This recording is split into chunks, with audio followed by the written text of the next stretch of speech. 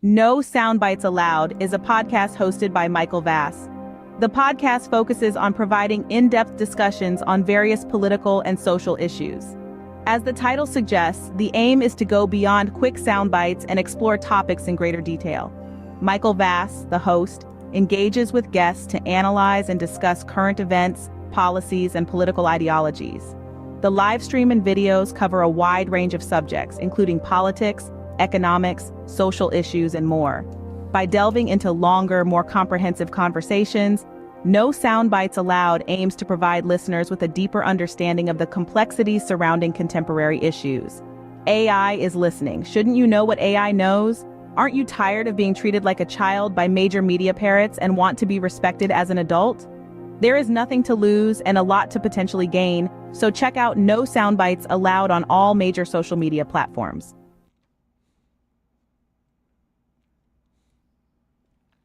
Hello, everybody, and thank you for joining us.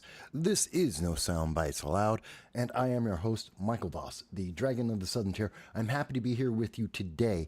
It is Sunday, April 14th. It is 2024 at 2:30 p.m., and I am happy to be here with you. So I am the political dragon here speaking about many of the issues that are affecting us all, not just in the United States, but around the world. We invite you to celebrate the First Amendment along with us as we talk about these issues in more depth than we hear from the mainstream media, who limit their conversations to about a minute and a half, really not delving into what is going on, how we got here, and what is going to happen next. What are the consequences? Well, we're going to try and answer all of that for you, and I hope that we'll be able to do a good job of that. Now, I know Graham is already with us, and Graham has already started off. He says, leading the conversation, he says, quote, I have to come pour out fire on the earth, and how I wish it were already burning. Luke 12:49. Okay. Interesting quote from the Bible.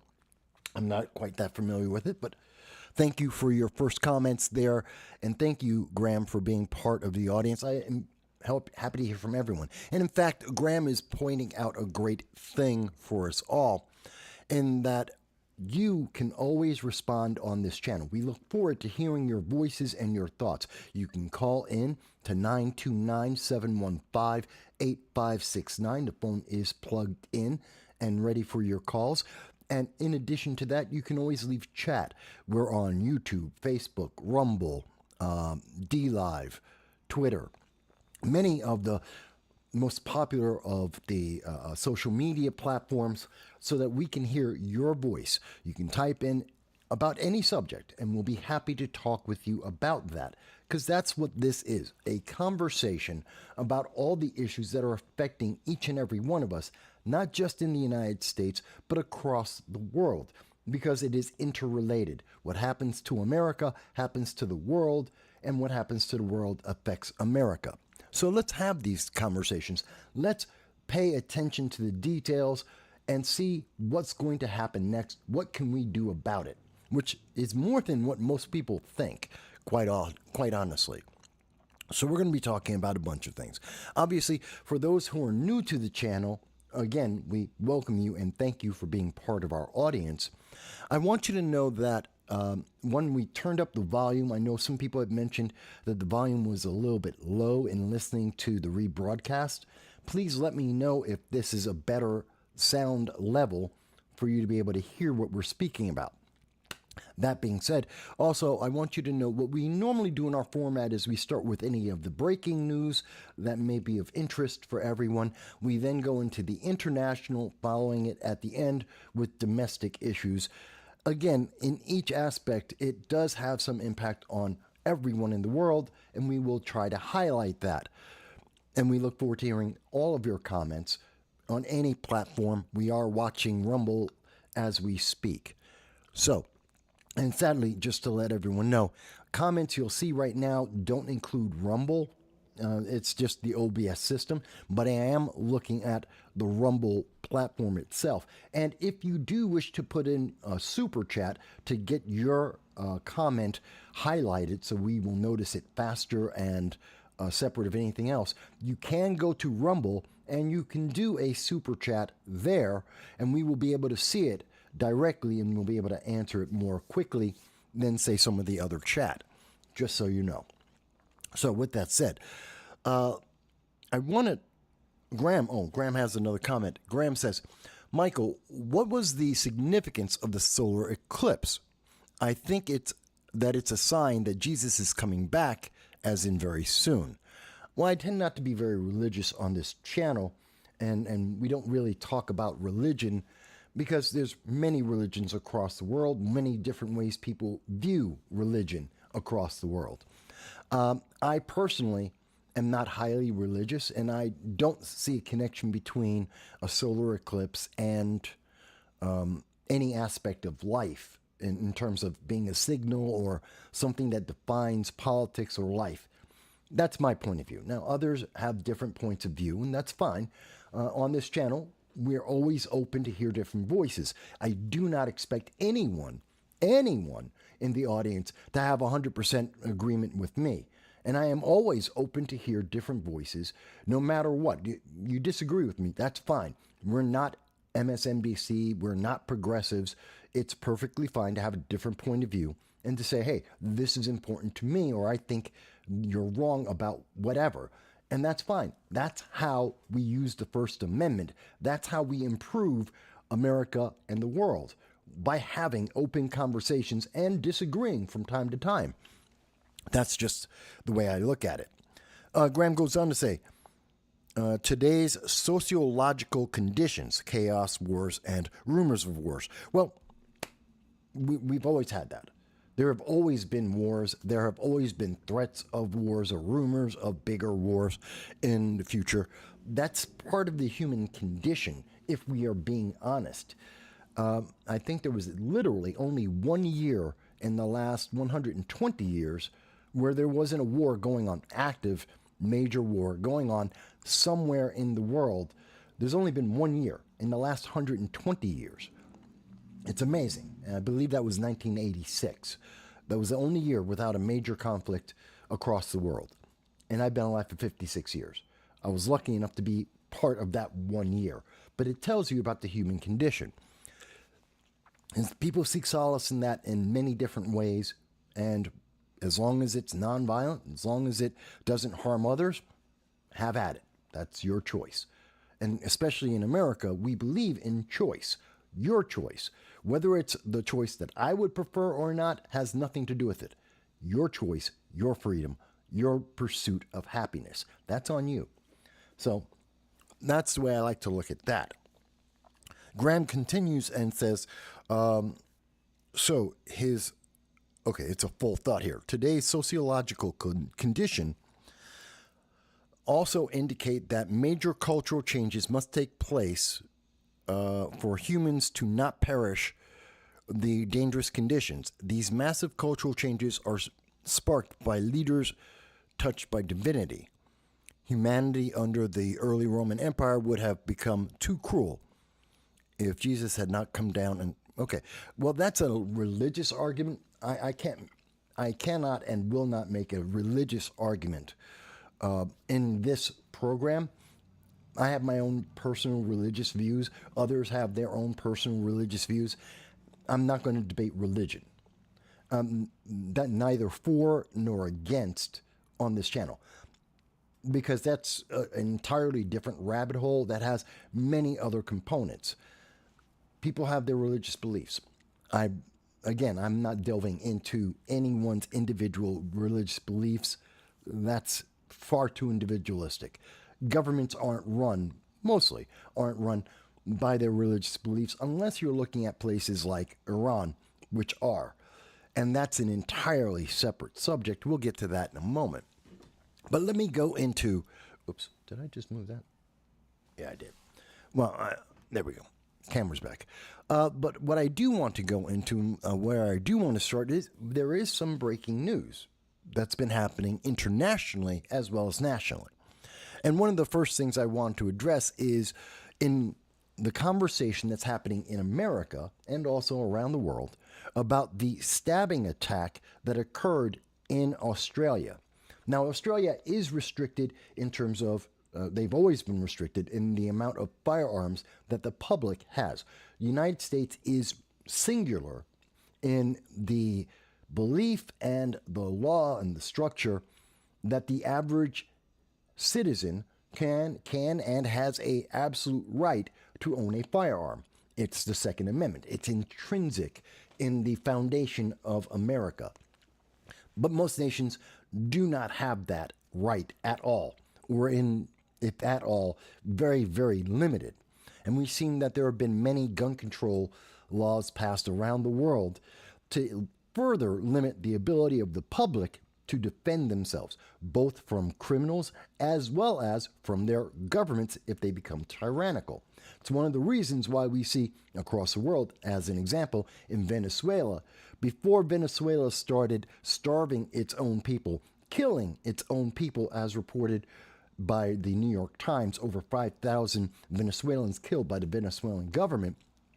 Before that takes place, you see the gun control come in, limiting even more the freedom of the individual to own a firearm and defend themselves from a tyrannical government.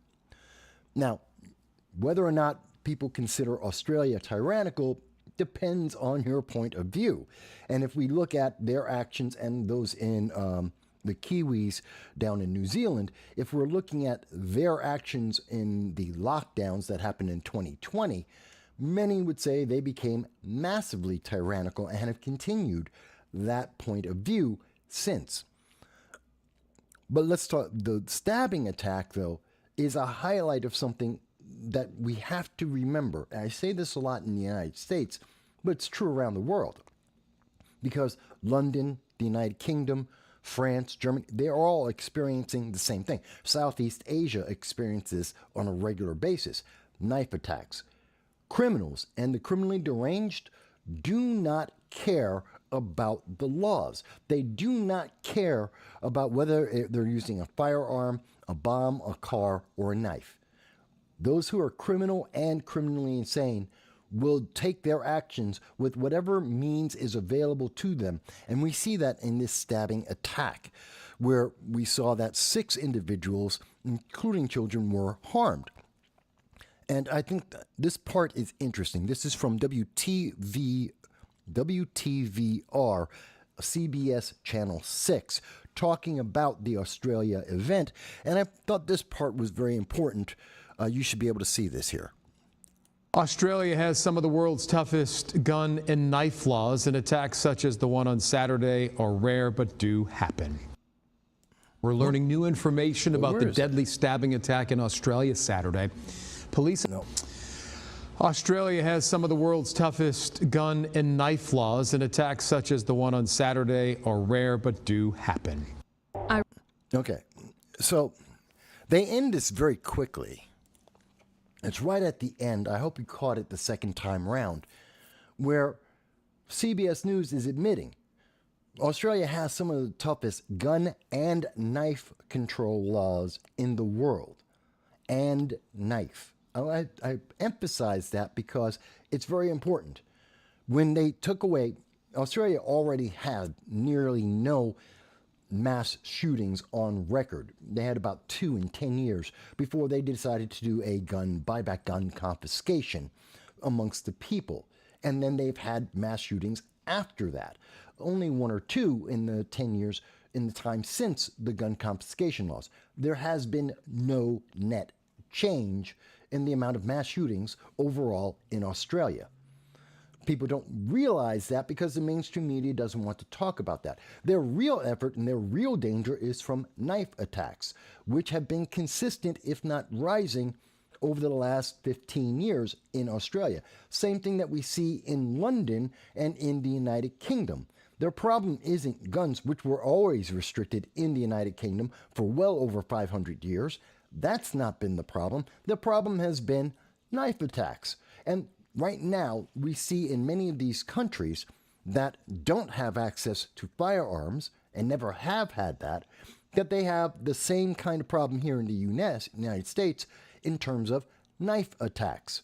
Now, mind you, knives are the third leading reason, third leading weapon used in homicides in the United States. And there are approximately about 12 times as many people are killed by knives than they are rifles. That's all rifles, including the so-called assault rifle, which is a semi-automatic rifle.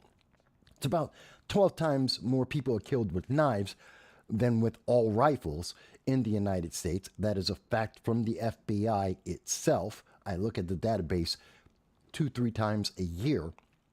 But we see this overseas. And that just confirms criminals don't care. They will use whatever is available to them to commit crimes and for those who are criminally deranged to attack innocent individuals. I think that's important for us to understand in trying to look at how do we fix these things. It's not in passing just another law. Doesn't matter if you're in Australia or in the United Kingdom, Canada, or the United States. Doesn't matter where you are. The answer isn't just another law, because the criminals and the criminally deranged don't care. And they will use whatever is the most easily available weapon to create the greatest amount of chaos that they can. And they do this around the world. The next thing, I guarantee you, once they go after knife crime, then they will go after hammers and bats and blunt weapons. And they will continue to always have another weapon. They'll get to rocks at some point and people's hands. There's always another weapon. There is always another way that the criminals and the criminally insane will attack. We have to understand our answer isn't another law. It's why are they doing this? Why are the criminals, why are they criminals, and why are they violent criminals? That's the root cause that we need to address. We need to address that first, and if we can fix that problem, then moving on to mental issues and healthcare, mental health care, another predominant factor in all of these crimes everywhere in the world. If we can address that factor, then we can effectively reduce the amount of knife attacks and gun mass shootings that we see around the world. The United States is neither unique nor an outlier in this, as much as the news media would like to convince you otherwise. And we will go into the shooting in Chicago a little bit later in the show when we talk about the domestic. But yes, there's a shooting in Chicago that killed a child. And I think it's very important to understand that that too is a reflection of what we're talking about. I mean, Chicago has the most gun control laws in the entire nation. It has everything that Democrats have promised you will make you safe, and you aren't. It just highlights, and that will not protect you. It never has, but we'll get into that. There are some comments here. Let me see. I missed. So Mike Boy is with us, and Mike Boy says, but was the attacker in Australia Muslim? I haven't seen a confirmed answer on that yet. It seems like he might be, but again, that's not confirmed. That's depending on the news outlet you're looking at. I look at multiple news outlets from around the world, and I generally, in this kind of case, would look at the consensus of thought of 3 or 4 more internationally reputable news agencies reporting on that. I have yet to see that, nor have I seen any direct news media out of Australia that have confirmed that. It is a speculation a lot of people have, though. Graham says, should boxing athletes like Muhammad Ali be required to register with the state their hands as lethal weapons? As I understand, that already is a law, and they already do, in fact, do that they do register their hands as lethal weapons. And some individuals with black belts and others are also required in many states, as I understand, to register as lethal weapons, that they can, if they get, which is one of the reasons why you don't see boxers, MMA fighters and others, they don't get into fights very often. That's why they have bodyguards, because if they put hands on a person, that's considered a weapon, and they have escalated the incident, and therefore they're liable for any damages because they're the dangerous weapon in that instance. Whether that's fair or not, different question, but that is a consensus. Okay, so let me go on. And when we're talking about, so that's breaking news of what's happening in Australia. And as Graham is pointing out, as Mike Bowie is pointing out, there is a lot of tension around the globe. We are seeing an increase in instability, a reduction in the amount of peace around the world. And that is being exemplified. We're seeing that in examples of all the other conflicts that every nation around the world is having. It's partially because of the global food crisis, which started in 2022 and is continuing and will continue until 2025, as we have covered on this channel consistently since 2022. And that's another pressure that has been causing more rife and instability in the world. But you add to that the conflicts that have been going on. A lot of that comes back to the United States. When we have the lack of leadership, the weakness of leadership in the United States, well, that bleeds into the rest of the world. And in particular, that is coming from Joe Biden. And I want to highlight this. I want you to understand why I say this, because it's not MAGA, it's not Republican politics. Yes, I am a conservative Republican, but that's not the reason why I say that. The reason why I say that is the very first thing that Joe Biden did, literally the first action of Joe Biden, was to double the number of U.S. troops in Syria. It's something that didn't get a lot of attention at the time, nor has it gotten a lot of attention since. But that was one of the first dominoes put in place by the Biden-Harris administration that signaled what the U.S. political, geopolitical approach would be. This is the international policy of the Biden administration. He wanted to be involved, deeply involved in Syria, the Syrian civil war. And I know many Americans would say, well, why was America involved in the civil war in Syria? Ask Joe Biden, yet no one has.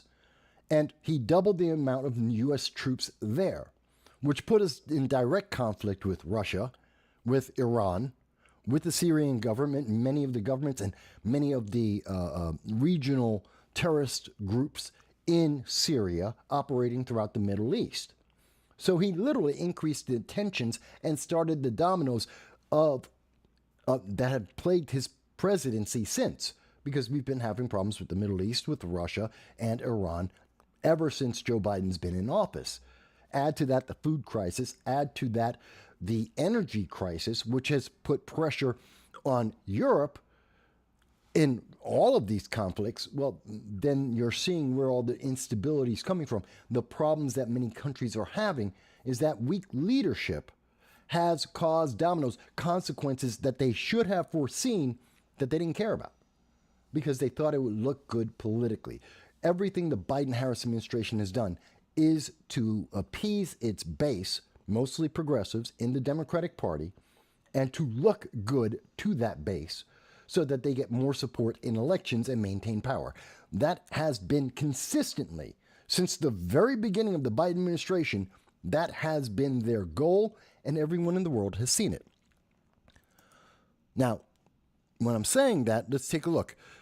We did see, and this is still fresh news, breaking news, that Iran has issued a new threat against the United States today, just about 2 hours, 3 hours ago, that the Iranian government has said, quote, if the United States participates in the next aggressive actions by Israel, aggressive is this is Iran saying this, the next aggressive actions by Israel through the bases it has in the Middle East region or the military facilities it has in the region, and this information is confirmed for Iran, the U.S. bases in the region will not be safe. This is a direct threat made by Iran against the United States via the Swiss embassy, which is how we have diplomatic relations with Iran. We don't talk to them directly.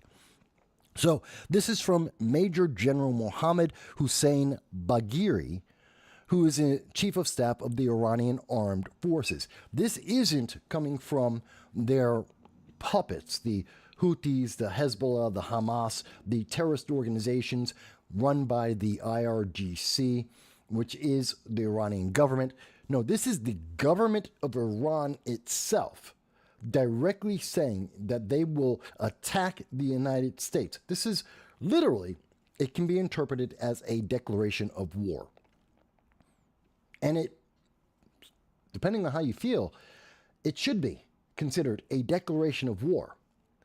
And this only is exemplified, again, it goes back to what happened in Syria, which then led to Afghanistan being lost by the Biden administration as he ran away and gave the country to the Taliban, which released ISIS and Al-Qaeda into the rest of the world, out of the prisons, and released them. They went into Central Africa and into the Middle East, and that's what led to the attack on Moscow, which were elements of ISIS that were released from Afghanistan. That led to the instability that we've seen throughout the Middle East.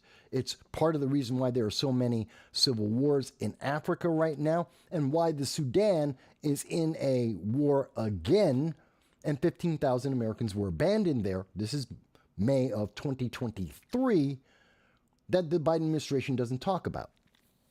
So Iran feels very comfortable at this moment threatening the United States, something that under a strong president would be considered a declaration of war. But under a weak president who is only concerned with trying to look good to a progressive base so he can win an election, the mainstream news media has downplayed this significantly. Now, we keep hearing about, well, this means World War III. And I'm going to get to the comments in just a moment.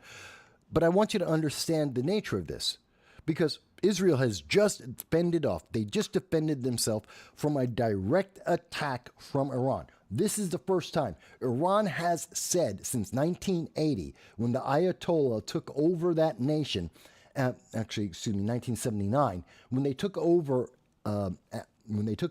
Iran, and they held Americans hostage for 465 days, and they decided that they wanted to be a religious nation. They have been threatening to kill Israel and the United States nonstop. But this is the first time that they have actually directly attacked Israel, which is a statement based on weakness. They knew the Biden administration is too weak to defend Israel, will not step up and actively defend even the United States, even as Iran is telling us that they will commit acts of war against the United States. And this is why they are willing to attack Israel. Because if they're willing to declare war against the United States directly as a nation, not through their puppets, not through terrorist organizations, but as a nation, then why wouldn't they attack Israel? They don't think America's strong enough to defend. That under the Biden administration, Biden can't handle 3 regional wars at the same time. Now, let me stop here for a second, because I've said this many times, and I want to say it again. You keep hearing about World War III on social media and from the mainstream news media. That is not a reality. That's not true. We have debunked that for years on this channel. It will never be, and it is not going to be, World War III. The reason for that is world wars are based on a unified ideology, something that is common amongst each of the groups of nations that are fighting. There is no commonality between China, North Korea, Iran, and Russia. They hate each other. They have no common interest other than destroying the United States. That is their common thread, something that unites each of them, because the United States is a superpower both economically and militarily. And so they are willing to work together to destroy their common enemy, the United States. But separate of that, they would attack and have attacked in the past, each and every one of them amongst themselves. China hates Russia. Russia hates Iran. Iran hates everyone that doesn't believe what the Ayatollah says to believe. They don't like each other, but they will work together. And that is important. We have to understand that. And that's why it's not World War III. If it was, we could take out the leader of that ideology. We could attack that ideology, that unifying thread, break that, and essentially break the war. That's what we did with Germany. That's what we did with Japan and the Emperor of Japan. Take them out, break their will, break their ideology, and you end the war sooner. You can't do that under the current scenario. What we are seeing are 3 separate regional wars that are going on at the same time. You have Europe with Russia and its goals. You have the Middle East with Iran and its goals. And then you have Southeast Asia with China and its goals. They will work enough together to keep the United States busy. The United States cannot, under the Biden-Harris administration, doesn't have the leadership to fight off any one of these 3 fronts, let alone all of them happening at the same time. And we see that through the policies, and they recognize that. That weakness is amplifying their actions pretty much as we have predicted that it will, and we're seeing the result. So this is why I tell you, when you see the hype of World War III, that is to get eyeballs. That is the news media trying to get attention, to fearmonger, and to also convince you, because when America is facing a threat, when we're in a war, we tend not to elect a different president. We stay with the president at the start of the conflict, through the conflict. They get reelected. But this is a case where Joe Biden, his weakness is the cause of it, but they're trying to avoid that.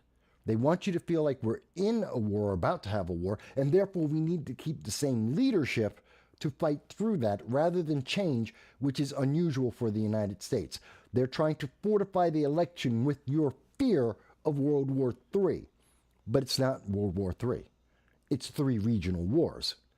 And it's caused by the weakness of the Biden administration in the first place. So, and I'm going to get to the comments. I guarantee you I'm going to get to the comments.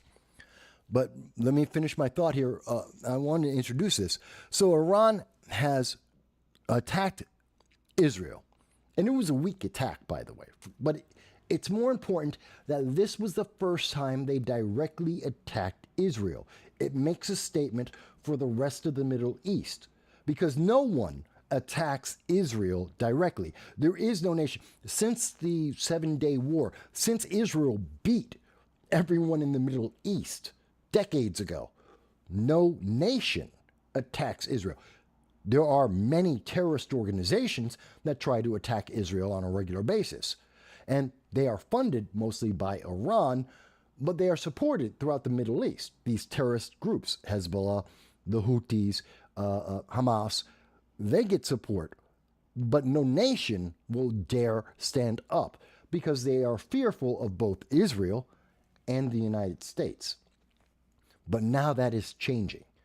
And Iran did this in part to separate themselves and to say to the rest of the Middle East that they're the big dog in the park, that they're the leaders and everyone else should follow them.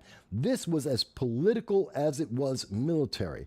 This was a political stance to try and rally together nations like Jordan and Syria and Egypt, even to try and sway Saudi Arabia, that hates Iran, to get them to join them under the banner of Iran and the Ayatollah to do what they want. This was political as well as militaristic. Something that a lot of people aren't talking about. This is essentially empire building by Iran. So that's why we saw it was, even though it was 300 rockets and drones that essentially were wiped out, they were almost all, 99% of them were destroyed because of Israel and in some part the United States. It wasn't important. Their statement is they won because they attacked Israel itself. And the response by Israel is what's critical. It's why the United States is being threatened right now, because Israel isn't responding to the military threat, which was minimal. And they weren't afraid of the 300 rockets and drones. They knew they could knock that out. They knew they could take down the rockets from Hezbollah coming in at the same time, and the missiles and rockets from Yemen and the Houthi terrorists. They knew they could defeat that as they were continuing their operations in Gaza. It wasn't the military aspect that Israel is looking at. They're looking at the political, the geopolitical attack that is going on right now. This is Iran putting together their logistics, getting their troops in place, getting their support in place to commit to a regional war, a truly regional war throughout the Middle East.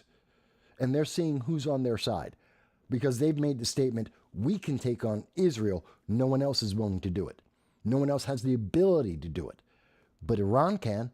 That's what this is about. That's what we are seeing. And we need a leader who is willing to stand up to that and talk about it. Because again, it's not the 300 Iranian drones and missiles that were shot down. It was never about that. It's about the fact that they would dare do it. That's what this is about. That's what they're really fighting against.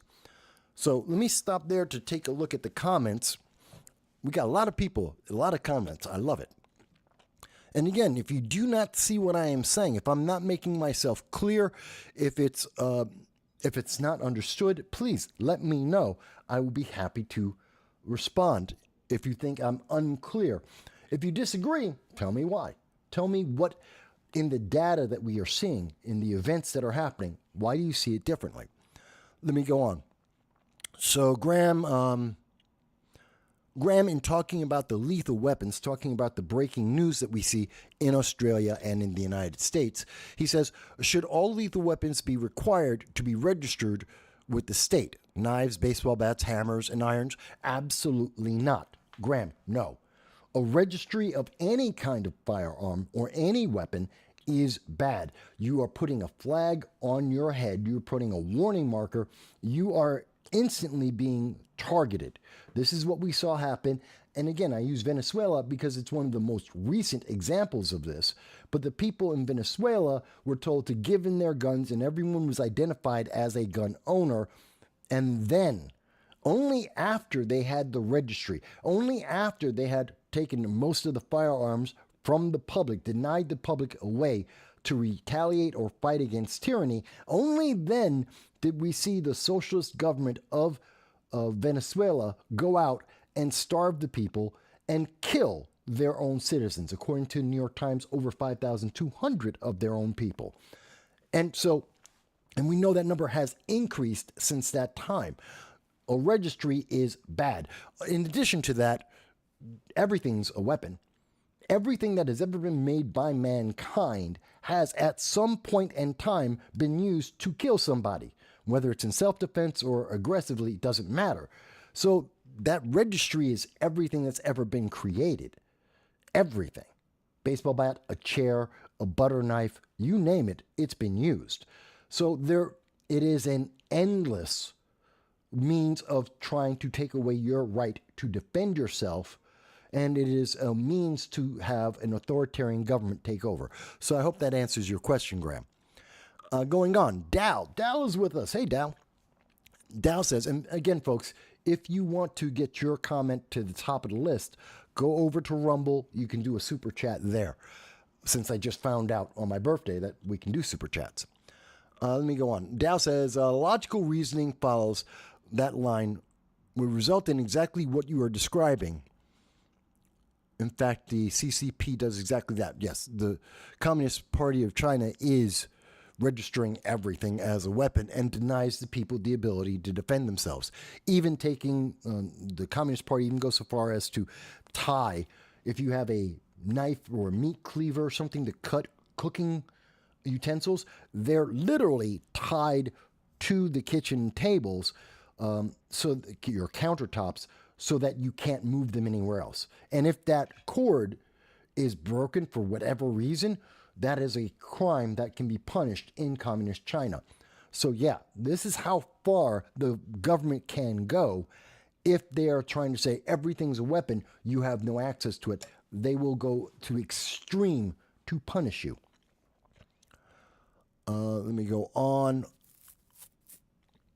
Dow, in speaking about the Middle East, says each of these actors, these various nations in these regions, the three regions I mentioned, they want to restrain from escalation, but they act in a tit-for-tat manner that belies the true intent of the results that results in escalation. Well, let me be clear. We have been escalating. The United States has been escalating conflict since January of 2021. The first act of escalation under the Biden-Harris administration was Joe Biden going in and literally doubling the number of troops the United States had in the Syrian civil war. So we already started escalating then. That was the first escalation under the Biden-Harris administration. We escalated, which then led to dominoes falling. The consequences came from there. That put us in an aggressive position against Iran. That put us in opposition to Russia. That started the conflicts. That escalated those conflicts that we already had with these nations and escalated to another level. Nobody wants to talk about that. The public isn't told about this because it would make you look at the Biden-Harris administration, his policies, the progressive ideology in a different light if you understood that we have always been escalating under the Biden-Harris administration, and it is directly their actions that have caused these consequences, that this is all tied to policy, and that policy is what's been endangering people's lives. They might not vote Democrat if they understood this. Therefore, the news media doesn't want to talk about it. But we have a long memory on this channel, and we have covered every issue for the last 40 years. So we do recall that. And I think that's very important to understand, how that chain of actions have led to where we are. In fact, even looking at it since October 7th, if we take a snapshot from October 7th to today, we constantly have heard from the mainstream news media that the Biden administration has to be restricted, that they have to walk a tightrope, otherwise we will see escalation. Because the conflict started off with Hamas versus Israel, and in doing that, Hamas attacked American civilians, British civilians, the Thai nationals, all civilians. They killed them and they took them hostage. These are the facts. There is no dispute about this. You cannot dispute that. That's what the Hamas did. And that expanded it. So it instantly expanded from just Israel and their civilians. It expanded to, well, now the United States is involved because you killed our people, because you have our people hostage and you are torturing and sexually abusing our people, civilians. That instantly expanded the scope. So that's the first escalation on October 7th itself. It then continued to expand because the United States has come under attack by forces out of Jordan, Hezbollah, out of Yemen, the Houthis, the Red Sea, the Houthis again. We've had attacks that have happened in Syria, in Iraq, in Afghanistan, all tied to this.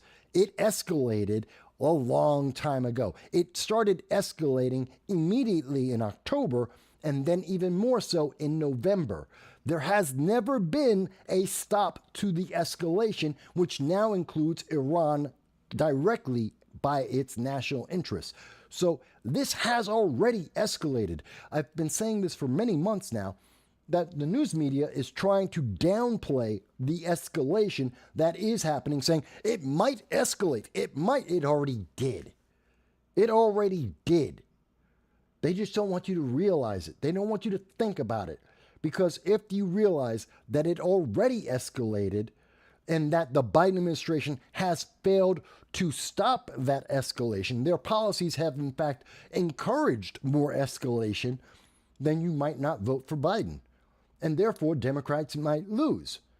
And they want to fortify the 2024 election. So you're not supposed to think about it in that way. Even though, factually, empirically, that is exactly what has happened, you're not supposed to think about it that way.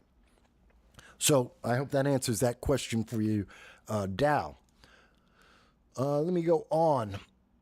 Mike Bowie says, when nuclear weapons are involved, I think people think of in terms of World War III.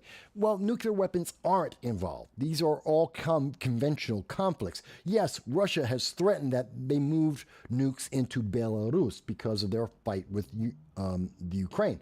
That's mostly a threat against Poland, not the United States. To be really honest about it, that's Russia threatening Poland, not really the United States. But nuclear weapons really aren't on the table. No nation is truly talking about using nuclear weapons. Russia is saying it every so often. It's a scare tactic. It is a matter of policy to keep Europe in bay, to keep them out of the fight, to not allow troops to actually go onto the ground. This is what France is recommending. Macron is recommending that U.S. troops via NATO, 75% of NATO being U.S. troops, they want U.S. troops to go into the Ukraine and start fighting. And the threat against that is from the Russia, which says, okay, you put in your troops, which would then make this fight lopsided, that Ukraine could possibly win if U.S. troops are actually involved. Well, then they'll use nukes, which will equalize that and, in fact, give them superiority. And nobody wants to have a nuclear war. This is their threat to keep NATO out of the fight. So really, nuclear weapons aren't on the table, but they are the threat to minimize the conflict. If that makes sense, I hope that makes sense, Mike Bowie. But I understand why people think of it in that way. And again, once you say nuclear weapons, then yeah, people think World War III, but that's not what we're facing. Cool Roy is with us. Hello, Cool Roy. Cool Roy says, no reason on earth you stay with Biden or Democrats. Well, they're very weak. I believe I'm highlighting that and the problem with that. Give me a moment. So these are some of the problems. And so I'm trying to take the time to show you how these things are connected, and in understanding that, you get a better view of what is the actual picture that is happening, the snapshot of what is happening right now, and what is going to happen next if we continue down this same path. If we continue to have this ineffective, wishy-washy kind of approach, well, that encourages Iran. If the Israelis right now have a difficult question of saying, how do we respond to Iran? Because this is about politics. This is about empire building. They need to stop Iran from empire building, from growing their terrorist organizations and the influence of Iran itself in the Middle East. So they have to respond. But the question is, what is the degree of response? How do they attack Iran enough to convince Egypt and Jordan and Syria and Iraq and the rest of the Middle East, to convince them, don't you dare attack Israel again directly, or but yet not tip over the entire tightrope here, tip everything over and have open warfare with Iran saying, okay, now we declare open war, and all of the rest of the Middle East will jump in on that bandwagon because, well, if Iran, who are the leaders, they're the strong big dog in the Middle East, if they're going to jump in, we'll jump in too, just to get in a couple of kicks while Israel is down. That is the tightrope that Israel is walking, where America is essential to this in maintaining the balance, because Iran is desperate. If it's Israel and the United States, Iran knows they will lose. The Middle East knows they will lose. But if Iran can keep the United States out, which is what they have threatened, this is why they directly threatened the United States, and why Hezbollah has been sending in terrorists into the United States. We know we have caught them. We've seen that in March, where we've caught terrorists from Hezbollah trying to enter the United States to blow up New York. They have stated this to us. We have this on the record. I showed it to you in March when the news reports came out on that. If Iran can keep the United States out, and they will say it's because of their threats, no matter what Biden says, it's Iran is telling the rest of the Middle East, we told America to stand down and we scared them and they stayed out of the conflict, which reinforces Iran's message, their projection that they are the ones in charge of the Middle East. This is why America is so critical and why Israel wants to have the support of the United States, not to listen to the United States, but to have their support, because that is the counterweight against the rest of the Middle East attacking Israel, and that is very important. I want people to understand that, because that is not explained in the mainstream news media about why it's so vital for the United States at this moment. It's about Iran taking over the Middle East. That is the eventuality that the Ayatollah and Iran are working on. That is what they are trying to attempt. That's why they are threatening the United States, because if Biden continues to do what his policy has been, which is to back away, to run away, to not engage in the conflict, if he continues that pattern, because that will help him win the election, Biden thinks, well, that makes Iran look strong. It makes it look like, to the supporters of Iran, to the terrorists and disenfranchised in the Middle East, it makes it look like the Ayatollah won, that they threatened America and America ran away, just like they did to the Taliban. America is weak, Iran is strong, follow the strong leader. Does that make sense to people? Do you understand what is the geopolitical argument? And if the Middle East and the various terrorist organizations believe Iran is their strong leader and is leading them to victory, to kick the big dog, the big devil out of the Middle East, and they're attacking the little devil in the Middle East, well, they will follow Iran as they go and try and expand their power to any other nation that doesn't believe in the Ayatollah. This is the threat. That is the second regional fight. Ukraine being the first, this is the second, Southeast Asia is the third. So I hope that makes more sense to people now that I've clarified that. And by the way, I'm not the only one who has this belief, who has this understanding of this. And it's kind of amazing, but part of it's coming from John Fetterman. Now, I almost never use Fox News as a source because I'm a Republican and a conservative, but they're one of the only ones who are actually reporting on these comments by John Fetterman in his conversation with Jake Tapper on CNN. And the comments, again, almost none of the news media are reporting this, or if they are, they have minimized its exposure so the average person in America isn't seeing this. But I think it's important that we understand. Senator John Fetterman said in response to Joe Biden and the Iran attacking Israel, he says, quote, "The president, Joe Biden, is entitled to his own views and whatever he decides to do. But I, John Fetterman, would never capitulate to the fringe, the progressive wing of the Democratic Party." John Fetterman never pandered to that as well, which is factually incorrect. Go back and look at his record in 2022. Look at how he ran. He ran as a progressive, so he's factually not correct there. John Fetterman goes on to say, in fact, that empowers Hamas. And Hamas, they're actually convinced they're winning the PR war.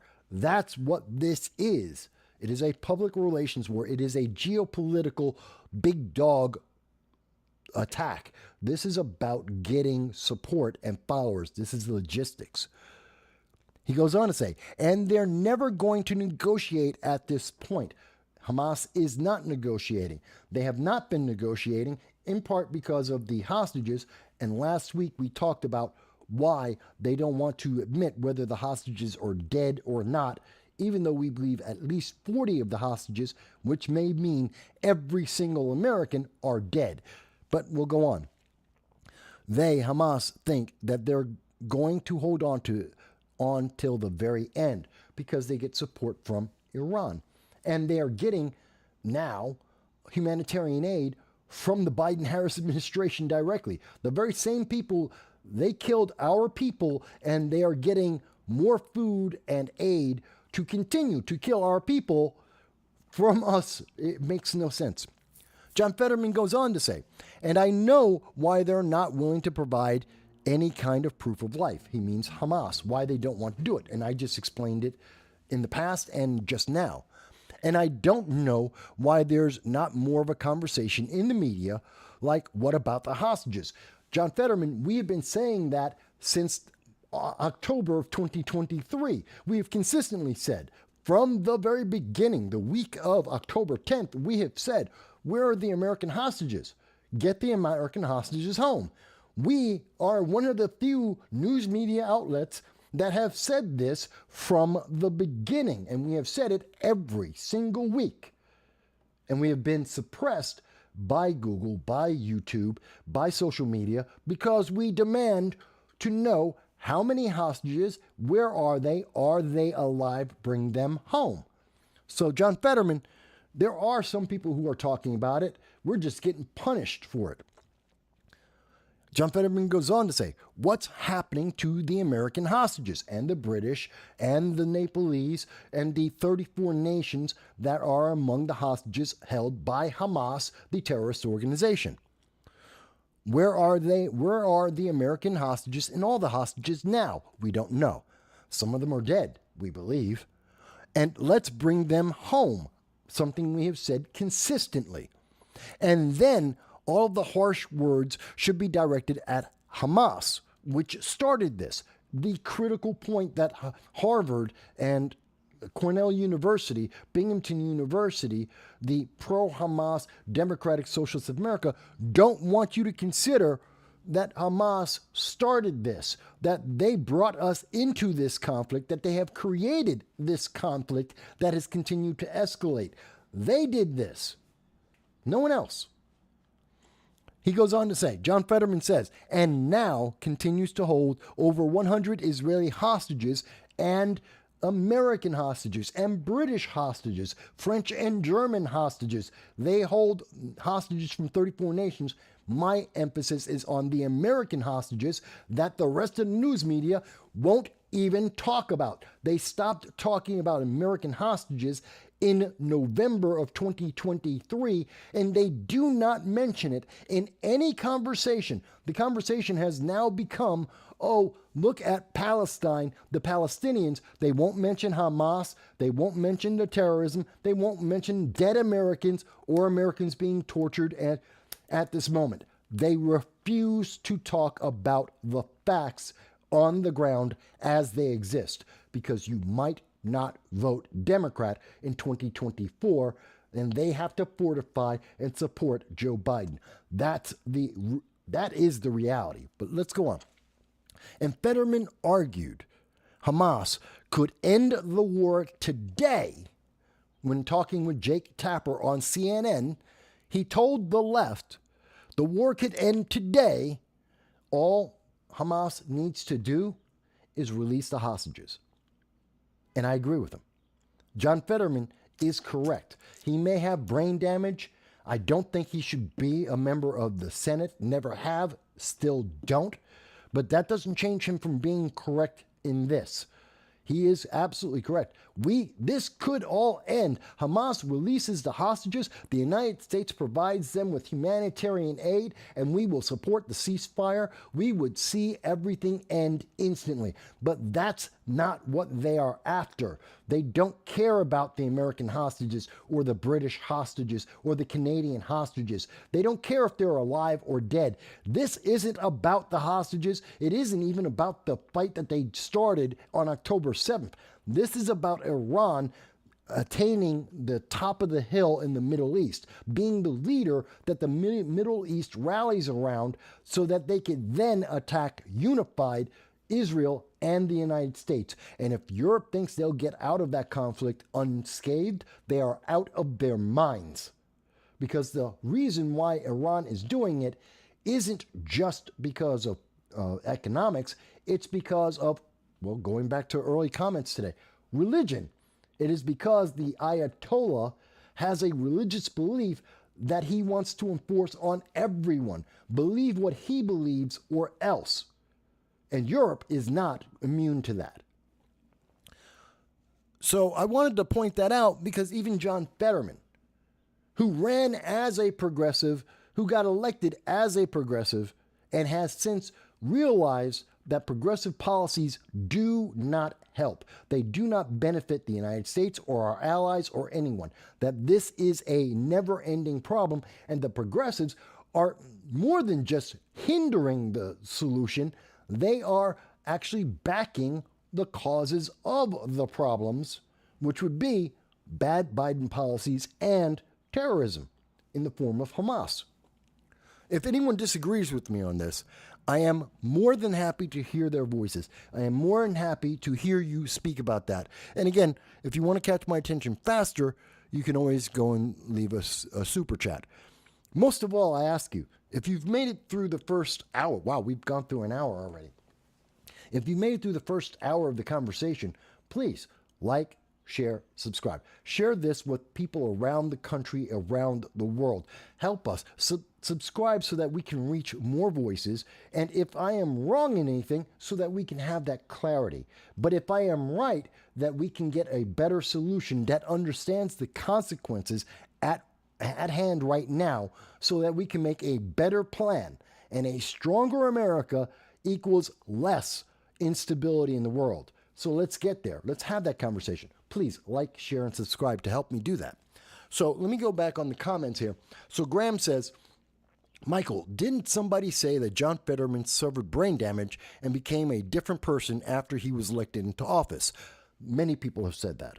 It is a fact that John Fetterman is mentally disabled. That is a medical fact. It's not a personal attack. It's not a statement about him as an individual. It is a medical fact that he is brain damaged, that he is disabled. That is a fact.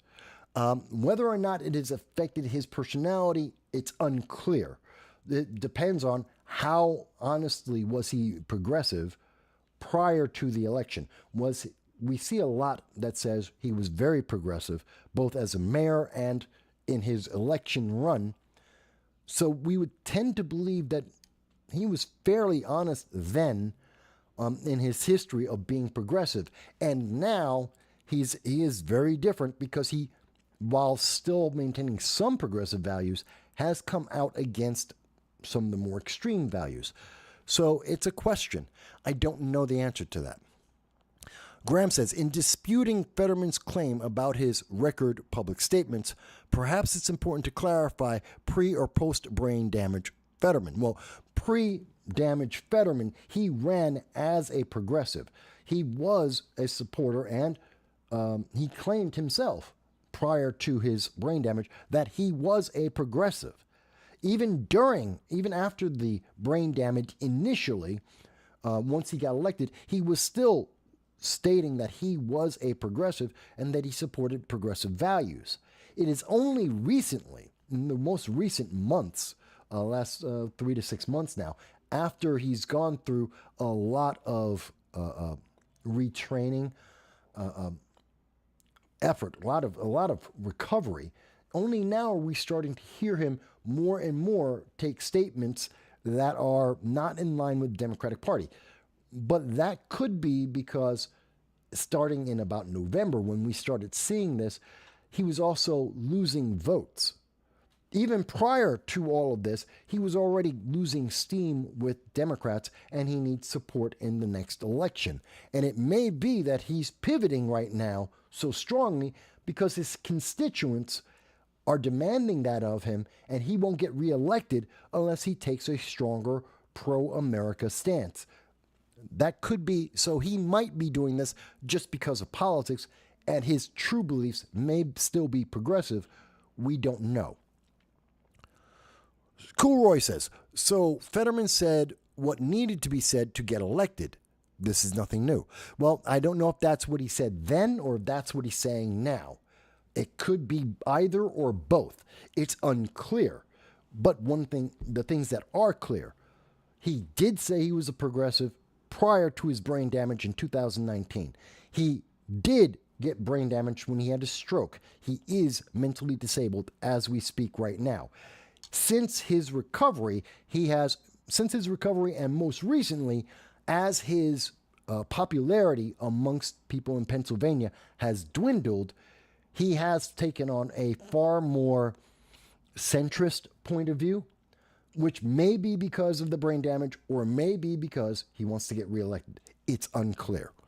I'm trying to be as fair as I can be about this. Graham says, didn't Fetterman run against Dr. Oz? Yes, he did. Yes, he did.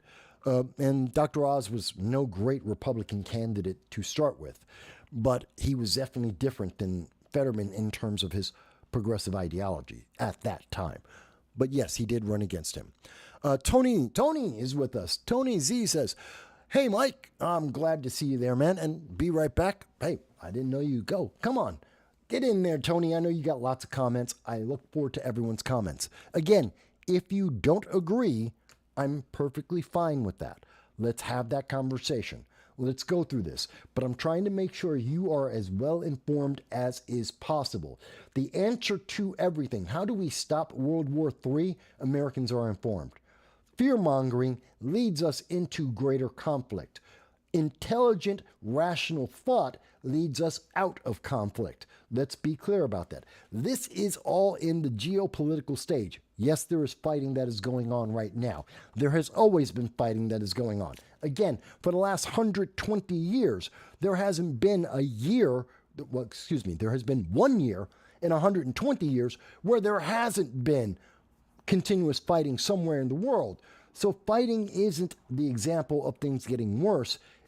But if we have more intelligent and clear communications and understanding of the consequences of these actions that we are taking, then we can make less conflict in the world.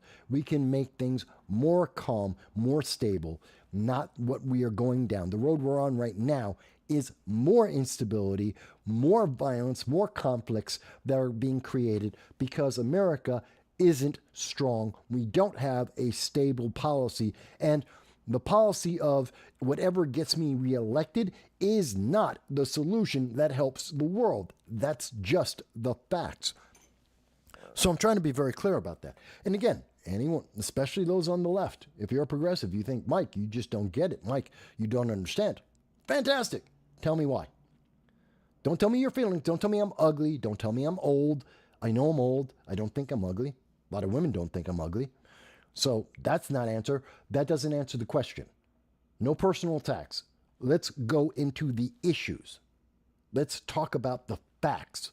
Because no matter what you feel, your feelings have nothing to do with this. You can feel like Hamas are great. I don't know why you would think terrorists are great, but you could feel like that. That doesn't change the fact that Hamas killed civilians. They killed Americans. They killed the British. They are torturing and sexually abusing Americans and British civilians. They're doing that right now. So you may feel Hamas are nice guys and you may want to go out and protest with the Democratic Socialists of America and Cornell University and Cooper Union and Harvard. You may want to do that because you feel like those should be the good guys, but they're not good by definition.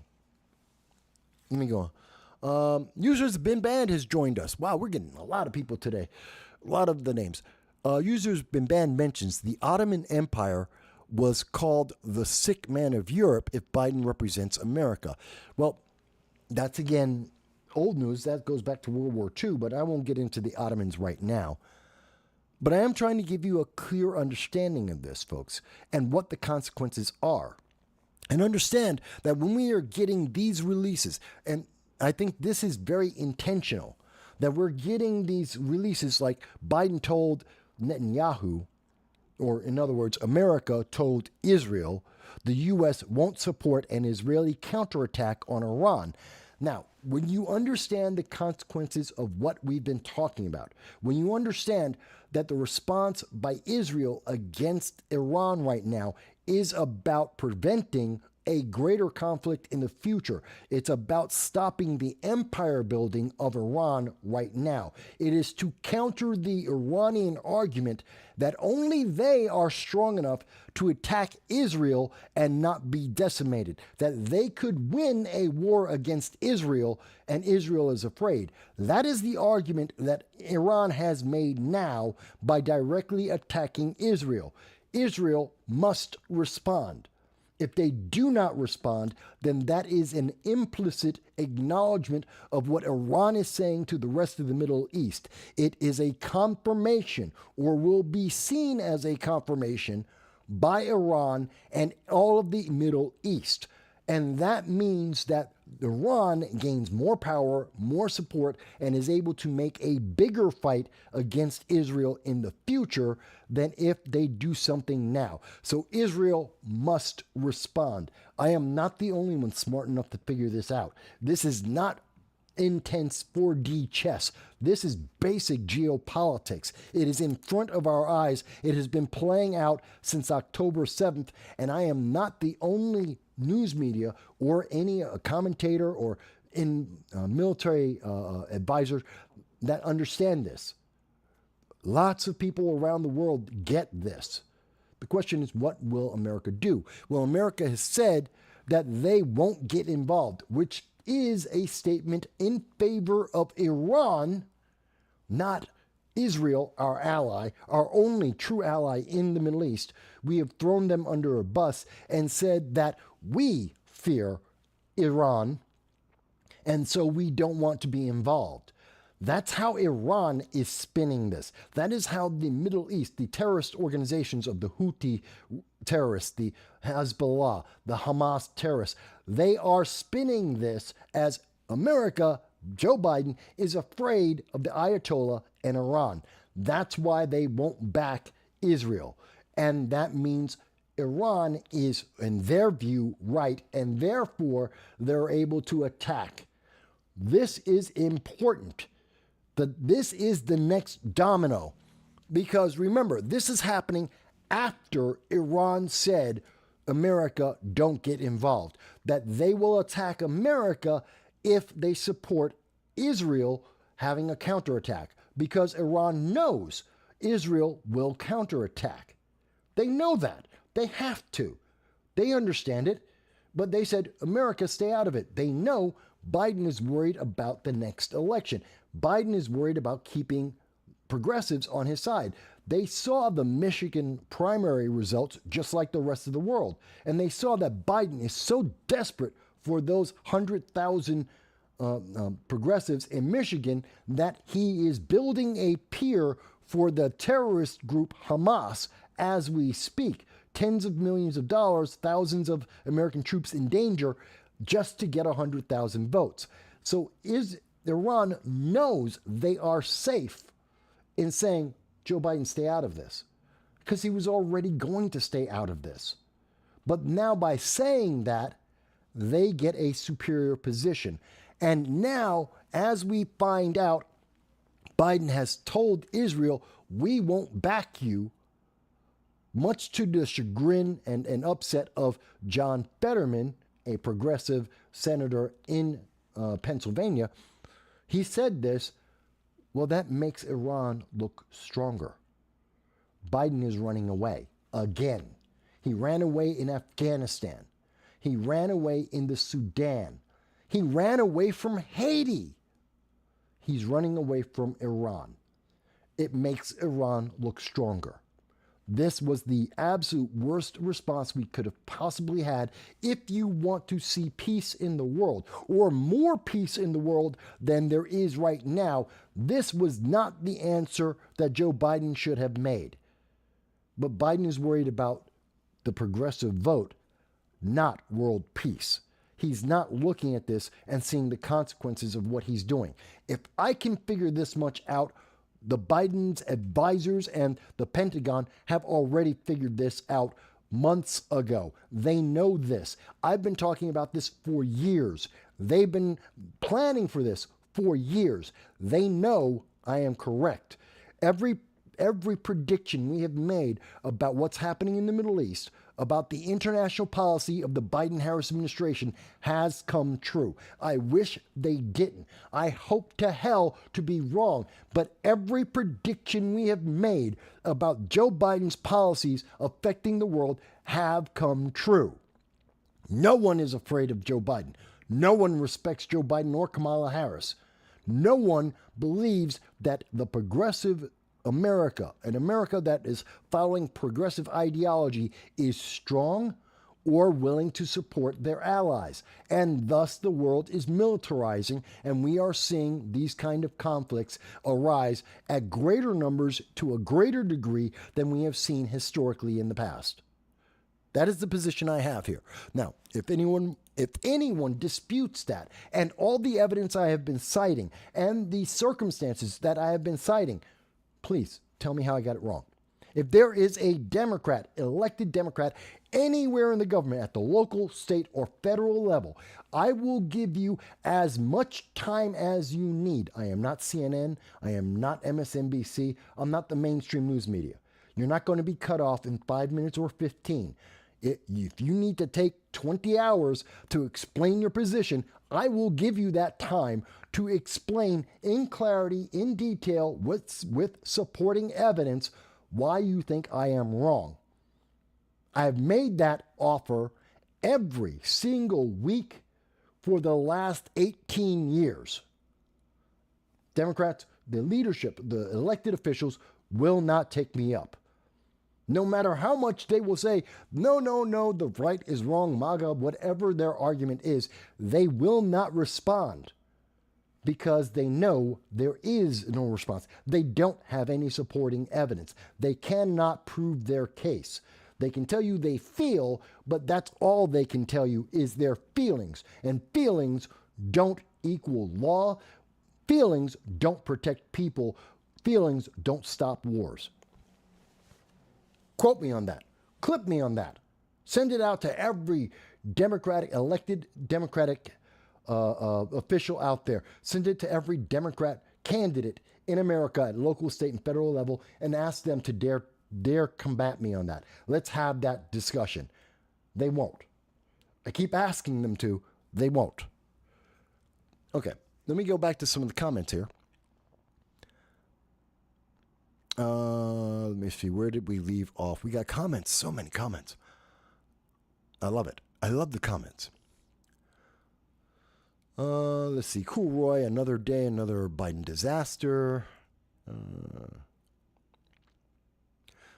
User has been banned highlights the point that the United States has been funding. It's not just that we have funded Hamas. We have funded the Houthi rebels. Terrorists. I mean, we funded Yemen and the Houthi terrorists. We funded directly Iran by removing the sanctions to try and get a new Iran nuclear deal. Iran milked the Biden administration for every kind of sanctions relief and funding that they could get, and they got it. And the Biden administration had previously given over $100 million of humanitarian aid to Hamas, which led to this situation. So, yeah, you're correct, users banned. Let me see here. I'm trying to catch up on the comments here. Graham says, Michael, does the statement, quote, Trump is my president, Jesus is my king, end quote, clearly illustrate Graham's position of both political and moral beliefs? It's clear for you, yes. I have nothing to say on it. Again, I don't talk about people's religion. You can have whatever religious belief you want, unless it is tied directly to politics in that, and as in the case of Iran, their religion is their politics. And if you're talking about Hamas, Hezbollah, the Houthis, these terrorist organizations, their religion is their politics. Therefore, I'll talk about that, and more so about their politics, their actions, than their religious belief. I'm not talking about their belief. I'm talking about their actions. So that's why I'm not really addressing that, Graham.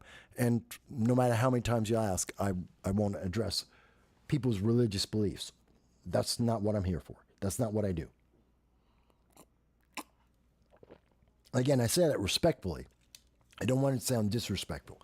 But religion, how people believe, is a whole quagmire of its own. And there are many channels on the internet that deal with just religion and religious belief. I'm not knowledgeable enough about that. I am quite knowledgeable about politics and political events and the news. I'm not in terms of religion, so I can't speak to that. It's just not where my expertise lies. Hey, folks, I'm humble enough to know what I don't know. Things I do not know, I don't talk about for the most part. And things that I don't have any enough understanding about, I can't speculate on. I know the horses I can run. So, I'm just trying to be fair about that.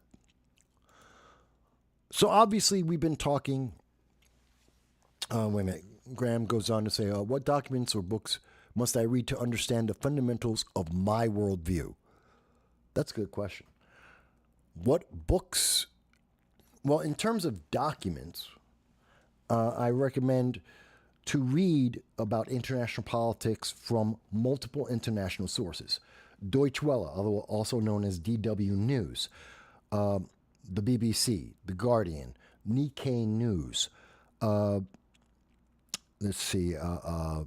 Economist, Le Monde, The New York Times, Fox News, CNN, MSNBC, Daily Caller, The Daily Beast. Now, that's a huge swath of news, of sources of information. In terms of news sources, I recommend all of those. Why? Because I often will read about the same incident or same news event in each of those publications from around the world. And I read each of those on that subject to understand, or that event that happened, to see both what they are leaving out and the context that they are changing, so that I can better understand what I need to. So because we will see 4 different versions of the news, depending on which source it's coming from, but they're all talking about the same incident, there is an empirical truth they are all starting with. The more of these credible sources you read, the more they're going to confirm elements of that empirical truth, which means I get to understand the actual truth better by having these different various sources. In addition, I get to understand what they are trying to say or what they're trying to sell to their readership, their audience, that they want, that they have a political position. When I listen to the Daily Beast, I'm hearing what they're saying to progressives, what they want progressives to understand and believe about the empirical truth. Because they're not telling them the truth, they're telling them what is advantageous to the progressive view of the truth. Same thing can be said about the right and the left, and that's why you read the different news media organizations, and in understanding all of them, I understand the arguments they all make, and I also understand more about the actual truth of what is going on. So I recommend that. People go, oh my God, Mike, that takes so much time. No, it doesn't. No, it doesn't. You're talking about, you can do that in an hour a day. The time you would watch your regular news broadcast, you could do all of that I've just said on one subject, in the same time frame. You could give up watching The Housewives of wherever the hell, who cares, 90 Day Fiancé, some stupid crap like that, mindless mind candy that is meant to just occupy your time and waste your time, that has absolutely no impact or use whatsoever. You could take that hour and do the same thing I just said. So you have the time, you have the capability, people just don't want to, because once you know, you can never not know. That's just one of those things. In addition to that, I would say read The Once a Future King by T.H. White. I would recommend reading the Book of the Five Rings. I would recommend reading The Art of War. I think those are essential. There's a few others, but those are a good start. That's what I recommend. And people would better understand some of the views that I have from there. Now, you could also read Ayn Rand and 1984, Starship Troopers, the book, not the movie, the book, also very, very influential. So I hope that answers your question about that. So I hope that answers that, Graham, and helps give some people some insight. User has been banned. I know our leaders were really rulers, used 1984 and Brave New World for their worldview as book guides. Well, kind of, yeah. It does seem like that, right? Or the book for radicals, coming out of the Weathermen, this 1960s radical movement. Yeah. Oh, and Graham goes on to say, to be clear, I'm not trying to pull you into a religious debate. Okay. I'm not saying that you were. It's those religious elements I'm highlighting is why I don't respond to them. It's not that I'm not listening to you. It's not that I don't have an opinion, but that's more of a personal one-on-one, not for the broadcast, not for what we do here. So I'm just trying, I understand. I'm just trying to make sure people who are watching this understand why I'm responding in the way I do. Graham goes on to say, I'm trying to illustrate that we are looking at the same night sky, and you can point to all the constellations, but Graham's mind constantly wanders back to the question, which one is the true North Star? I get that. It's a harder argument. It's a different argument, a very different one. But my first goal in doing this is to inform the public. And from that understanding, from understanding the situation as clearly as we can, you then can follow up and go on whatever path, whatever journey you want. Notice I very rarely ever, I'm not talking about I never tell people you should be a Republican or a conservative. That's your choice. You can be a Democrat. Democrats watch this program all the time. I know. I get the feedback. I get their private chats and their conversations in person. I know Democrats and members of the radical progressive movements watch this program. I know elected officials, left, right, and center, third party, watch this program and talk to me about it. So my goal is always to inform in depth, to understand the consequences and the potentials, and then leave it to the individual to then move forward with what they think is best. I want you to do what you think is best with the information I am providing, which is kind of what you're describing there, Graham, is I'm giving you the understanding of what you're looking at so that you can then follow your path on what you should do next. What's the next consequence for you individually? I recommend people reach out to your leadership.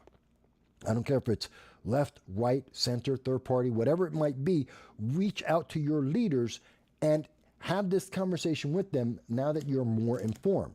They're counting on you being a sheep, knowing nothing and just keeping your head down and doing what you're told. That's the wrong response. That gets us into these conflicts, and these conflicts escalate because they're not being held accountable. They get to do whatever they want, assuming you are just going to follow whatever they say. Instead, point out that you are knowledgeable and that you are holding them accountable and that you have questions that you want them to answer. That is on you. I can't do that for everyone. As I said, I'm doing it for me, and I'm already in conversations with many of the elected officials across America of every party on a regular basis. I can't do it for you. You have to do it. I mean, if I had 50,000 viewers, I guarantee you I'd be getting calls every day from some political campaign, left, right, or center, every day if I had 50,000 viewers on a regular basis. I don't. We can get there, but I don't. And until I do, I can only do so much. So let me go on. We wanted to also go on into, while this is all happening, the news media has essentially forgotten about what's happening in the rest of the world. And I think this is important also to combat that idea of we're going into World War III. It's World War III. If it's World War III, what is North Korea doing? This is important. This is one of the major regions that are going to be at war. One of the major leaders of the conflict. Are they gearing up for war? Are they taking action that's going to lead to more conflict in the Middle East? It's a good question. And the answer is not really. We're seeing that North Korea at this moment is continuing to maintain the same position they've had under the Biden administration since day one. They don't listen to Joe Biden. They don't care about Joe Biden. They don't respect nor fear Joe Biden. We know the lack of fear in that they have been firing off hypersonic missile after hypersonic missile at levels and amounts greater than we have ever seen before, indicating not only do they have a military arsenal of significance, but also that they have a will to use that arsenal and to do so effectively. So, and right now we see that North Korea is about to carry out their seventh nuclear weapons test. Again, telling us that they have the ability to make nuclear weapons and to mass produce them, and that if they're able to test it, they have it. So this is a threat to South Korea, to Japan, to Southeast Asia, and to the United States. They're making it very clear for us. In addition, and that's coming from foreignpolicy.com, we also see North Korea has a new hypersonic missile that the United States can't shoot down, that we cannot stop. The missile defense, whether you laugh at it or not, when you hear the Star Wars, Ronald Reagan Star Wars, shooting down all the missiles, well, it works. It's called the Iron Dome in Israel. It's effective. And the new line of hypersonic missiles that are coming from China and China via North Korea, they're making them. We can't stop them. And North Korea is letting us know they have more of them. They're testing nukes and they are producing new hypersonic missiles that we cannot stop. They're making it clear that they are a threat to the United States if the United States interferes with China's goals. This is why we are seeing this. This is why they don't respond to the Biden administration. They're not afraid. They're not afraid because they have hypersonic missiles and they have nukes and they are willing to use them. This is a dare to the American government going forward. That's what this is about. This came out on April 13th. Most Americans have no idea that North Korea have hypersonic missiles, that the United States can't stop any of the hypersonic missiles, and that North Korea is willing to use them or threatening to use them against Japan, South Korea, and the United States. So this is important to understand. What is the state of the world at the moment? Are we getting closer to World War III? No. Are we getting closer to 3 regional wars? Absolutely.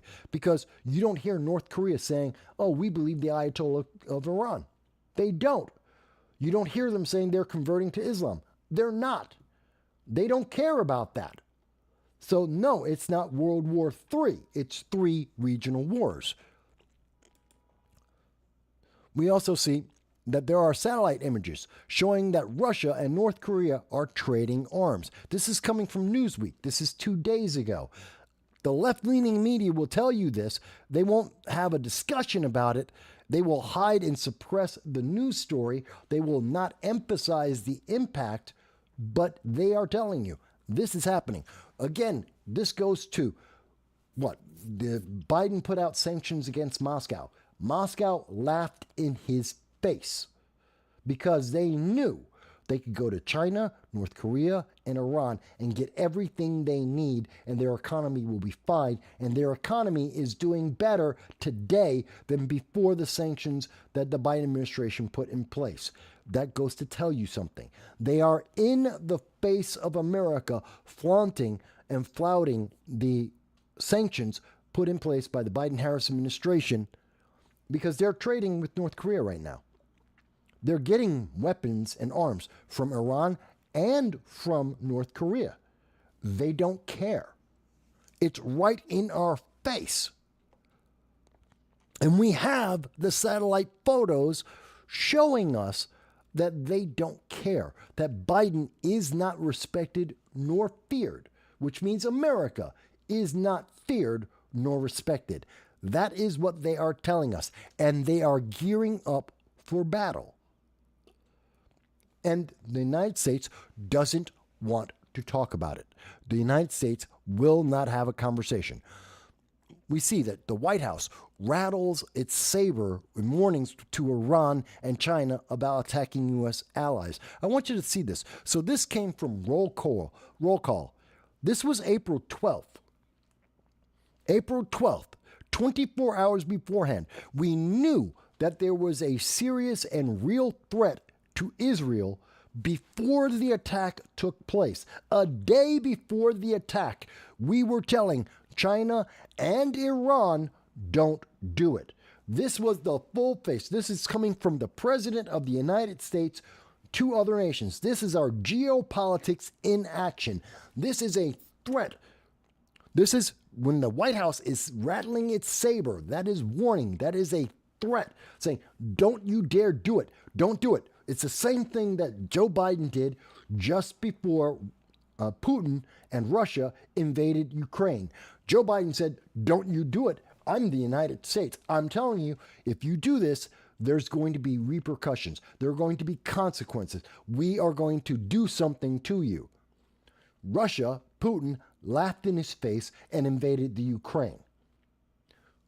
Iran looked at this, laughed in his face, and they still attacked Israel with 300 rockets and missiles and drones. They made the attack anyway. In his face. The very thing that the Biden-Harris administration said, don't you dare do it. We know you're thinking about it. We know you're ready to do it. Don't you do it. Don't you dare. And he did it anyway.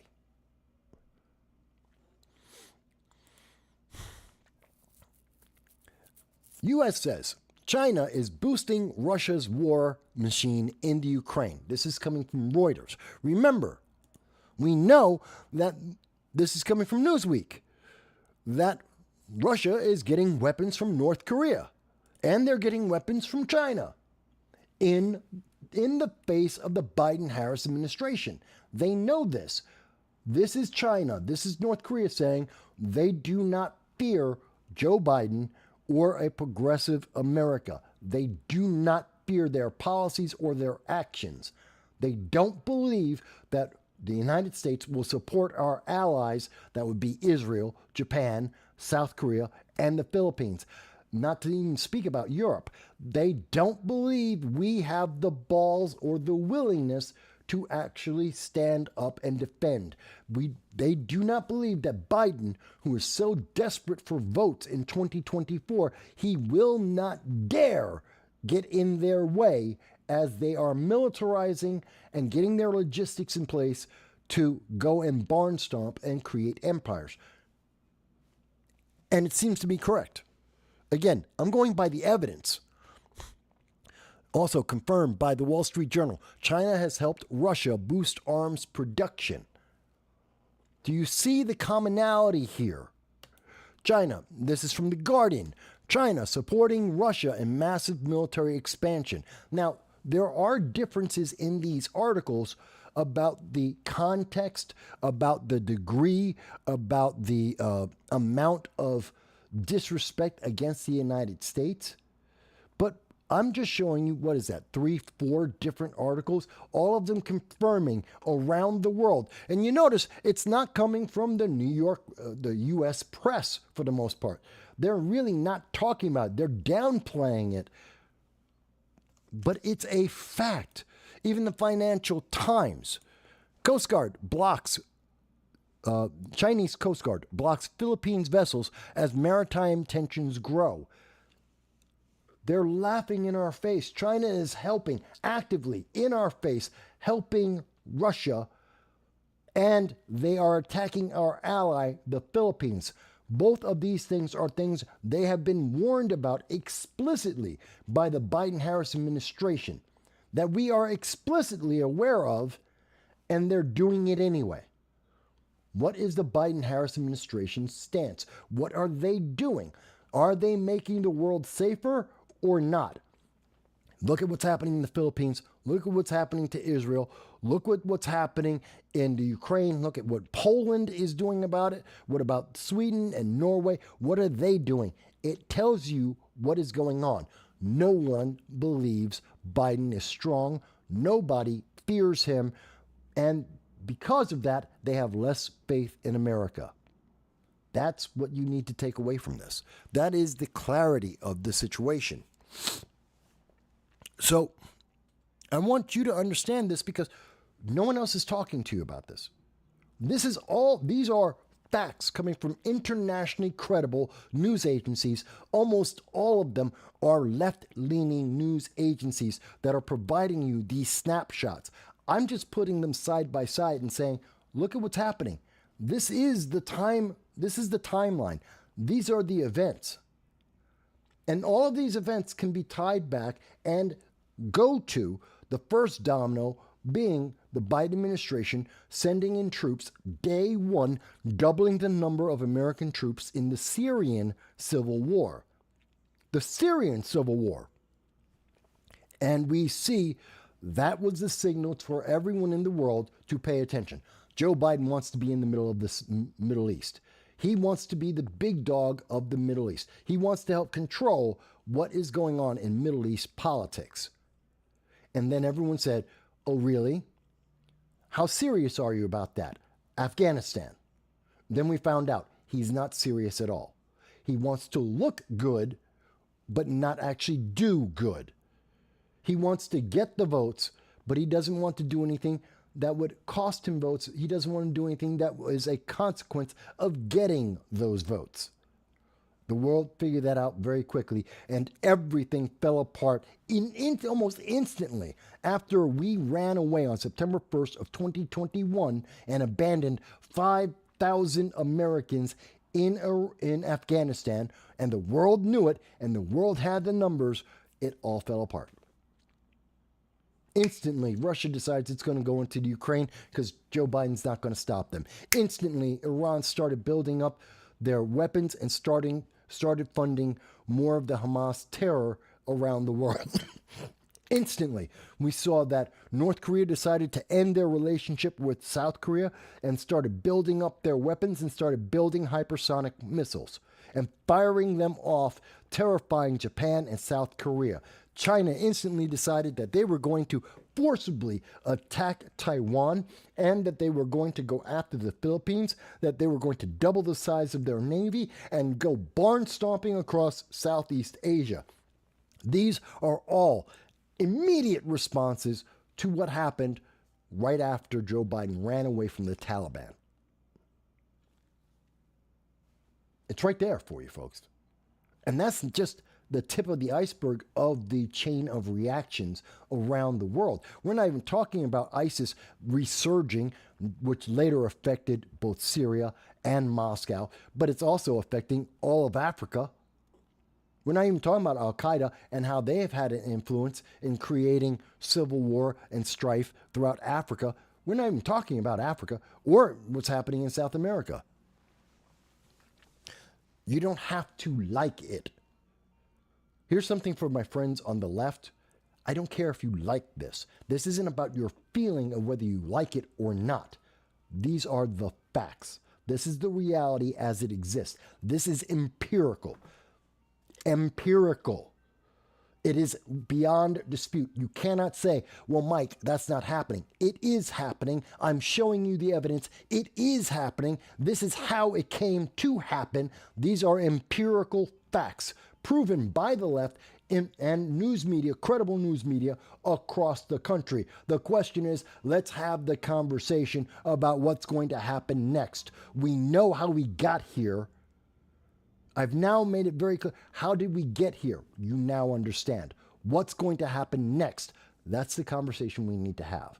Now that you are informed and you're not just running around fearful like a chicken with his head cut off, now that you're not just obeying what you are told, now that you are informed, where do we go next? All right, let me see where else. Where did I leave off? Part of where we're going to go next, I know we're still dealing with the international. It's important, folks. Part of what's going to happen next is to understand that China isn't just militarizing. They are also building up their economics. China is telling telecom carriers to phase out foreign chips, which is going to hurt Intel, American company, and AMD, American company. They are moving towards their own proprietary chipsets. This affects the United States economy and our access to technology internationally. This is very important. This is a major blow to the United States. This is an economic impact, which is on top of the militaristic impact that we have already seen. This is part of what happens next. And our leadership should be looking at the economic factors involved in our relationship or conflict with China and being able to support Japan and South Korea and the Philippines and Southeast Asia. We need to have this conversation. We're not having this. People are not looking at this and going, oh, well, this is the economic phase of the same conflict that's affecting Southeast Asia right now. No one's having that conversation. But let me now I've been talking a lot about what's happening with China, what's happening with Israel, what's happening with Hamas, and to an extent, Ukraine. Let me bring it a little closer to home for people about the understanding of the consequences of our actions. So far, the Biden administration has abandoned in the neighborhood of 70,000 Americans around the world. 70,000. That's 5,000 Americans he abandoned in 2021 in Afghanistan. At least 200 of which, according to the State Department under Antony Blinken in 2023, we know that at least 200 in Afghanistan alone are being tortured by ISIS and Al-Qaeda as we speak. That is a fact. He said that to Congress in March of 2023. That's a fact. We know that Joe Biden went on national television in February of 2022, speaking to Lester Holt, and told the world that he would not help American citizens get out of the Ukraine before the war started, and explicitly said he would do nothing to help American citizens after the war happened. He's putting American lives in danger. That's 10,000 Americans. Then in 2023, the Sudan, this is May of 2023, ISIS and Al-Qaeda had gone into Central Africa and created disruption. Once they got released from the prisons by the Taliban and they left Afghanistan, some of them entered into Africa, and they started unrest there. And they have been successful. One of the places they were successful to infiltrate and to cause problems, besides Burkina Faso, a small nation that no one knows where it is in America, so I won't even get into that. But they also went to the Sudan, and they created more conflict. Now, this is a nation that's constantly in conflict for the last 3 decades. So it doesn't take a lot to get them back into another genocidal wave of war. Doesn't take a lot. And they did it again. But this time, in 2023, there were 15,000 Americans in the Sudan. And the Joe Biden administration, as reported by international news media, including in the United States, between the last week and a half of April to May 3rd, we know Joe Biden ran away. He got out 300 Americans out of 15,000 and stopped talking about the Sudan. You have not seen an article in any of the mainstream news media in the United States talking about the Sudan or the Americans that had to find their own way home, according to the State Department. The world paid attention.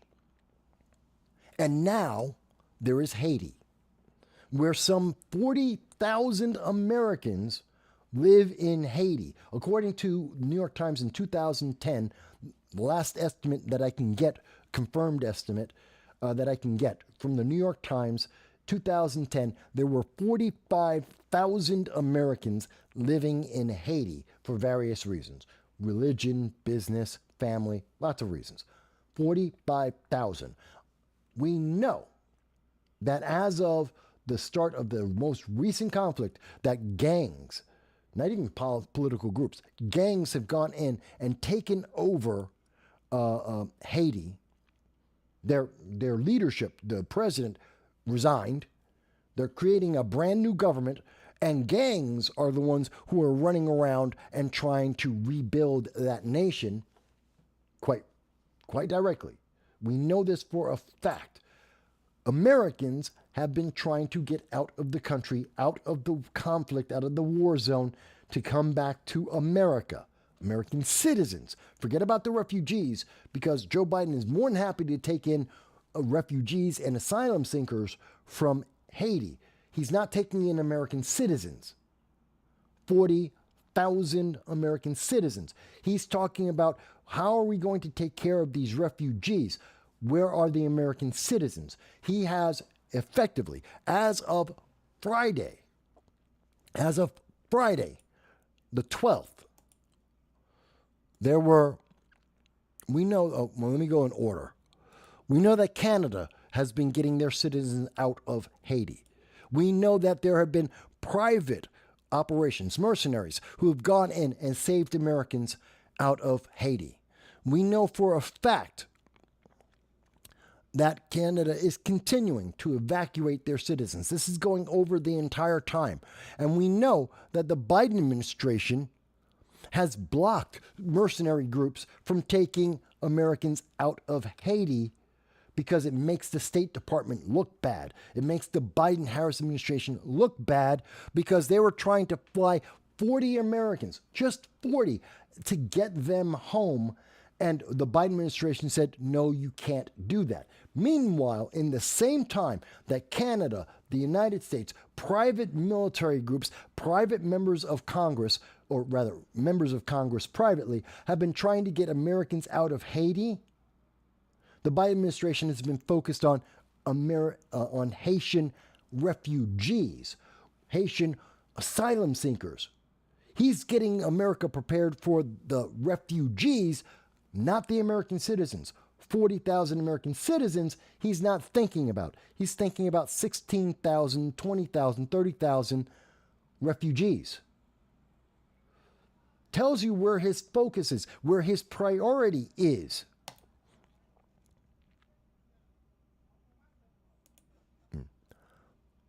We know that they're putting $60 million. This is from the Miami Herald. $60 million is being released so that Kenya, the country of Kenya, can help Haiti. That's separate of the United States. And we know that this evacuation has ended. All of the help that Joe Biden and the Biden-Harris administration are going to give to American citizens, 40,000 American citizens in Haiti, it's over. As reported now, this is from CBS News, CBS Channel 4 out of Miami. Haiti gang violence escalates as U.S. evacuation flights end, with the final plane landing in Miami on Friday, April 12th. We have given up. 40,000 Americans have been tossed to the side because Joe Biden doesn't want to talk about it. He's willing to take in Haitian refugees. He wants to take in the Haitian refugees, but will not get the American citizens home. He will not. They took in a total of 460 Americans out of Haiti. That's how much the Biden administration has done. We know this for a fact. 460 Americans were flown out by the government, separate of, well, that's including the mercenary groups, that includes the member of Congress, that includes even the people that the Department of State was trying to stop, the 40 Americans that the State Department under the Biden administration didn't want to let in. All of them put together, 460. One 747 plane full of people. I want you to understand the magnitude of that. 40,000 Americans, enough for an entire city. The entire city of Binghamton is trying to get back to America. One plane made it. One 747 plane came back home. And there is an entire town, a mid-sized American town of Americans are running for their lives in Haiti as we speak, and the Biden administration has stopped talking about them. It's no longer in the news. You don't hear this from the news media. They don't want to have this conversation. They don't want to talk about the hostages held by Hamas. They don't want to talk about the Americans in Haiti. They stopped talking about the Americans in the Sudan and in Ukraine and in Afghanistan. Those aren't conversations to have anymore, because you might not vote for Democrats if you realize that Biden walked away, that he screwed each and every one of these groups, that some 70,000 Americans have been thrown away at the altar of progressive politics and the 2024 election. This is what I believe. This is the reality based on the facts that we have available. My conclusion comes from the facts that come from the left, from CBS News, from the Daily Mail, that comes from the New York Post, the Wall Street Journal, the Financial Times, from the Guardian, from international news media. This is where I get my understanding from, and I have just shown it to you. And at the end of the show, you will be able to see links for every single article I am talking about so that you can read it for yourself. These are the facts. It is empirical and it is the truth. Period. How you feel about it, I don't care. That's up to you. But these are the facts. And the result of these facts are China is militarizing, and they are threatening Japan and South Korea and the Philippines as we speak. North Korea is building hypersonic missiles as we speak. Iran is looking to take a bigger stance against Israel and try and capture as much of the Middle East as they can as we speak. Russia is threatening the United States, threatening Europe as they plan to move into wider areas, not just the Ukraine. They are winning that war. They know that, which will give them more uranium. It will give them fertilizer and food. These are the facts. Whether you like them or not is immaterial, because you're liking it or disliking the facts do not change the facts. Let's get that straight. And I know progressives constantly want to say, but I feel. I don't care. Because your feeling doesn't change anything. It's not making Putin or Kim Jong-un, Chairman Xi of China, or the Ayatollah of Iran. None of them are changing their opinions because you, a progressive, have a feeling. Zero concern. No one cares. No one cares about your feelings. They care about what will America do. Will we be strong?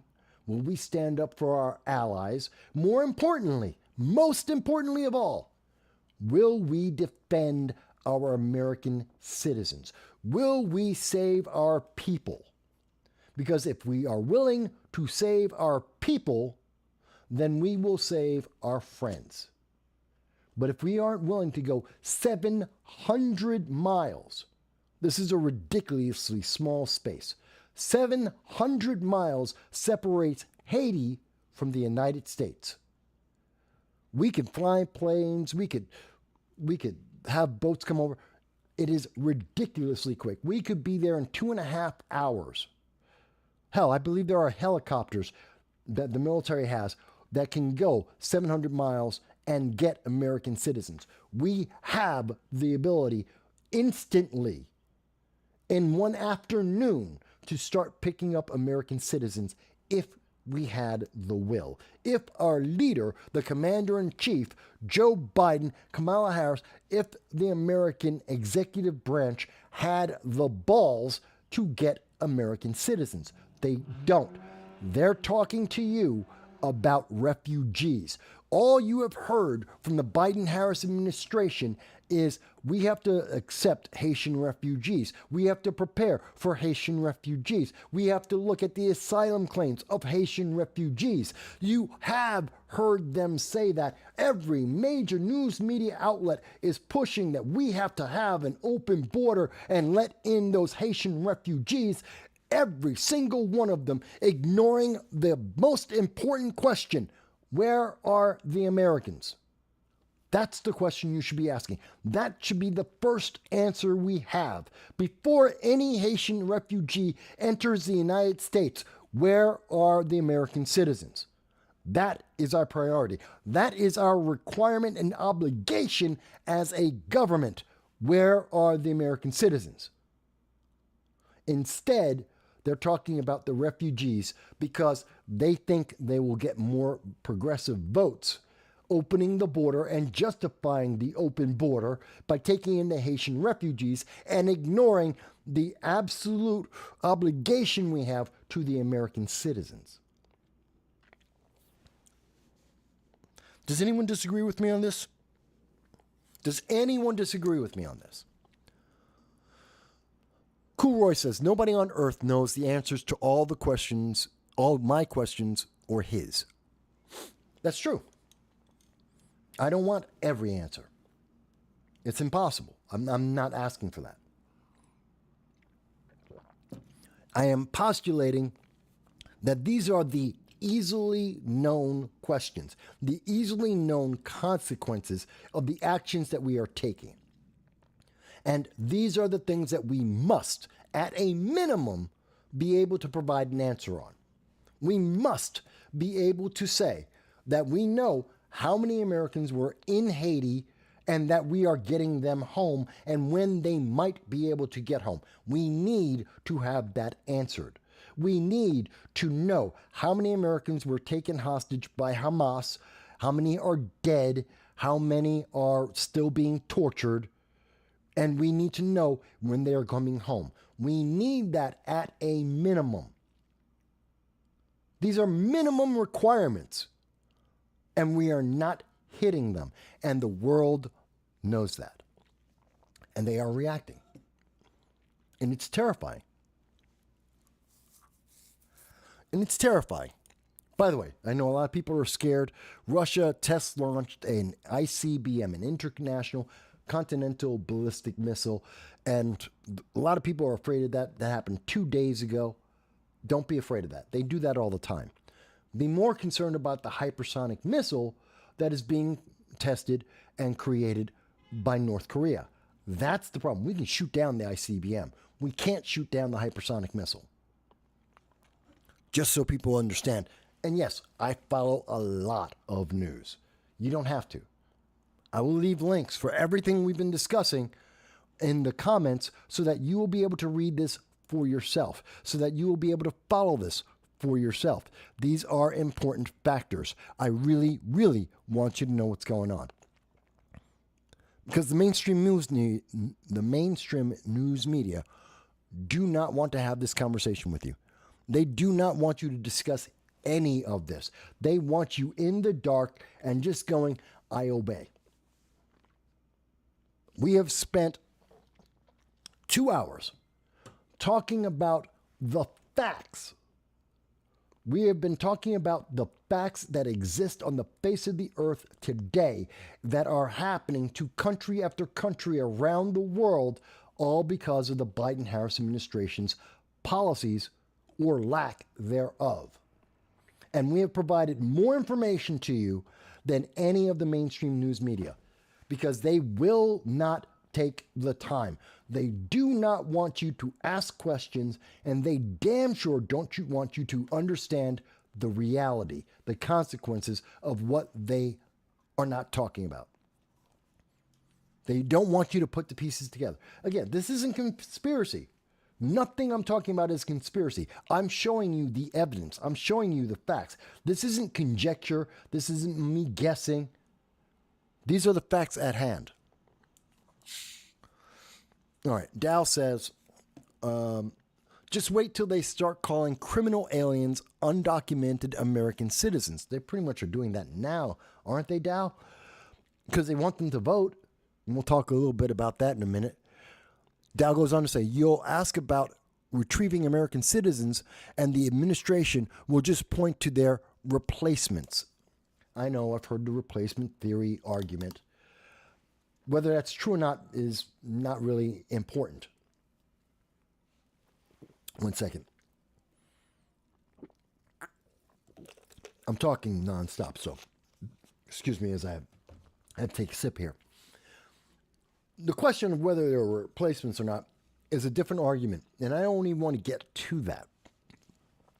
My bigger concern is that the world is watching us throw almost 100,000 Americans under a bus under the Biden administration. And I have no reason, no one in the world has any reason to believe that that number will not increase by 2025, by January of 2025. There is no one in the world who can guarantee you or have any confidence in saying that if there is a second Biden-Harris administration, if they were to win re-election, there is no one in the world who can tell you right now that they are confident that Joe Biden will not abandon even more Americans in the next 4 years than what he has done in the first 4 years. There's no one who can give you that assurance. No one can give you that guarantee. There is no way that you can be sure. What we do know is he is more than willing to put his politics, his political party, the splinter faction, according to John Fetterman, a Democrat, the splinter fringe faction of Democrats, they're the ones that Joe Biden is pandering to. As we saw with the Michigan primary and the consequences of that. No one wants you to think about it. They just want you to vote, and they want you to vote Democrat. Okay, so we've been covering a lot of this stuff, and let me see. Dow says, it's important insofar as granting criminal aliens blanket amnesty and elevation to citizenship while abandoning lawful American citizens. I truly think we are on the edge of that. Again, we are emphasizing, and the Biden-Harris administration is focused on open borders and refugees, in particular, at the moment, refugees from Haiti, rather than getting back any of the American citizens from any of the countries that I've just spoken about. You have not heard the Biden-Harris administration talk about getting back Americans from any of these conflict zones that they are aware of, that they ran away from, that they literally took the embassy personnel and went back home and left the Americans there. In the meantime, he's more than happy to take in refugees from those very same countries. It's amazing to me.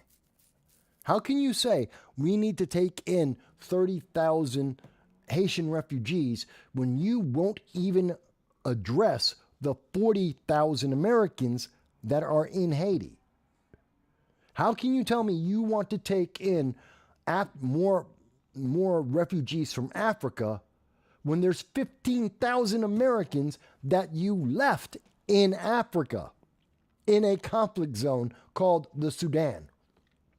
It doesn't make any sense.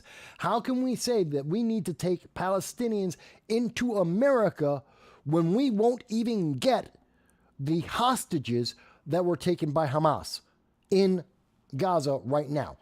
I don't understand it. How can we take in the problem and not take in the resolution of the problem? And as John Fetterman said, if Hamas gave us the American hostages, gave the British back their people, if they just gave up their hostages, the war would end. There would be a ceasefire. Israel would have to stop fighting. They would have to. And Hamas knows this, but they think they're winning. Iran thinks they're winning, so they don't care. Okay, let me go on here. A couple more comments. I'm always happy to hear the comments. By the way, folks, remember, if you don't agree, which is perfectly fine, call in. Tell me why. You can call 929-715-8569 to tell me, Mike, I don't agree. And tell me why. Give me your reasons, your conclusions. What do the facts say to you? Not your feelings. I don't care about the feelings. What do the facts tell you that is different than what they are telling me? I'm happy to hear that conversation. If you're an elected official, call in. You will get as much time on air as you require. I will not edit a single word. Let's have this conversation. And even if you agree, maybe there's another issue about this you want to talk about that I haven't covered. I'd be happy to do so. Because this is a conversation not just between those who are typing in the chat or those who call in, but with everyone around the world. And we've been dealing with America's responsibilities and consequences of our policies around the world. And obviously that has an impact about the future safety of those of us who are American here domestically. But let's talk about American domestic policy. Let me see.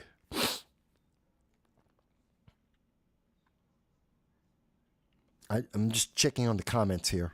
I know there's a couple more. Again, if you want me to jump onto your comment a little faster, you can always leave a super chat on Rumble, where we are simulcasting, and I'll be able to see that a little bit faster, and I'll answer that question directly.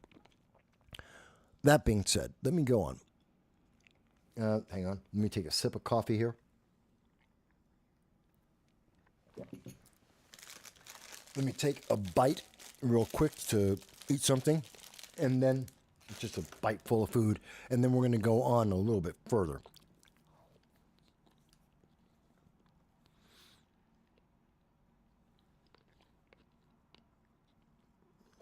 Oh, I like that. Graham says, Michael, since you have political connections, would you like to sign me up for Hillary's deprogramming program? I'm sure that someone on the left has already identified me for that in the future, no doubt.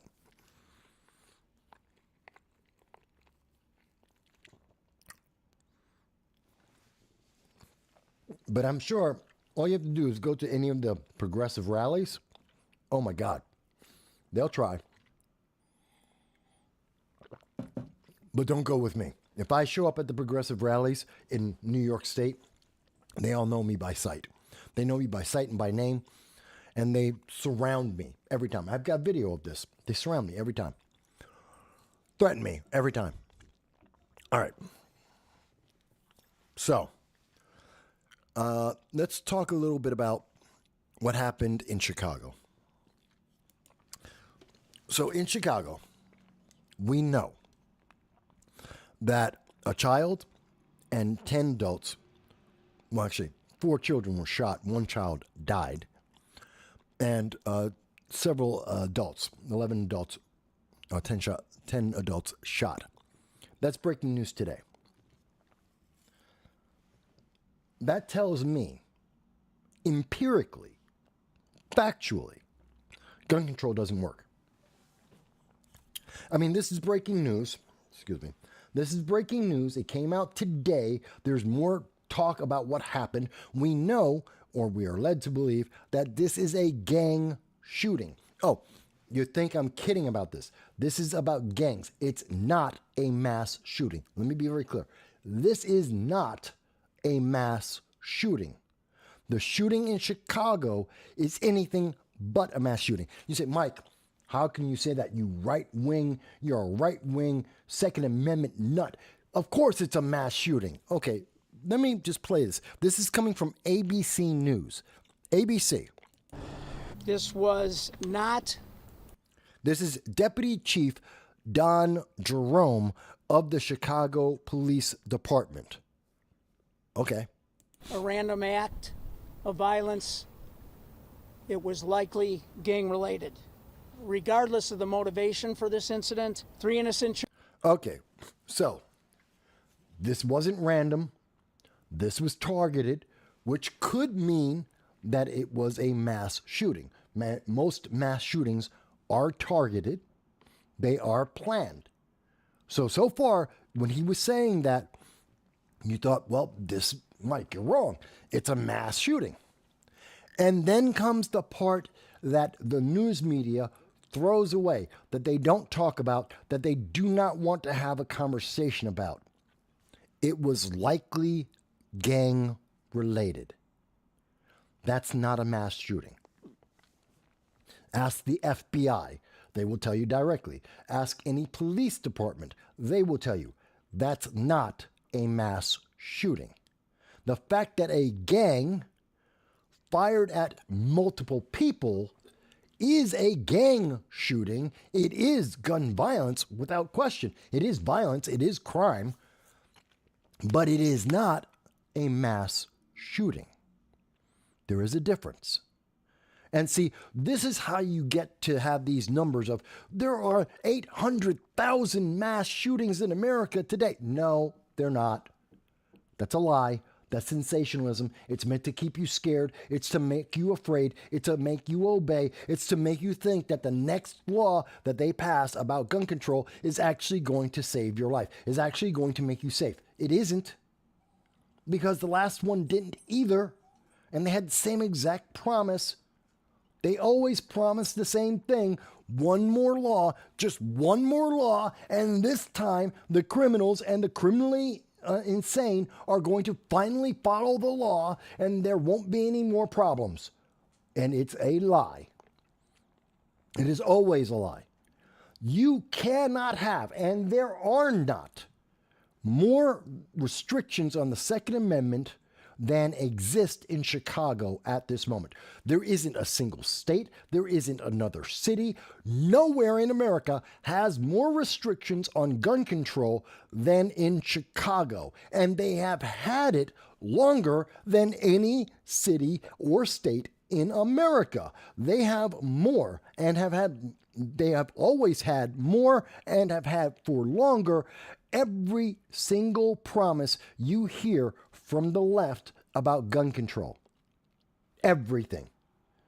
They have registrations, they have restrictions, they have limitations on the type of guns, they have bans, they have everything. And the criminals don't care. It's just that simple. The criminals don't care. The criminally deranged don't care. That's a fact. And we see that fact every day in Chicago and every weekend in Chicago. I'm even surprised that the news is covering this because it is so absolutely common. It is common for adults to be shot. It is common for children to be shot over the weekend in Chicago, every week in Chicago. The only times you see the numbers dip is when it's freezing cold in the middle of the winter in Chicago, and they still have half a dozen people shot over the weekend, every day of the weekend in Chicago. That's just a fact. They have 4,000 shootings a year in Chicago. That is a fact. They have thousands upon thousands of shootings of people in Chicago per year. They have hundreds upon hundreds of people killed by firearms every year, with every gun control measure known to man. Every suggestion of gun control in America exists already in Chicago and has existed in Chicago for at least 5 years, if not 50. And it doesn't work. Not one. And all you have to do is look at the news any weekend in Chicago. Any weekend. Most any weekday. This is the lie that they tell to you to take away your rights and to make you scared. You're too afraid to say no because emotionally they have you over a barrel. If you don't say yes, aren't you afraid it will be you? You're next. Oh my God, if we don't do this, your city will become like Chicago. Well, the answer is if you vote in progressives, just like Chicago did, yes, your city will become a haven for crime, just like Chicago. And you're seeing that in LA, in New York City, in Boston, in Portland, in Seattle. Look at all the strongholds of the progressive left. They are all very similar, and they're all following the pattern that we see in Chicago. They're falling apart, each and every single one. They are financially bankrupt. They are decrepit. The infrastructure is destroyed. And there is more violence and more gun violence. Every single one of them. The problem, you might surmise, is the progressive policies. But you will be told by those same progressive leaders who created those policies that no, they just need more time, they need more money, they need more resources. And when they say resources, that means your freedom. They need more of your freedom and more of your tax money and more of your time, and eventually they will be right. Except they are never right. We have already given them decades of time. We have given them hundreds of billions of dollars, and the people of America have given up many of their rights, and you're no safer than when we started this process. But they're going to tell you, if you don't do this, you're not an American. You're MAGA. You are a bad guy. You're a bad person. Because they want to feel safe. That is the biggest thing that they are worried about. It's kind of like in New York City. Subway riders feel safe after interacting with the MTA. Not that they are safe. I know this is a fact. I know this is true, that they are not safe because in the last year, we just added the National Guard. They had to add the National Guard. People feel safe because the token booths are out in the public, but you aren't actually safe. Otherwise, if that was making you safe, besides making people feel safe, but if you actually were safe, then the National Guard wouldn't be in the New York subway system, which is what Kathy Hochul did last month, 3 weeks ago? So you're not safe. It doesn't matter, but they're selling you on this. Subway riders feel safer. Who cares if you feel safe? You're not. You're not better off. But they're telling you, but you should feel this way. Here's the feeling. We're telling you how you should feel. You should feel safe, even though you are factually not safe. That you're in danger more now than you were in the past. But if you have that feeling, vote Democrat. Vote Democrat, re-elect every one of the officials. Doesn't matter that they're not being held accountable, that they have failed the public, that their policies have not improved the situation, that they are abject losers. No. Re-elect them because you feel, when you go to sleep, you have pleasant dreams. You feel nice. You're more in danger. You're mortally in danger. But, that doesn't matter. because you feel okay. This is insane to me. This is insane, folks. It drives me nuts, and it makes me angry. And it should make you angry too.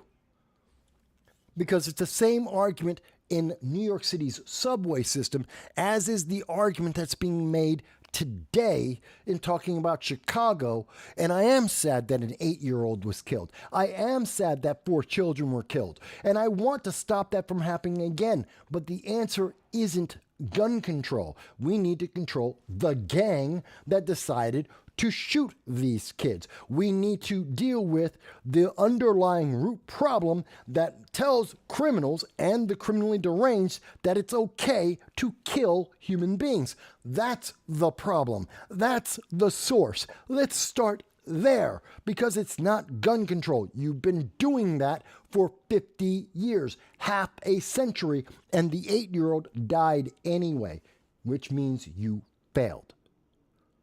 There is no other way to put that. There is no other way to conclude that. There is no other conclusion. Gun control failed. Why? Because an 8-year-old died. It's that simple. It is that absolute. There is no other argument to that. If your gun control was effective at all, if it was doing its job as it was promised, as you sold it to the public, then that 8-year-old would be alive. They're not. It failed. Empirically, absolutely, without question, it failed. We should hold the politicians accountable. They sold you a lie. They sold you snake oil. And it didn't work. That's how I feel about that. And this is the Chicago Sun-Times. Girl 8 killed in mass shooting. It's not a mass shooting. I just showed you the Chicago chief of police, the Chicago Police Department, telling you it wasn't a mass shooting. It was a gang shooting. And that's a big difference.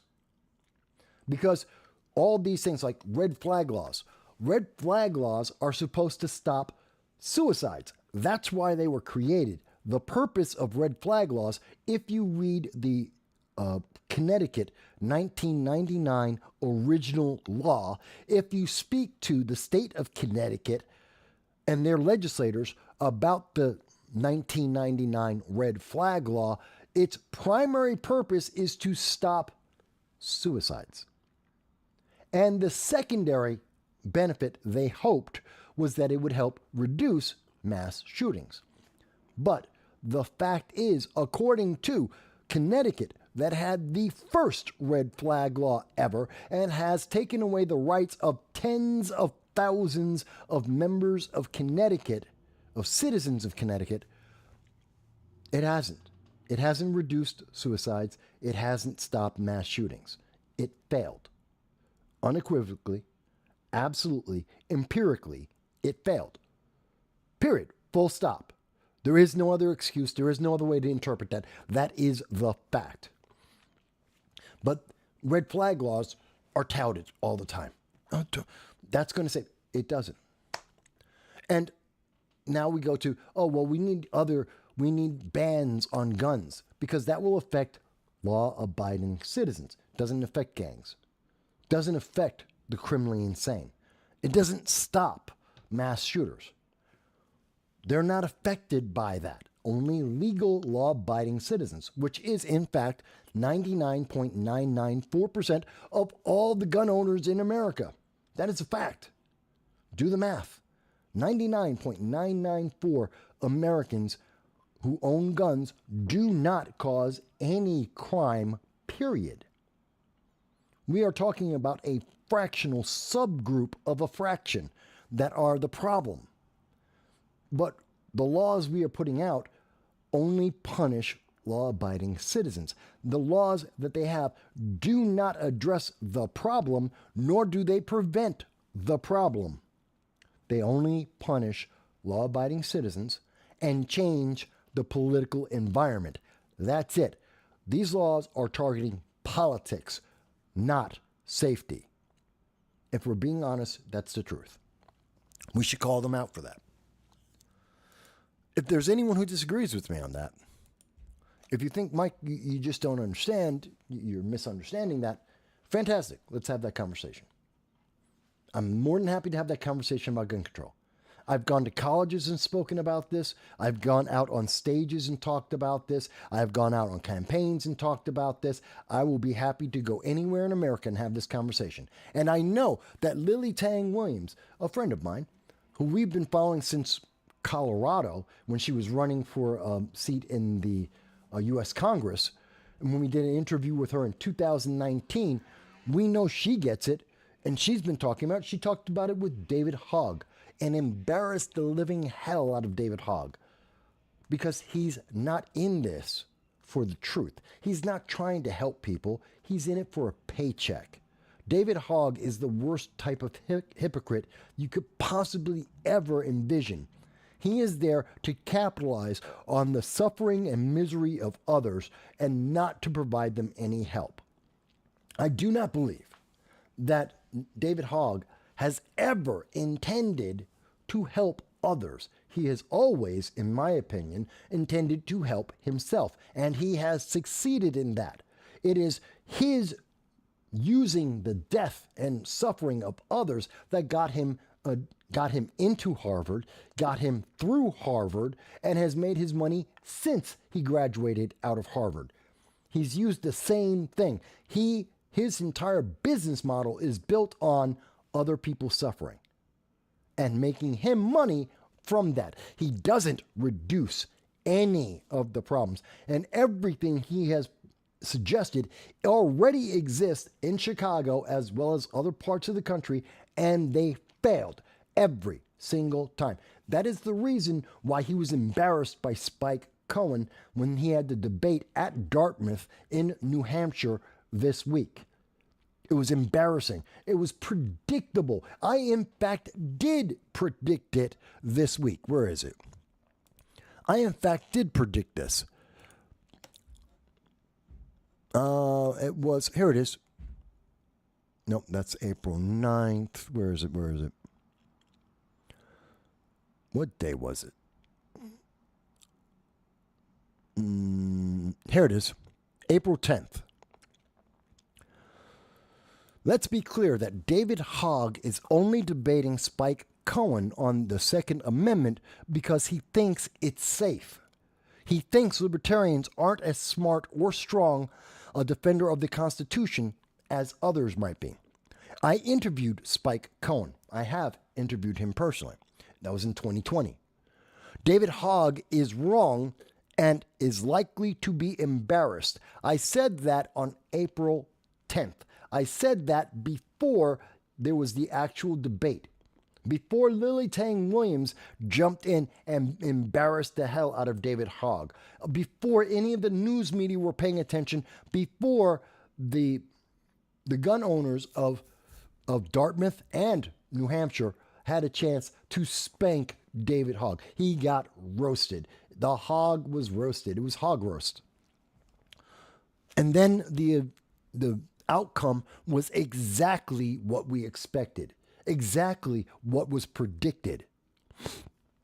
There was no difference, no shock, no surprise to anyone. And there shouldn't have been, because David Hogg was wrong. He was absolutely 110% wrong. And I think, now I know everyone has focused on Lily Tang and really spanking David Hogg, talking about you can't guarantee that there could never be tyranny in America. Therefore, there is always a reason for the Second Amendment, which is absolutely logical, absolutely true, and no one can question that. And I am glad that Lily is getting attention for her Senate race in New Hampshire because of this. That's fantastic. But I think this might have been the better of the issues. Let me play this for you. Oh, wait a minute. Well, you can't hear it anyway, can you? Let's get rid of this ad. And before it goes any further, wait a minute. I can't play this There'll be an echo. Damn it. Damn it. Hang on. I'm trying to get this so you don't have an echo. I can't. If I play this, there'll be an echo. Problem. All right, fine. You can go and look up this video yourself, and you will hear one of the best arguments that have been made and totally destroys David Hogg as well. Not as emotionally riveting as Lily Tang Williams saying that communism is not the answer and communism is red flag laws and that taking away people's Second Amendment rights will improve and cause more communism in the world and in America than not. But that's just one thing to point out to. Let me go and point to this as well. And when we do the break today, you'll be hearing my interview with Lily Tang Williams from 2019, which I think is actually a wonderful conversation from her original run for Congress in Colorado. And she'll tell you herself her own story about living in communism and what communism actually is. Not the pipe dream they like to sell you, but what it actually is. But before we get to that, I did want to bring up some other breaking news, which is that RFK Jr., who is an independent third-party candidate in the 2024 election, he's gotten a lot of press. A lot of people paid attention to him. In fact, right now, RFK Jr. is somewhere around 9 to 10%. He's down from where he was back in March and before. After he named his vice presidential candidate, his running mate, which happens to be Nicole Shanahan, prior to naming her, there was far more interest in the RFK Jr. debate. And he was running at about 15% versus all the polls that included him.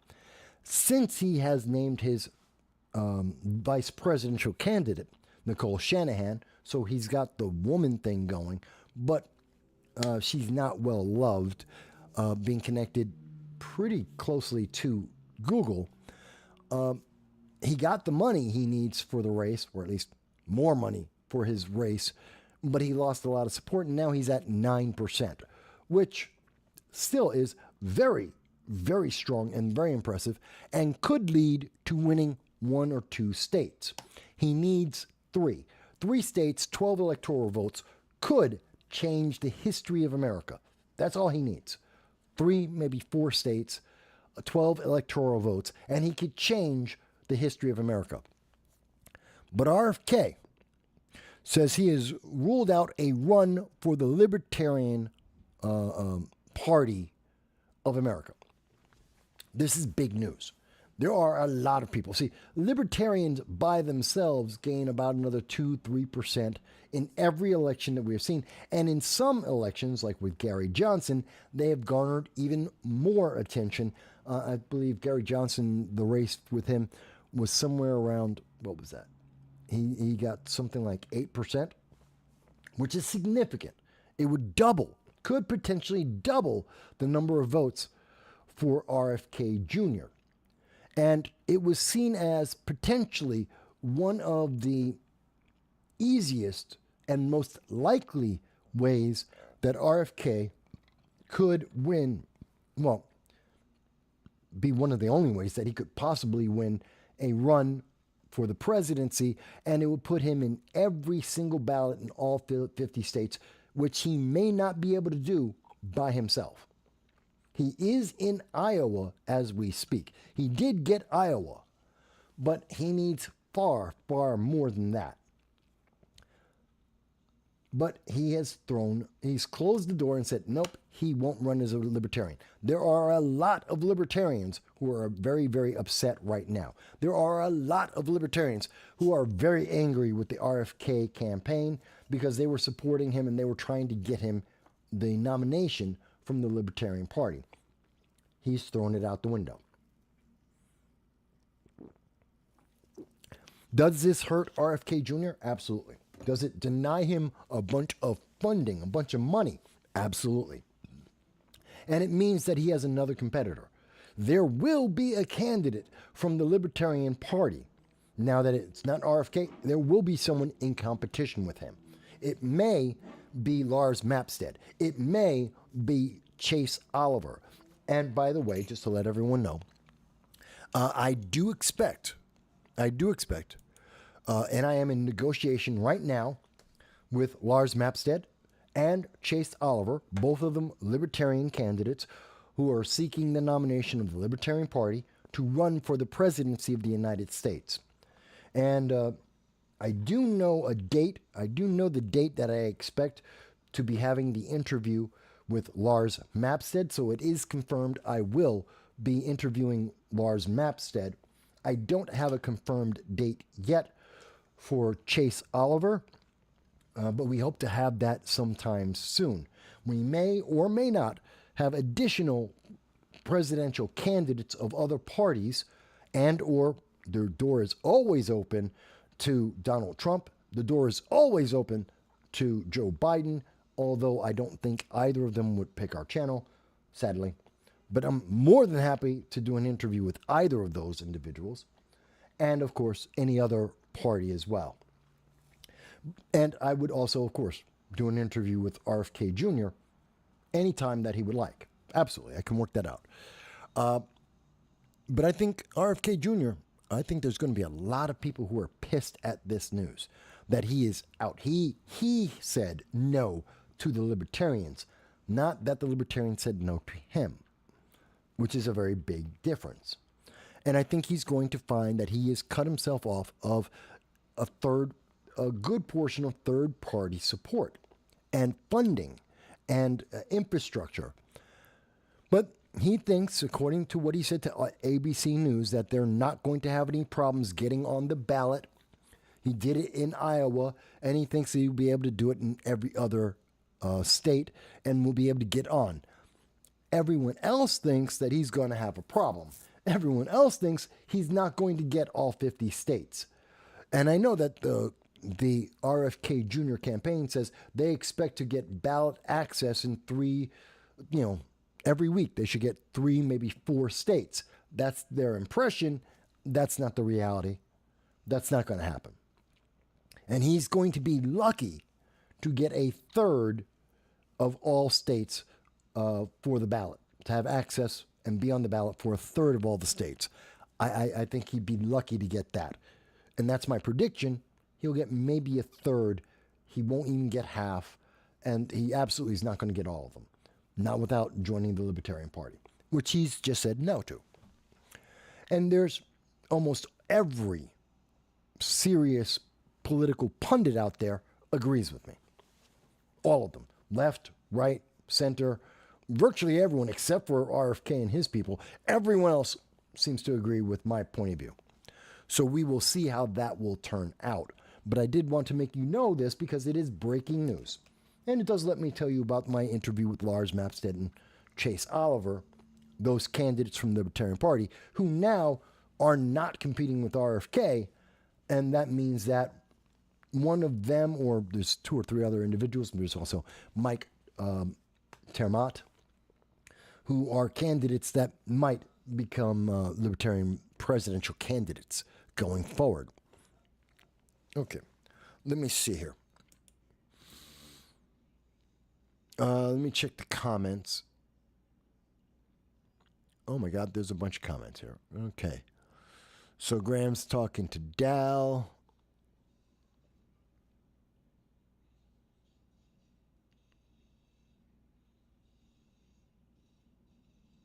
Okay, so that's a conversation amongst people in the chat. Fine. Again, want to get my attention? Send in a super chat, or leave me a comment or call in. I'll be happy to answer your questions. And by the way, if I haven't mentioned it, and I know I try to mention it about once an hour, which, considering how many hours I do live, I don't think it's a lot. But I do want to mention, like, share, subscribe. It's really simple. That's all I ask for. Like, share, subscribe. It helps us reach more and more people to get answers to the questions we're talking about, to get better solutions, higher accountability amongst our political leaders, And that helps everyone in the world. That helps lift all the boats. Every nation gets to be better off the more we get accountability out of our politicians and not just letting them do something and screw it all up. So we do hope that you will like and share and subscribe to the channel so that we can, on all formats, to help us reach more and more voices and to beat the suppression that we see from places like YouTube and Google, who have expressly, publicly said they're going to shut down people's voices. They only want to promote the approved voices of ABC and CBS and MSNBC. They want to push a political agenda and silence you. Please help us fight against that, even if you don't necessarily agree, but just so that we all can have the freedom of speech that we are guaranteed to have in this nation because we're American citizens. And if you wind up and you have an extra $1.50 each month, which I think you probably do, if you got an extra $1.50, we would love if you join our Patreon. That extra $1.50 may seem like nothing to you. I know it won't get you a cup of coffee. It won't get you tea. Hell, it won't even get you a slice of pound cake. But it makes a big difference to me. It helps me rebuild from all the losses that I took in 2023. It helps me rebuild my life, to rebuild this channel, to go out to more live events all around the country, to be able to ask these politicians live and in their face to get answers for you. So I do hope that you will consider that if you have an extra $1.50 a month. If you want to donate more one time, fantastic. Go to my Patreon. You can donate whatever you can afford. I know we're in a recession, even though the Biden administration won't admit it. I know that there's high inflation, even though progressives and Democrats won't admit it. And I know that there is an ongoing food crisis. I've been talking about it since February 2022. I get it. So I know it's difficult, but if you can, I do appreciate it. I really do. But you don't have to do any of that. You can keep the money and just like, share, and subscribe. It's that easy. All right. We got a comment here. Graham says, Michael, are you following Trump's trials? To an extent, yes. I've only seen the headlines salivating about key upcoming court dates. Well, that's because the left truly believes, the progressives truly believe, that when Trump goes into a trial, this will change the opinion of the public. That somehow this will break everyone's belief in Trump, and that Biden will surge because, they'll be vindicated. They'll be able to say, see, Trump is evil. He's bad. He's everything negative we've ever said about him because he's in this trial. But I think they have forgotten, or they didn't realize, everyone knows about these trials. They know what the charges are. They know what the circumstances are. They don't care. Because even if Trump is found guilty, which is probable, which is most likely going to happen, like it did in New York State, Trump lost because New York State broke with business law, and they revalued Trump's business, came up with brand new numbers that no one in the universe had. Every other business, every other bank was using a different set of numbers. They were using different types of math than New York State. New York State was probably using Common Core math, and everyone else was using actual math. And so New York State came up with new numbers that terrified every business in New York State as a consequence. And many businesses have left New York or are in the process of leaving New York because what they did to Trump, they could do to any other business in New York. And that would bankrupt many, many businesses. So rather than have that business risk, they're leaving. And they're taking their money and their business with them. And this is how Trump loses. That they will twist and bend, by twisting and bending the law, by manipulating the public, they get to say, Trump lost. And the public sees it and goes, yeah, but look what you did. You committed crimes. You broke the law. you hurt the people, the public, and your states to get this statement of, okay, Trump lost. And no one cares because you didn't improve anything and you didn't find that Trump did something bad. You said, we're going to punish Trump. So that is the difference. So I do not think that the upcoming trials are going to have zero impact. If anything, it is positive advertisements. The people who think it's negative news already thought it was negative. They thought it was negative before Trump ever got charged. They never wanted Trump. These are the never Trumpers, the TDS, Trump derangement syndrome. These individuals who have promised to leave the United States and never come back if Trump was elected. Guess what? Trump was elected. You didn't leave then. Why should I believe you're going to leave in the future? Don't care, doesn't matter. These are the same people who will tell you how everything progressive is great, even as you watch it fall apart in front of your face. So, yes, the people who think Trump is evil are going to continue to think Trump is evil, whether or not the trial happens, whether or not Trump wins or loses the trial. And the people who didn't have that opinion are going to continue to have that opinion. They're not changing anything. If anything, they are giving more evidence and more credence to Trump that he is fighting the good fight, that he is making the correct decisions, and that it is because of the vindictive nature of the progressives why he is standing up to all these assaults. That's what I believe is happening there. Tony Z says, hey, Tony Z is back with us. Oh, and I'm live on TikTok now. Fantastic. Too bad for the people on TikTok. We've been talking about RFK Jr. We've been talking about Lily Tang Williams. We've been talking about what's happening overseas with the Americans in Haiti, the Haiti refugees. We've been talking about what's happening with Hamas, what's happening with Iran, what's happening with Israel. We've covered a lot of ground. Right now, we're talking about domestic politics. We've already talked about David Hogg, the debate at Dartmouth College, Spike Cohen roasting David Hogg and Lily Tang Williams. And when we take the break, which will be coming up in about 9 minutes, we're going to be playing my initial interview from 2019 with Lily Tang Williams, something a lot of people don't know about. She was running for office in 2019 in Colorado, and we were able to interview her back then. So you'll be able to hear her talk about the First Amendment. She'll talk to you about China and what communism actually is from someone who's actually lived it. And you'll be able to hear that on the break in about 8 minutes, and you'll be able to hear some of that.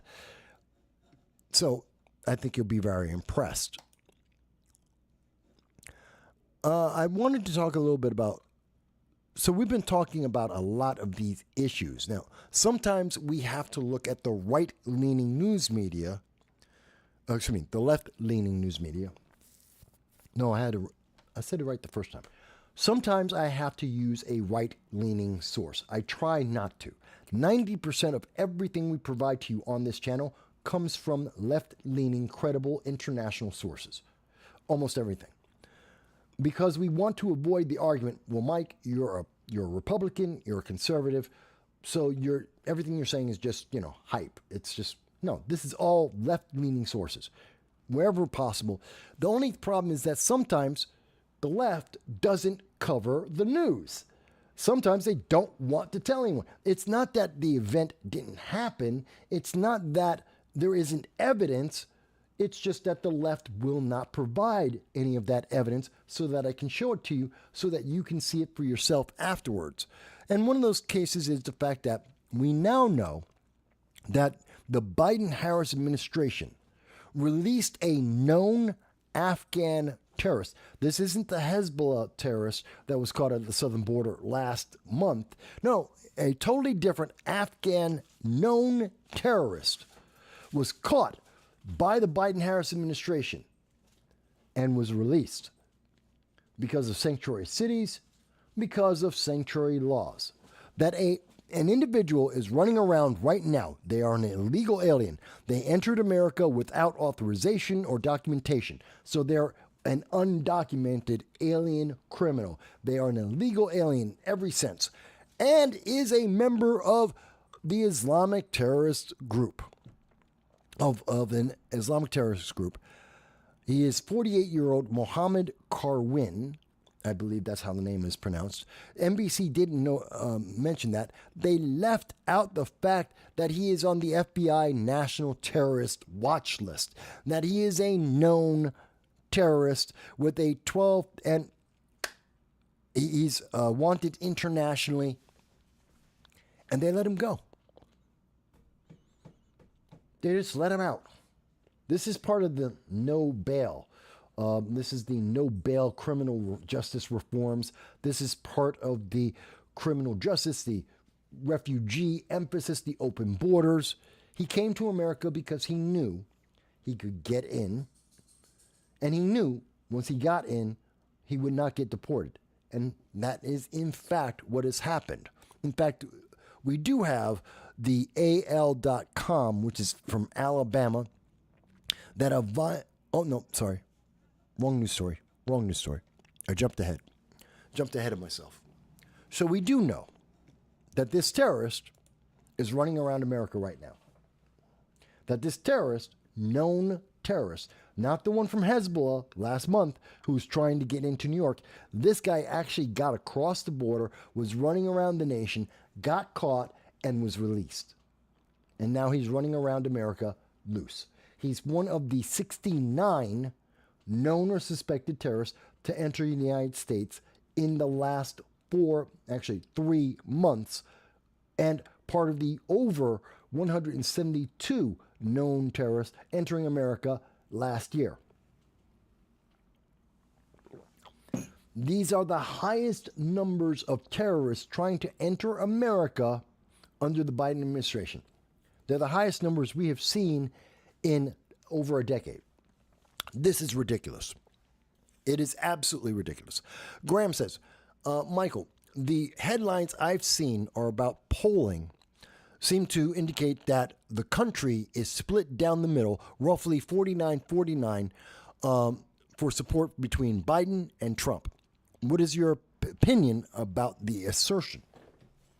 Well, let me be a little bit more exact on that. Because what we can see, again, I like to use it. This is real clear politics. It is a neutral and actually truly neutral site. Just aggregating all of the major polling with any credibility and putting all those polls together so you can see it for yourself. The reality is there are going to be Trump, Biden, Kennedy, the Libertarian Party, and that is essentially the entire race. Cornel West, Jill Stein don't count. The Green Party, not a factor. Cornel West is an independent. He's a communist. Doesn't matter. They're not going to count. They won't even get 0.5% between the two of them combined. They don't count. So the real race is Biden, Kennedy, it's going to be RFK Jr., and the Libertarian candidate. That's the fact. And as it looks right now, consistently, we have seen Donald Trump has approximately a 2-point lead on Joe Biden, even when we include everyone except the Libertarians. These numbers will change once the Libertarians get involved, just so you know. But Trump has consistently, for 18 months, maintained a roughly 2 to 3 point lead against Joe Biden in virtually every single poll out there. That comes from the New York Times, The Economist, Marist polling, Forbes, Rasmussen. You name the source, they consistently show that Trump is winning. On very few occasions, you'll see Biden win or tie, and usually not more than by about 2 points, but you're seeing Trump consistently win somewhere around, on average, 2 points, sometimes as high as 6. That trend tells me Trump's going to win. Not because any one poll says so, but because the overwhelming majority of every single poll for 18 months are telling me from every single polling location are all saying the same thing. That overwhelming preponderance tends to show us this truth. When we look at events for Joe Biden and we see events for Donald Trump, look at the difference. We see more people going to see Trump. We see almost no one going to see Joe Biden. We see that Joe Biden has to be surrounded by multiple people. He raised $25 million, not by himself. He was there with Obama and Clinton, two individuals that get record-breaking amounts of donations every single time. So he gets that huge momentum boost for Joe Biden. Trump got $50 million by himself with going to donors, and Trump alone could get $50 million. That tells you when you combine that reality with the history of the polling, the more accurate, more diversified polling, you come up with the conclusion that Trump's winning. Whether he wins the final race, don't know, but it tells you he's winning. Okay, so people who may be new to the channel are probably noticing we're going to take a quick break. We've been talking now for 3 hours straight. And roughly about this mark, we take a little bit of time, about 45 minutes, because I have a 13-year-old puppy. His name is Khan, and he needs to go out. He's 13. He has to go. Yes, I know you're paying attention to me. And so we take him out, gives me a chance to get my breath back, get another cup of coffee so I can keep on going. We still have more. We haven't even touched the domestic issues yet. We barely talked. Yeah, we talked a little bit about Chicago.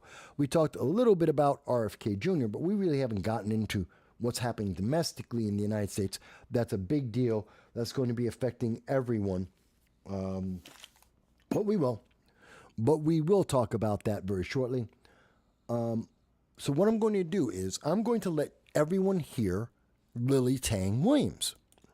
Most people are not familiar with her. Here we go. So I'm going to play Lily Tang Williams. You can hear her in my interview from 2019. You can hear about the First Amendment and what she, a person born in communism and then came to the United States and now is a naturalized citizen running for the Senate in New Hampshire, but then was running for the Congress in Colorado. You get to hear what she thinks about the American system, about what she thinks comparing communism to American freedom. And I think you'll find it eye-opening. And we'll be right back, like I said, about 45 minutes, which means that would be about 6:15. So we'll be back at about 6:15, and you can listen to Lily until that time.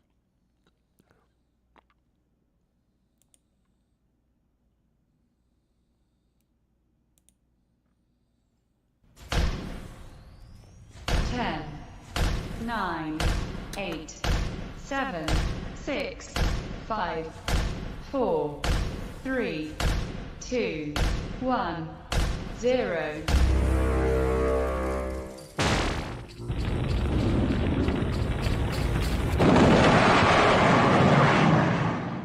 Hello, everyone, and thank you for joining me.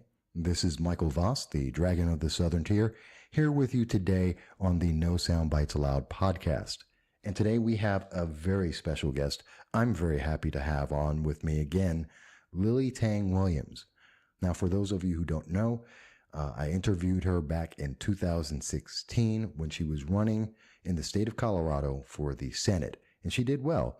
She actually got over 100,000 votes, I believe it was, and took third place in that race. It was a very big race. She has had a lot of attention nationally, and rather than me tell you more about her, let me introduce Lily Tang Williams. How are you, Lily? I'm doing great, Michael. Thank you for having me again. It's good to hear your voice. Always good to hear you. And by the way, folks, just to let you know, the connection is not perfect. So I know Lily sometimes has trouble hearing something I'm saying to her. We're doing it over the phone because she is in Colorado. So if we have to repeat, that's why. But you can hear me okay so far, right, Lily? Yes, not too bad. Okay, good, good. And I'll try and tweak it on my side as we go. Let me first start off, Lily. Your story is incredible. A lot of people don't know about this. I've tried to get the word out, and I hope to get it out even more with this. But you have a unique perspective on America. Can you share that a little bit with everyone who's listening for the first time? Well, if people don't know me, I would like to tell them I grew up in South China. I was born just right before he started the Great Cultural Revolution. I, was born from in Chengdu, Sichuan province. My parents worked for state factories 6 days a week.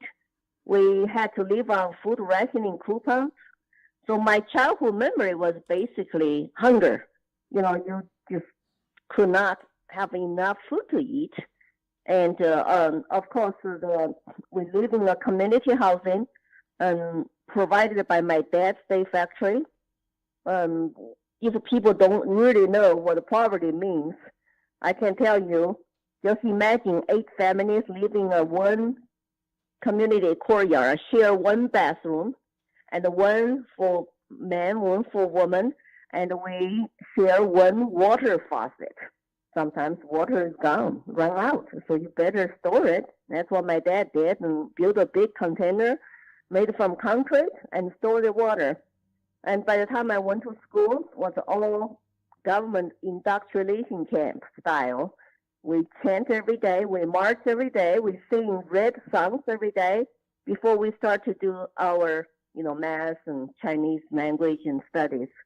So imagine you do that for like a continuously 7 years. And the years after that, I was so brainwashed. And when I look back my life, it's like, I was just little slave. But I did not know that. I was a true believer. They made me true believer of the, Mao and the Communist Party.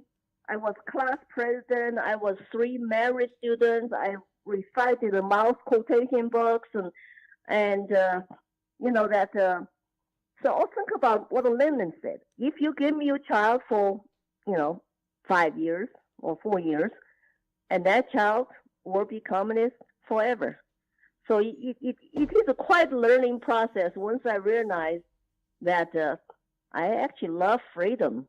I don't want to be slave anymore. I wanted to leave China for America, a free country, but it still take me another 20 years in America to totally wake up, to get rid of all my brainwashed garbages. And now I wake up and I feel like it's my citizen's duty to share my stories and share my messages. I don't want to see our young people in this country are indoctrinated the way I was in China.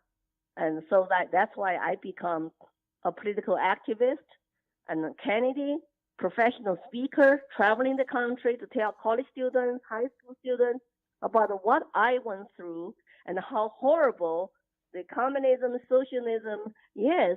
There's no utopian and it will never come. So do not be delusional. Oh, absolutely.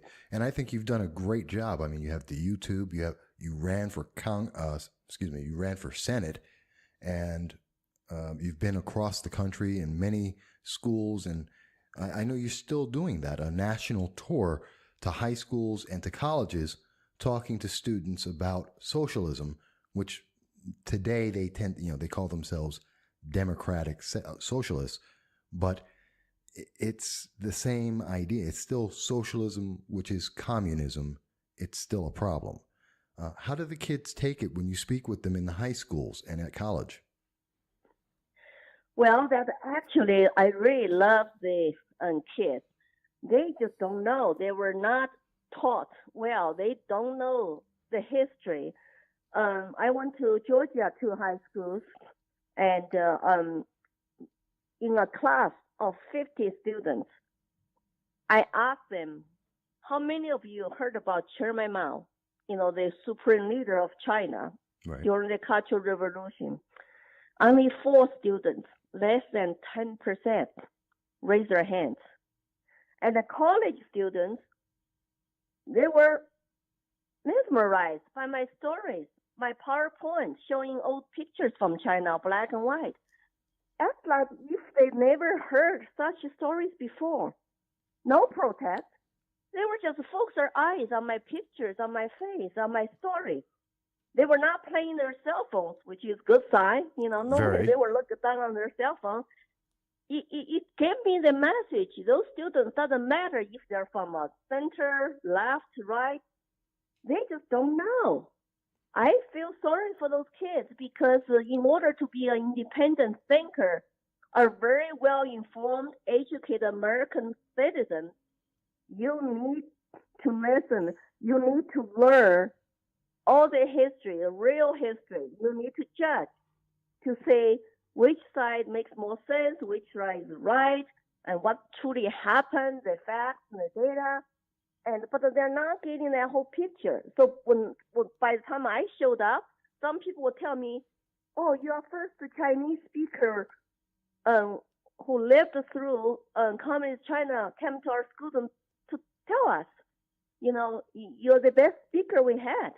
Because my message is not partisan. I don't talk about partisan politics. No. I just tell my personal stories. And it just touched their heart. I'm hoping to put some seeds in their head. So when the timing is right, those seeds will grow.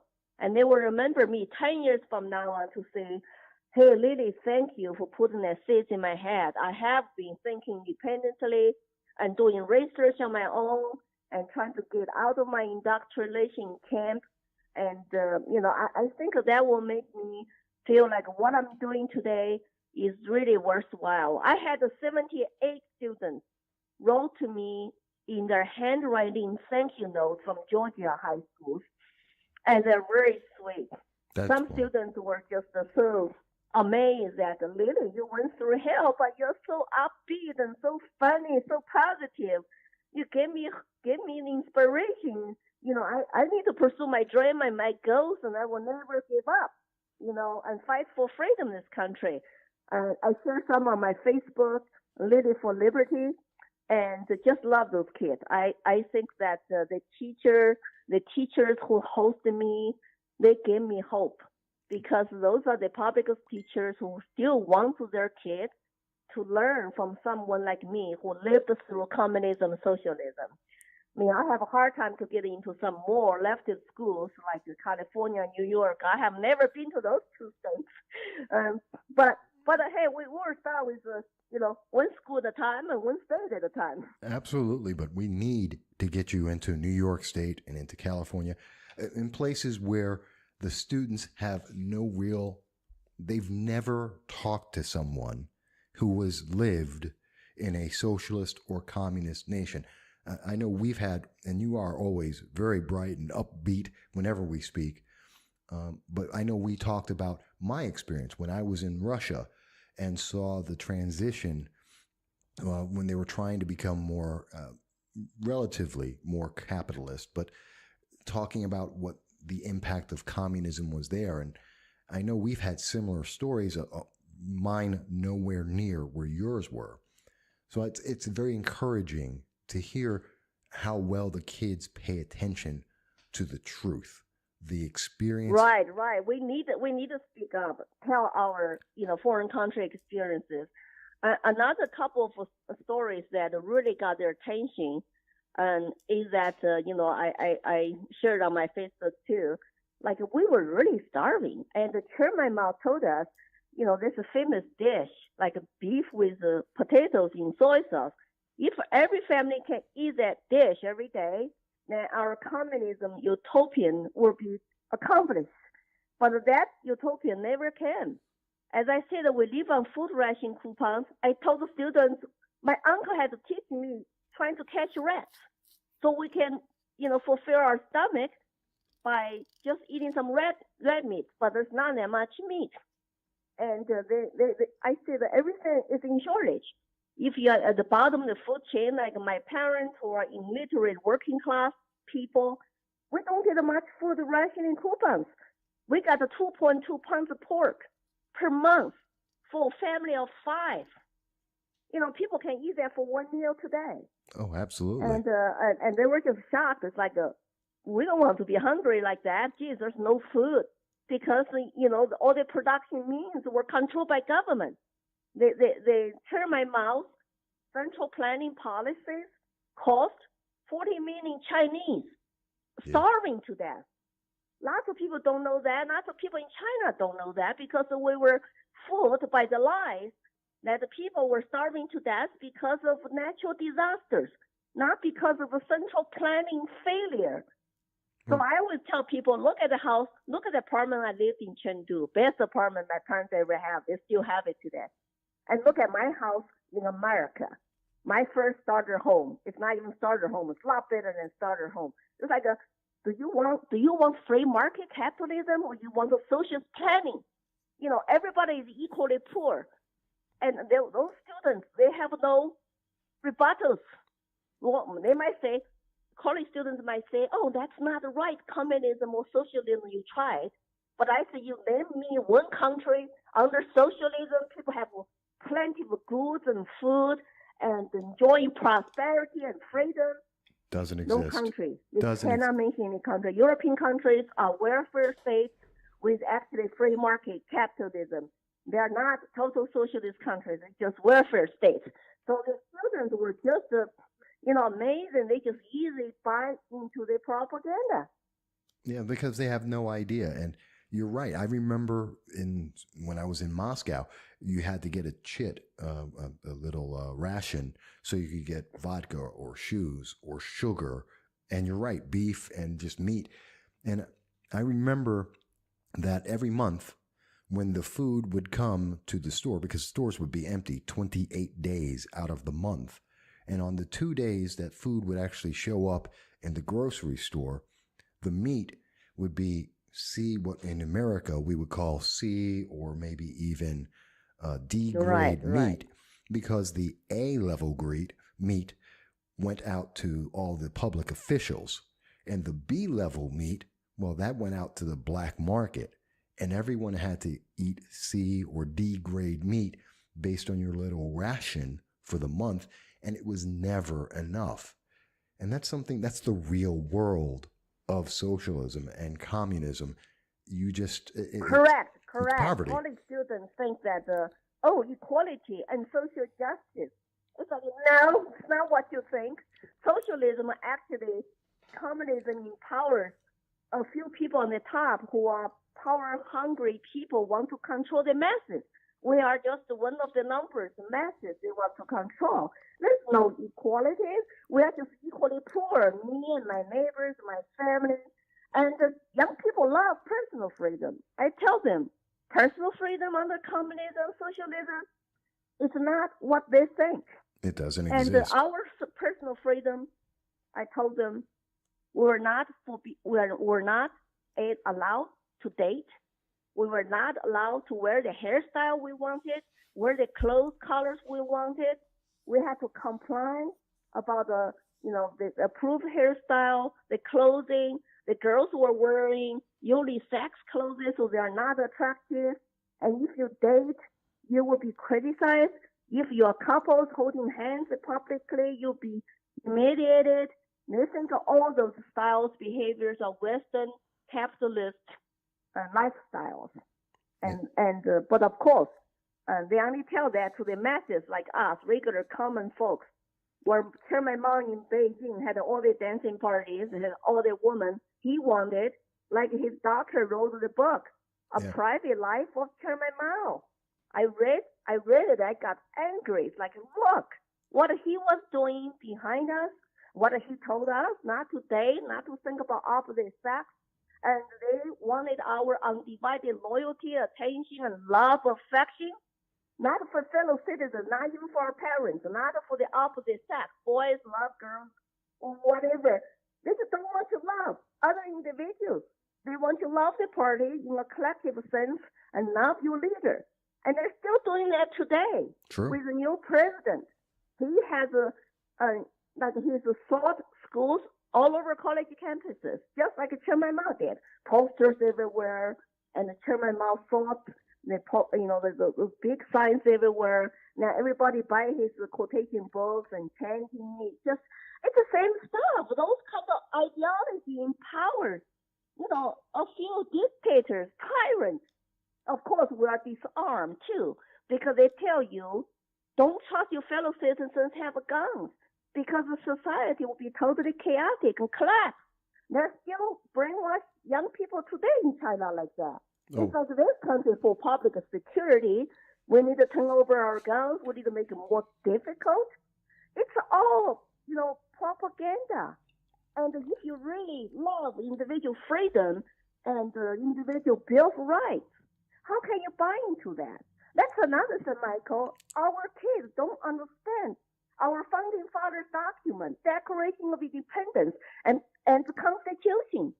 Those two documents brought me to this country. When I was in college, I met a college student from the United States. He showed me the pocket Constitution, read to me those sentences, and I had never heard those concepts before. All men are created equal. You have a natural right given to you by your creator, by your God, not by your government. I mean, that just saved my soul. I woke up from those sentences and because, I thought, geez, I'm just one of the billions and, masses. Never thought about I would have an individual right that is not given to me by my government, Well, by that's my leaders, Chairman Mao, yeah. or Deng Xiaoping, or new leaders today. Well, So people need to know, what the founding fathers absolutely, intended for this country to be. absolutely. And the civics is not taught in colleges, in high schools. Lots of people have no clue. I'm an immigrant from, China. I know better about founding fathers' documents than lots of Americans today. You really do. Sad. No, you really do. And Lily, you mentioned a lot of things in there that I want to address because it's very important. And you're right. Most younger generation really don't know what's in the Constitution, what are their rights. And that's scary. But that's why we need to speak out and talk about it. And that's one of the great things of America, that you and I right now can have this conversation, to put it out on the social media, to let people know what the news media won't tell people, what the classes in colleges are not telling them about the real experience. And that's important. And let me ask in reference to, and let's put this in context for some who may be listening to it now. You've heard about the Green New Deal by Alexandria Ocasio-Cortez, which I believe is an incredibly socialist document and would fit perfectly in Russia, would fit perfectly in China, in Venezuela, any of these socialist nations. Now, I've read the bill. Did you get a chance to read the bill? Not yet. I only read some articles about her proposal, and her Democrats, colleagues are behind it. And what do you think after you read the entire bill? Well, I can't stand it because it is both impractical, implausible, and impossible all at the same time. The bill says, and tell me if this sounds, from your experience in China, it says that everyone must become part of a union. It says that everyone has to give up their cars. It says that everyone must let the government fix or create or destroy their homes. It says that that everyone will be paid by the government, that the government will give you a job even if you don't want one, and it will mandate your pay. Does that sound like China, or does that sound like America to you? We went through the same things. I was so upset with those proposals, and I even challenged her on my Facebook. ACO, I would love to debate you. I would love to debate the socialists in this country if I was given an opportunity. We were guaranteed jobs. Women cannot stay home, even choose to be home mothers. They had to put their kids in government schools And the parents had to go work 6 days a week, but no productivity. And because everything was owned by government, by the bureaucrats, by the central planners, what to grow, what to produce. No productivity, no efficiency. So you were guaranteed a government job, but you could not have your children well fed. So that's what a government job means. There's no free market, there's no competition, and there's no enough products. We were rationed even to have very little toilet paper. And one brand of government brand of detergent, one kind of soap, cannot buy makeup, cannot buy beautiful clothes, cannot buy lots of stuff. Even if you have money, I guess you could go to black market, but we're so dirt poor. So what they propose is not a utopian that will never be accomplished. The results will be disastrous. And I saw that she wants people to take the trains, mass transit, and ban air traffic. Yes. Like airplane travel. It's like those people want to go back. Go back to the Stone Ages where people did not have enough food, nice housing, and could not travel, living in an isolated land. And that's what those people's ideology is. They think they're better than everybody else. They own you. They are your masters. They're the one who decide, what is the public good? What is best for you? How you should live? How much food you should have? And once you get married, have children, how many children you should have? It's a typical super big government tyrant attitude and ideology. I'm absolutely sick and tired of people talking like that. Like, who gave them authority to tell me I'm dummy, I'm peasant? You tell me how to live my life because I don't know how if without your super, leaders, instructions and policies and laws. It's absolute BS. I love American spirit called, Patrick Henry. I remember he said, give me liberty or give me death. I'm so disappointed today. What kind of Americans we have? They voted for politicians like that who want to become their masters, who want to tell them, dictate how they should live their lives. Lots of young people cheer for that. Free college and free this or that. We got the free stuff too. When they give you the free stuff, guess what? You totally surrounded your personal responsibility and freedom and rights. They got you wrapped around their little finger. And you were being enslaved. And I tell people, I come to this country with nothing. Could not even speak English. $100 borrowed from friends. I achieved my American dream. I'm self-employed businesswoman, and I run home business. I travel around, give speeches. I run for political office. What a great country is this! Yes, it is. And you want us to go back to the old way? And it's just, I would really love to challenge with people someday, even in schools or something. If professors want to debate me, it's the same old stuff I lived through. I don't want them. I don't want my kids to ever suffer the results of that. No, I can understand that. And I would not wish anyone to have had the experience I had. And that is so much less than the experience you have lived through. And I notice every one of the socialists, these democratic socialists like Bernie Sanders, Alexandria Ocasio-Cortez, many of the others, these are people who never actually live in a socialist nation. I ask students and kids and younger people all the time, and anyone who's in that progressive far left mindset, I ask them all the time, have you ever lived in a socialist nation? Because I have. And they always go, no, but it should be great. It's like, have you talked to anyone who's ever lived and left a socialist nation? And they always say, no. Why would I? It's like, well, then get the real answer, which is why we're talking today, Lily, because it's the real answers. And I thank you for that. Let me ask you something. The news is just coming out today. You may not have heard it yet, but there was, in 2018, there was a red flag law that they tried to pass in Colorado. And that was, the Republicans shot that down and it did not pass. But as of today, I know that in Colorado, the state legislature, they're trying to pass the red flag law. Last year in New York State, actually this year in January, we just passed it. It is, I feel, red flag laws. I've done 8 months of research on this. It is one of the worst things that could possibly happen. It destroys due process, in my opinion. What do you think of it? I know about it. It was out yesterday, and I'm a very strong believer of Second Amendment right.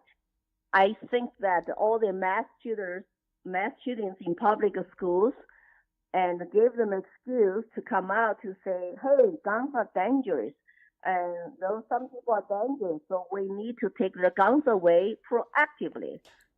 Unfortunately, lots of Republicans and even our President Trump kind of support that. I don't know what is the compromise the NRA has made over that, but for me, Constitution is the supreme law of the land. Yes. If you want to take away people's property and the right for self-defense, you better come up with a due process to convince people that guy, guns should be taken away. All the red flag laws potentially are dangerous because you can just based on law enforcement, some family members, friends, neighbors report to say, hey, that guy's dangerous. He's crazy. He might do harm to the others. And in Colorado law, they added to one court hearing for the accused to show up to prove himself to be innocent. But the thing is, though, that I thought our legal system is you have a responsibility from the state to prove that person's guilty before you can do anything to take away his rights and property, not vice versa. True. And there already been cases in Maryland, some other states, people get killed when they just show up at somebody's house and want to take away their guns, and the people will fight back, then get the innocent to be killed. Even law enforcement will risk their lives to do something like this. I think that, of course, we believe some of those people might have good intentions. We just get to the guns before those people kill others. But the thing is, where is the due process?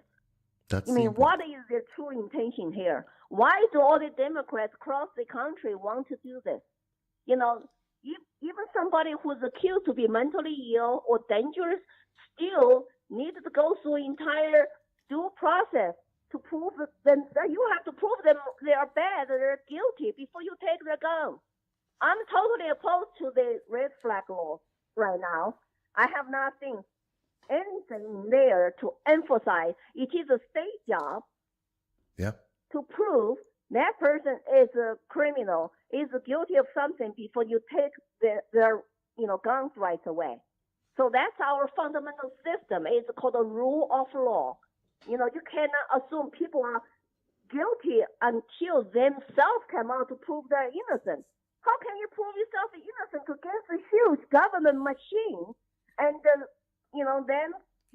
corrupted with all those bad stuff in it? Like, everybody turns into state now to tell them who is bad guy. Kind of reminds me people don't trust each other in China. Under Mao, they turn everybody to be informants of state. They turn everybody into spies for the state, agents. So nobody can trust anybody, not even husband and wife trust each other, because you can turn over them to the state. And there's no due process. It's ruled by man, country. I really hesitate to see America going down that path. So I think we need to be very careful. Red flag laws can cause lots of innocent lives and can really take a country go down the wrong path. I think so. I agree. And that's exactly what I have found in all of the research I have done. The Maryland shooting, the shooting in Washington State, many times over and over. And they're not making people, if anyone looks at the FBI data, which is called the U.S. Crime in the USA report, You can look at that year after year. It hasn't made anyone safer. It isn't working. It only hurts people because it takes away their rights. It doesn't give people anything in exchange. But I wanted to get your opinion, both as a woman and also as an American and also someone who's had the experience overseas of living in socialism, to see it's one thing for me to say it, but it's also much more powerful to hear you say it. Let me ask you, because in New York State, they also passed a recent law, and I know that this is something going around the nation. Do you think it's a good thing that women have to wait 30 days to be able to protect themselves with a firearm against, if they believe that they want to protect themselves against rape, or if they want to protect themselves against domestic abuse? Is that a good thing? Is that a bad thing? What do you think about it? Well, if you look at it in history, that free men always own guns. The slave masters always have guns for self-defense, for controlling the other people. Only slaves cannot own firearms, cannot own any weapons for self-defense. Good point. And if you look at the communist countries, socialist countries, they all disarm their people. Nazi Germany did it. China did it.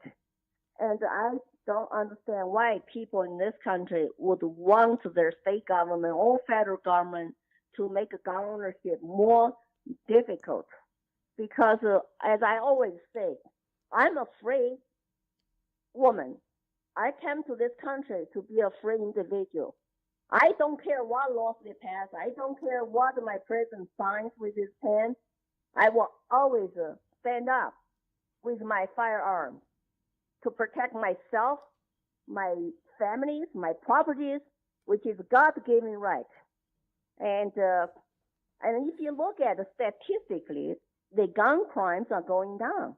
But the most gun crimes happen in the states and cities where they have the most restricted gun laws. Illinois, Chicago, New York, inner cities, and even in California, mass shooters always go to gun-free zone to shoot innocent people. They're like sitting ducks, a whole bunch of sheeples who are not armed, who are not trained, and who bought into propaganda.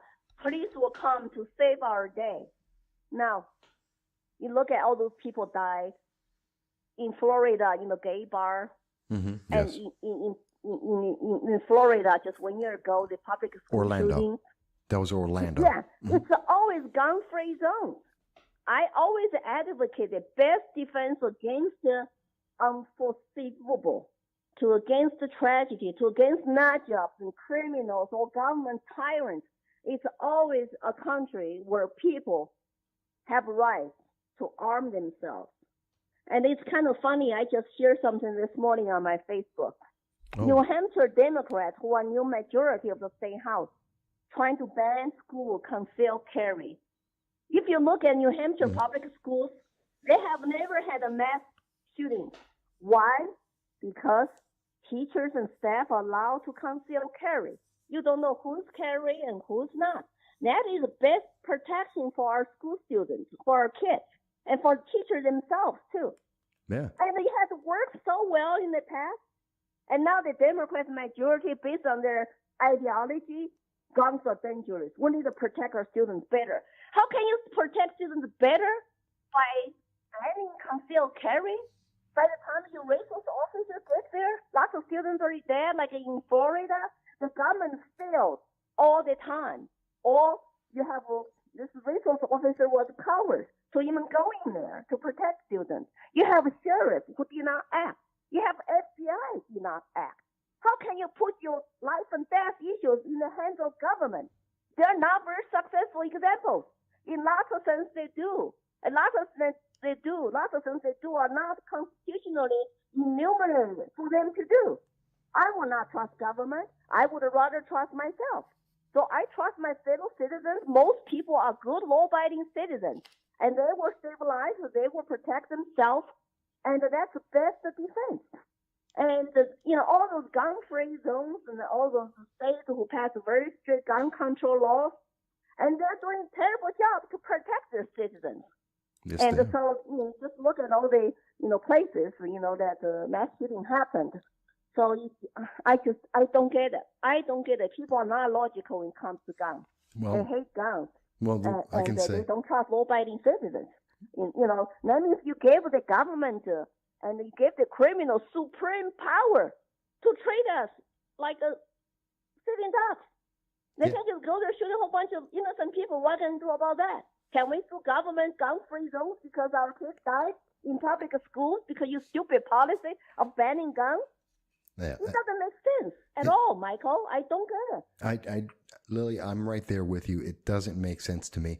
In fact, there was a report that came out in December from the Parkland school system when they looked over and they decided the thing they need is not one, but multiple resource officers who are armed to be able to protect their kids in schools, to make sure that one person doesn't fail. They want more resource officers, more people armed. And in fact, in the Parkland school, they hired 2 ex-veterans who are armed with M4 semi-automatic rifles to protect the school students. And that's the answer that Florida came up with that New York rejects, which is scary. So right, there are plenty of volunteers, parents, veterans, and community leaders. They will not mind volunteer even their time to protect our kids. If they were given the opportunity, but some schools will not even want them. I read something in Baltimore. The Baltimore City Council voted even police cannot carry guns inside of schools. I mean, is that crazy? That makes police sense. are well trained. I mean, how do you expect police officers protect students from mass shooters? Use sticks, use rocks. Like some school are training teachers, students use sticks and rocks. It's just I don't get it. I think a lot of people who are on the left, they have this fear about guns. They have never touched guns. They have never go to shooting range to practice to make them feel empowered. They're always afraid of guns. It's not the guns. It's the criminals. Yeah. Potentially, it's the tyrants you need to be afraid of. And it's kind of a false contradiction when you talk about the left side people. They don't like a police state. No. But then you want to give power to all the states, to all the police officers, all the soldiers in the country to have a monopoly in guns with the criminals who don't follow the law. So guess who gets hurt? Law-abiding citizens like us. Always. We Every will time. not do harm. We will not go kill people. But we will follow the laws. So we're the one who get hurt, who lose our rights in the process. Every single time, and I agree. And by the way, I should ask, because I don't know for sure, how tall are you, Lily? I'm a very small person, 5'1". Okay. 124 pounds. Now, that's my best leverage to protect myself against 1 or 2 or 3 guys. It's my weapon. That's what I was going to ask. How am I going to defend myself or my family? Yeah, and I know you can fight. You are a firearm owner, and I know that you have gone to the range, and you're an example of a woman who would, depending on the situation, not that you can't fight, but to give yourself a fair chance in most any unknown situation, you can fire. And you fired the AR-15, haven't you? Oh, yes, I'm trained. I'm fired. The reason I got my AR-15 in 2013, it was right before the Colorado's law of banning magazines become effective. So I had to go get my AR-15 with regular magazines without limitations in order to grandfather in. And I posted my stand-up portrait with my AR-15 in 2015 when Obama was about to sign more gun control laws. Yes. So I posted my portrait. My husband took it in our basement. I was wearing my son, who is Air Force, his Air Force pants and boots. I just want to send out a message. It's like I'm from China. I never touched guns. I was never allowed to own any guns. And now you want to disarm me in this country. You know, some people are naive. No Soundbites Allowed is a podcast hosted by Michael Vass. The podcast focuses on providing in-depth discussions on various political and social issues. As the title suggests, the aim is to go beyond quick sound bites and explore topics in greater detail. Michael Vass, the host, engages with guests to analyze and discuss current events, policies, and political ideologies. The live stream and videos cover a wide range of subjects, including politics, economics, social issues, and more. By delving into longer, more comprehensive conversations, No Soundbites Allowed aims to provide listeners with a deeper understanding of the complexities surrounding contemporary issues. AI is listening. Shouldn't you know what AI knows? Aren't you tired of being treated like a child by major media parrots and want to be respected as an adult? There is nothing to lose and a lot to potentially gain, so check out No Soundbites Allowed on all major social media platforms. Hello, everyone, and we are back, and I'm happy to be here with you. I am Michael Voss, and this is No Soundbites Allowed. I'm your political dragon, covering issues from the local, the state, the federal, and even the international. So far in the program, if you've been with us over the first 3 hours, we have been talking about Israel and Hamas and Iran, the conflict in the Middle East, the potential of World War III, the reality of 3 regional wars. We've talked about China and North Korea and the current threats they are posing to us, and a little bit about what's happening with the Philippines. We can go more into that. We've talked about the American hostages that have been missing from the American news media. We've talked a little bit about Haiti and the evacuation of Americans there that have come second to, or actually fifth, compared to Haiti refugees coming into the United States. We've talked about John Fetterman, Senator John Fetterman, and his change of opinion, his distance from the progressive mantra that got him elected, and that is currently in the Biden-Harris White House. We've talked about a lot of issues. We've answered a lot of questions that have come from you, the audience, in terms of the chat here on YouTube, on Facebook, on Twitter, on DLive, and on Rumble as well, where we are right now. If you want to leave a super chat so we see your message or chat message sooner, you can go to DLive and we can get the super chat there. Or more importantly, you can always just like, share, subscribe. We always appreciate that. It helps us to reach more and more people, to answer, to take on more questions, to look at all of these issues more fully.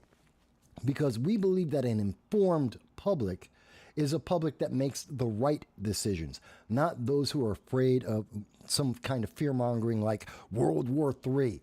That's not realistic. And that is fear-mongering meant to keep politicians in place while nothing gets done in a positive manner, as we've discussed so far in the program. I do have a question here. Now that I'm back, Graham says, who cannot...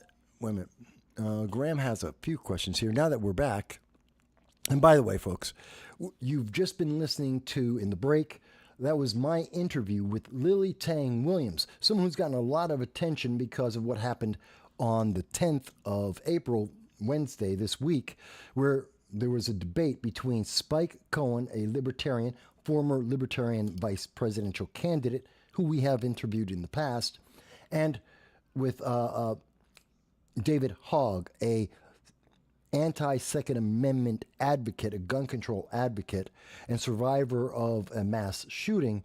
That debate happened at Dartmouth. Lily Tang Williams asked the second-to-last question of David Hogg about could he guarantee that the United States government would never become tyrannical. The answer from David Hogg is, of course not. The answer from Lily at that point was, then you can't have my guns.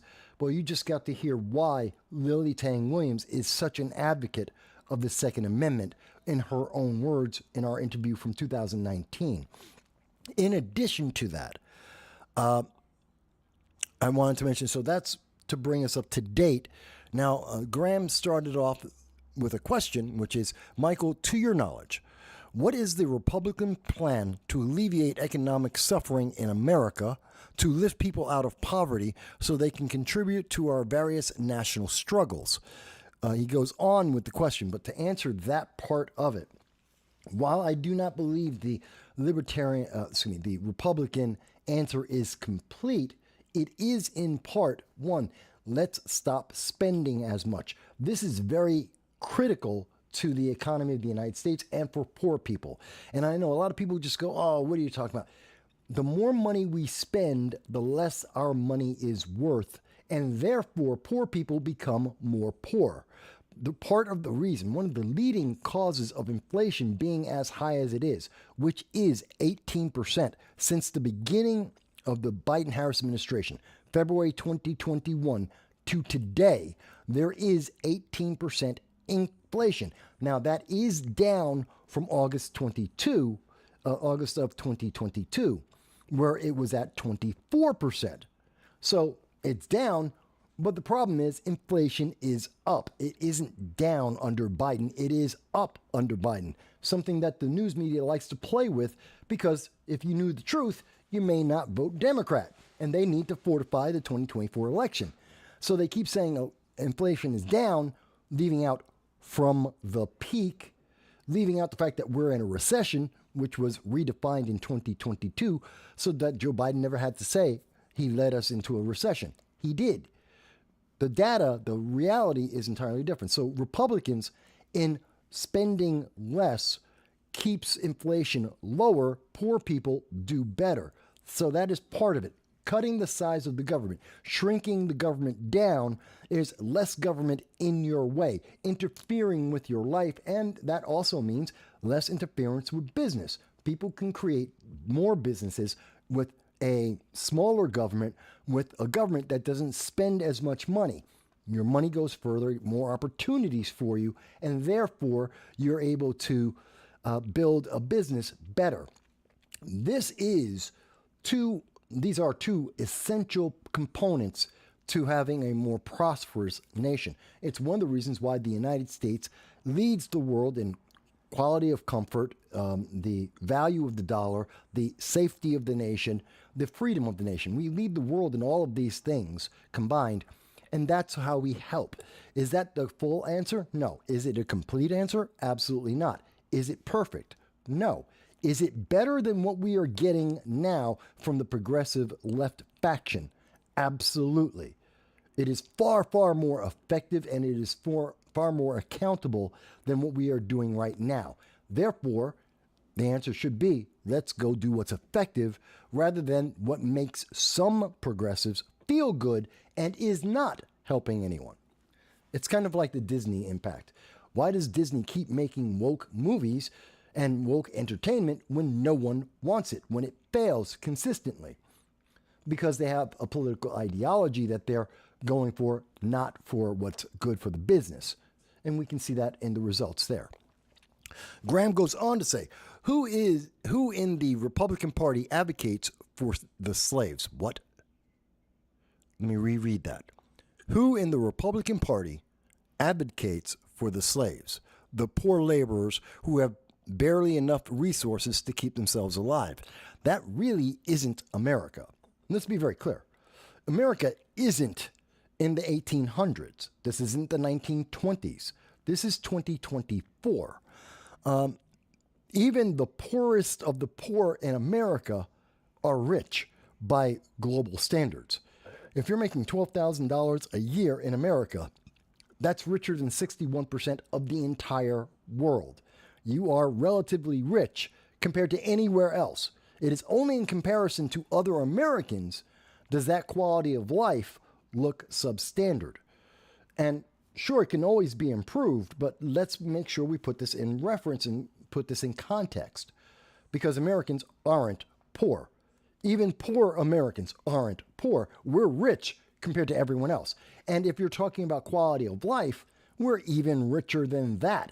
Even the poor in America have cell phones, have computers, have most of the amenities. Now, obviously, the homeless don't, by and large. Even some homeless have cell phones, but by and large, they don't. But even the homeless in America are richer than, you're not seeing them live in shanty towns. You're not seeing the rampant plagues that we see in other parts of the world. You're still living a better, higher quality of life. And in America, you're not condemned to be destitute forever. You can improve your life. You can go from being homeless to being a homeowner. How do I know that's true? Because that is an empirical fact, because I've done it. I personally have been homeless and have been a homeowner after being homeless. So you can do it. You can improve your life. You can't do that in other nations. So there are no slaves in America, no American citizens that are slaves. You want to talk about human trafficking, which is slavery. Well, that's a different argument. And slavery does exist in the world. In fact, there are more slaves in the world today than at any time previously in the history of the world. That is a fact. I know that the left love to try and equate slavery with 1860 in America. That's not realistic, because human trafficking is slavery, and slavery exists. It's rampant throughout all of Africa and large parts of the Middle East. So there's that. So it's a tricky question when you say slaves. And what usually is meant by that is wage slaves. That's something that the progressives like to say, wage slaves, that you're working for less than you're worth. Well, that depends on whose worth you're talking about. And again, it goes into more government intrusion, more government spending, and the reality that if you force everyone to have every business had to have a minimum wage of a living wage of $25, you're talking about explosively inflating the value of everything in the nation. The poor people will become more poor. That's not me saying that. That is the Congressional Budget Office of the United States when they were asked 4 separate times since 2017. They have come back and they have responded and said, if you do a $15 minimum wage or a national living wage of $25 an hour, you will create far more people who are poor and who are homeless and unemployed than if you don't. That is just the reality of it. So I would think most of the Republican values are against that kind of outcome that the progressive policies would create. That increase in poverty, that increase in unemployment, that increase in negative consequences. So going on, Graham goes on to say, what are Republicans advocating for those who cannot simply buy a firearm and ammo and start training themselves because they lack both the financial and caloric surplus to do so? Well, let me answer that. The reason why people are having trouble, people who want to defend themselves, self-defense, if you're a woman, as an example, you're a woman in New York City or Chicago, Baltimore, LA, Boston, any of the major Democrat cities where crime is rampant and it is very high. And the gun control laws have failed. Gangs run around and gangs are being supplemented, if not created, by illegal immigrants. We saw that in New York City, in the Bronx, where 8 illegal Venezuelan immigrants came to America to commit crimes, have committed multiple crimes, threatened people's lives. They started dealing drugs. They started selling illegal guns before they got captured and then released. So what do you do? If you're a woman, you want to protect yourself from one of these Venezuelan gangs or these other gangs that are in America right now. You want to defend yourself. You want to get a firearm. Well, it's the policies of the left that make it hard. I'm not just talking about H.R. 127, which was put in place by the Democrat Sheila Jackson Lee, who specifically was targeting women and poor people to prevent them from owning a Second Amendment, a firearm. No, but it's the policies of the left that increase the price. It costs $600 in New York City, to get a firearm license. $600. And that's just to put in the application. There is no guarantee that you will be approved. And in fact, it is almost statistically impossible for you to be approved. New York will deny almost I think 80% of all applications for a firearm are denied in New York State. So they put a huge financial burden in front of people, saying you've got to put up $600 and about 20 hours of training before you ever get the right to exercise your Second Amendment right, which is an absolute right. You are born with the right to defend yourself and to have a firearm, as David Hogg even admits, to protect yourself from a government that could be tyrannical. That is an absolute right. And here we go. They've put a burden in front of you. That's what's stopping people. You could spend $600. You can spend $200 and get a firearm that would appropriately protect you and your family and your property. It's not that expensive. What's expensive is the license that the government is putting in place, that the progressive governments are putting in place to prevent you from having that firearm to get that training. Because that $600 could get you a firearm and get you started on your training to be an effective firearm owner, a safe and legal firearm owner like 99.994% of the public, which is that is not a made-up number. It is, if you did the math.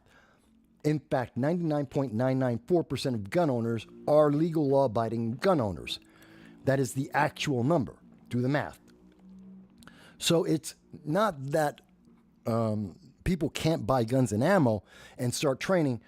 It isn't because they're poor. It's because Democrats are making it impossible. They're putting hurdles to stop them. It's kind of like the poll tax, the reading tax that Democrats used to use in the South to prevent blacks and minorities from being able to vote. They did that to block them. They put hurdles in front of people so they couldn't possibly exercise their rights. And that's what we see with gun control right now. So I think that answers your question there. Dal says, and the response, and by the way, how do many libertarians, how do Republicans respond to that? How do we do that? Lift the restrictions. Stop preventing people from being able to become lawful gun owners. Don't put a financial burden on them for exercising a right that they already have. That's the answer. So I hope I answered that for you. Dow says, repealing onerous tax laws and licensing fees and tightening government spending. That's another way to say it. A little bit shorter. I'm a little more verbose than Dow, but yes. Tony thinks that I made a great point, and that his family has been homeless. Now he's a homeowner. Yeah, there's a lot of people who've done that. It is both empirically true and it is anecdotally true. So I'm trying to give you that point. But thank you, Graham, for asking the question. And Graham brings up a great thing. I am always happy to hear questions about what I believe, what I understand, how the law stands, what's going on in the politics today, what are the likely consequences. You are always welcome to ask a question about anything political on this channel. Whether you agree or disagree with my answers, that's up to you. But I can always give you my opinion. I'll try and, if I can, give you a neutral answer if possible. Or I'll tell you straight up that it's my Republican conservative belief, and you can take that with a grain of salt or a pound of salt as is necessary. So you're always welcome to ask questions, folks. And even if you disagree, I have to emphasize this. I always do. It is okay to disagree with anything that I say in terms of this is the conclusion of what these facts lead us to. You may think the facts lead somewhere else. That's fine. We're happy to have that conversation. Or you may know facts that I do not present or I'm not speaking about that might change your opinion.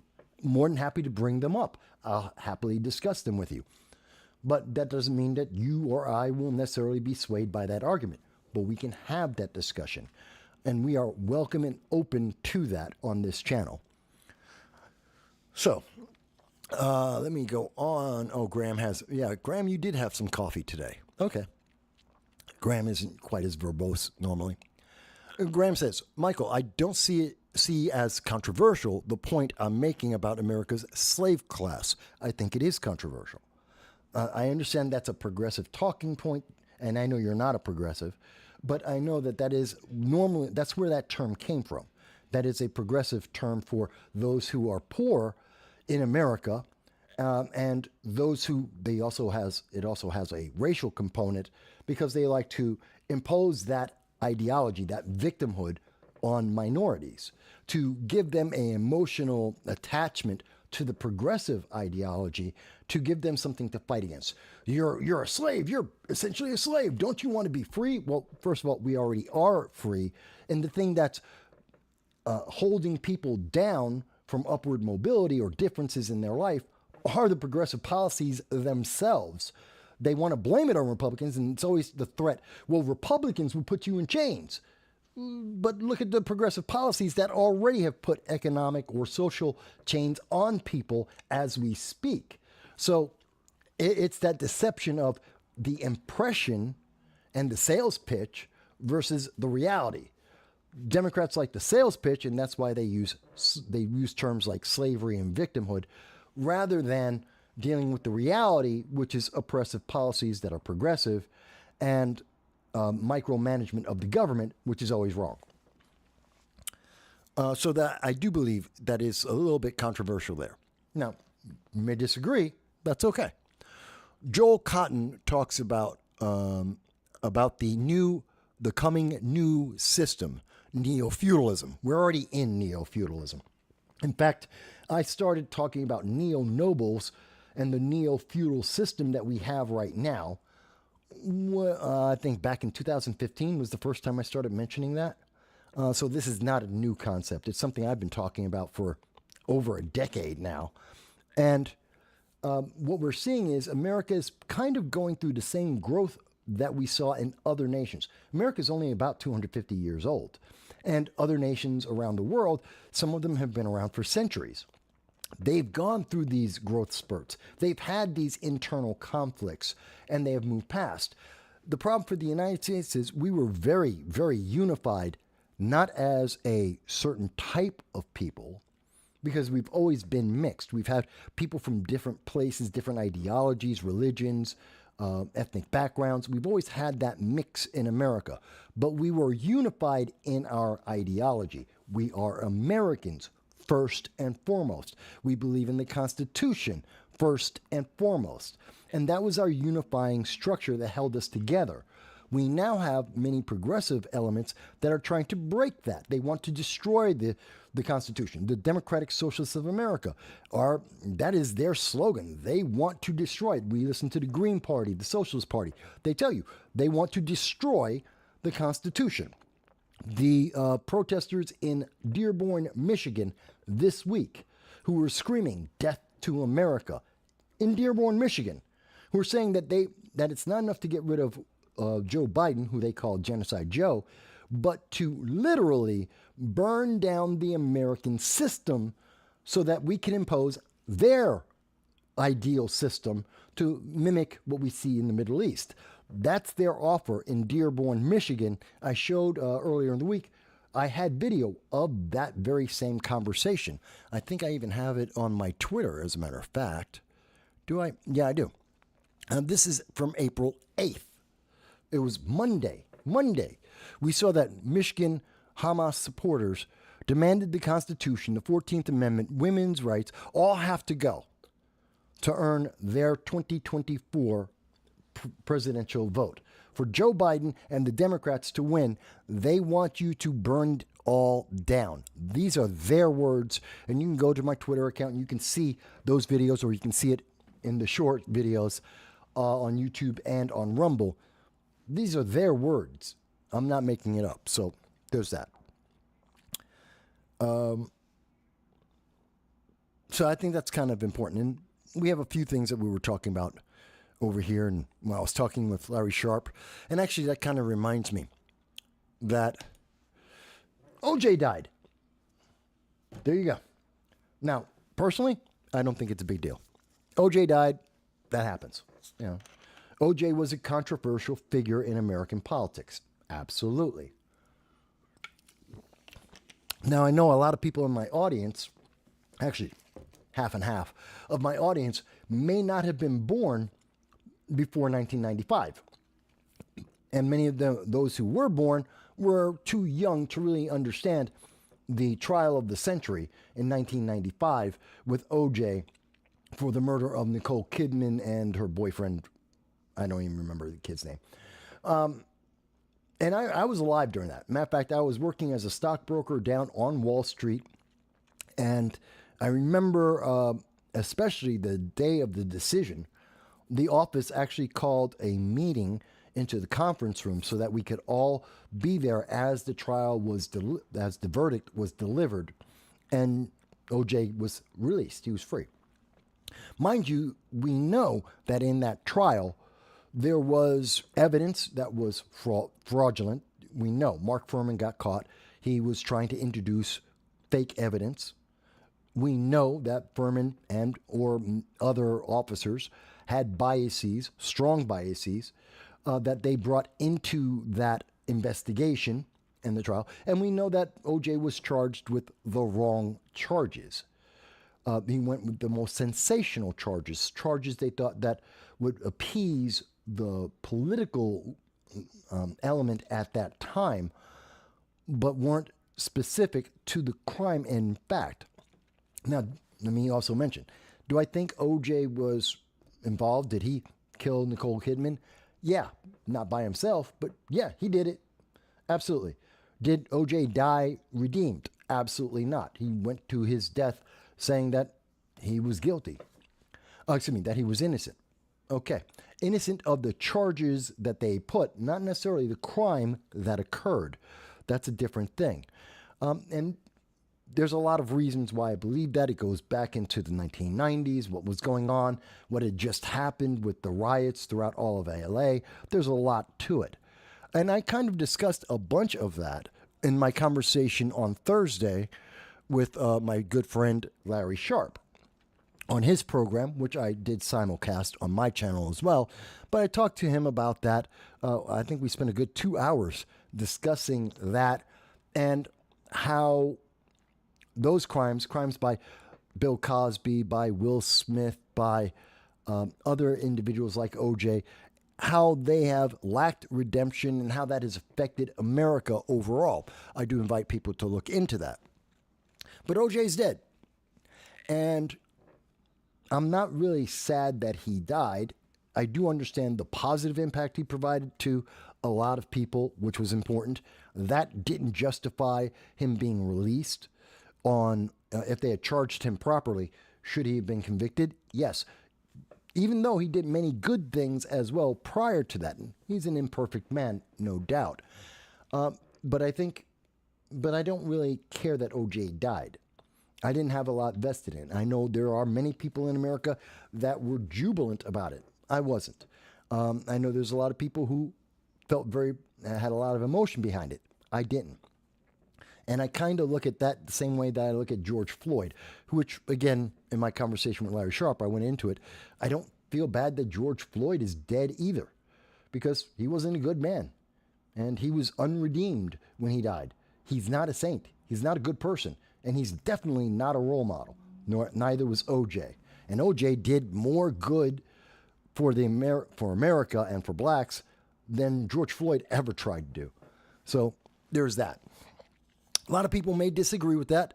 Perfectly fine. I'm okay with that. Tell me why. But I did want to mention the OJ trial, and I also wanted to mention, and just to show you, and you can also see that conversation with Larry Sharp on my channel as well as his channel, where we had that full conversation, which was, 2 hours long.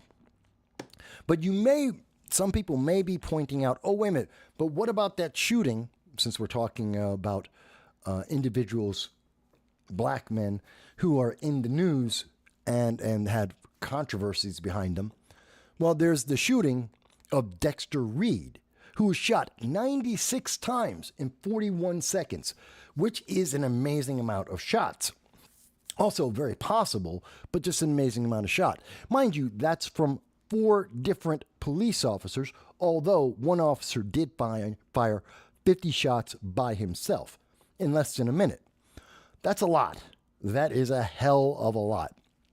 And a lot of people are trying to compare the death of Dexter Reed to the death of George Floyd. No, let's kill that in the bud right there. Dexter Reed is not equivalent to George Floyd.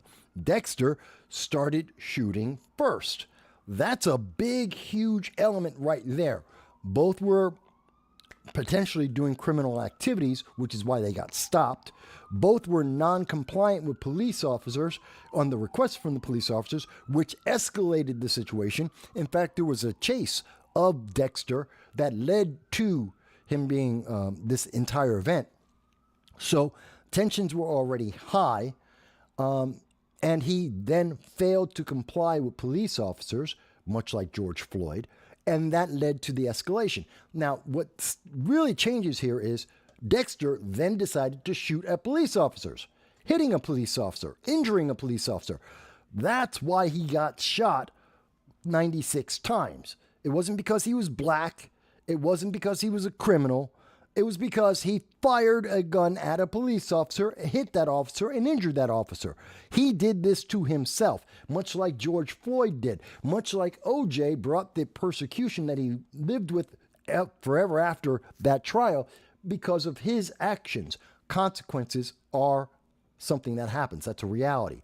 And no matter how you feel, I don't care if you like or dislike the police, when you shoot at police, you will get shot back. That is always a truth. That is always a fact. Now, is 96 times excessive? Absolutely. Should he have been shot 96 times? No. No, I don't think he should have. He did pose a threat. How many of those shots actually hit him? I didn't see that number. I don't know if that is actually known.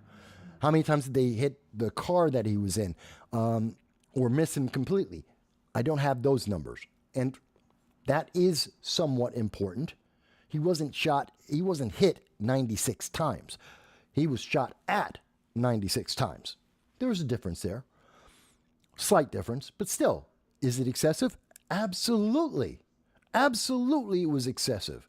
With one officer firing 50 shots, that means the other 3 officers shot somewhere around 20 shots apiece. Actually, a little bit less.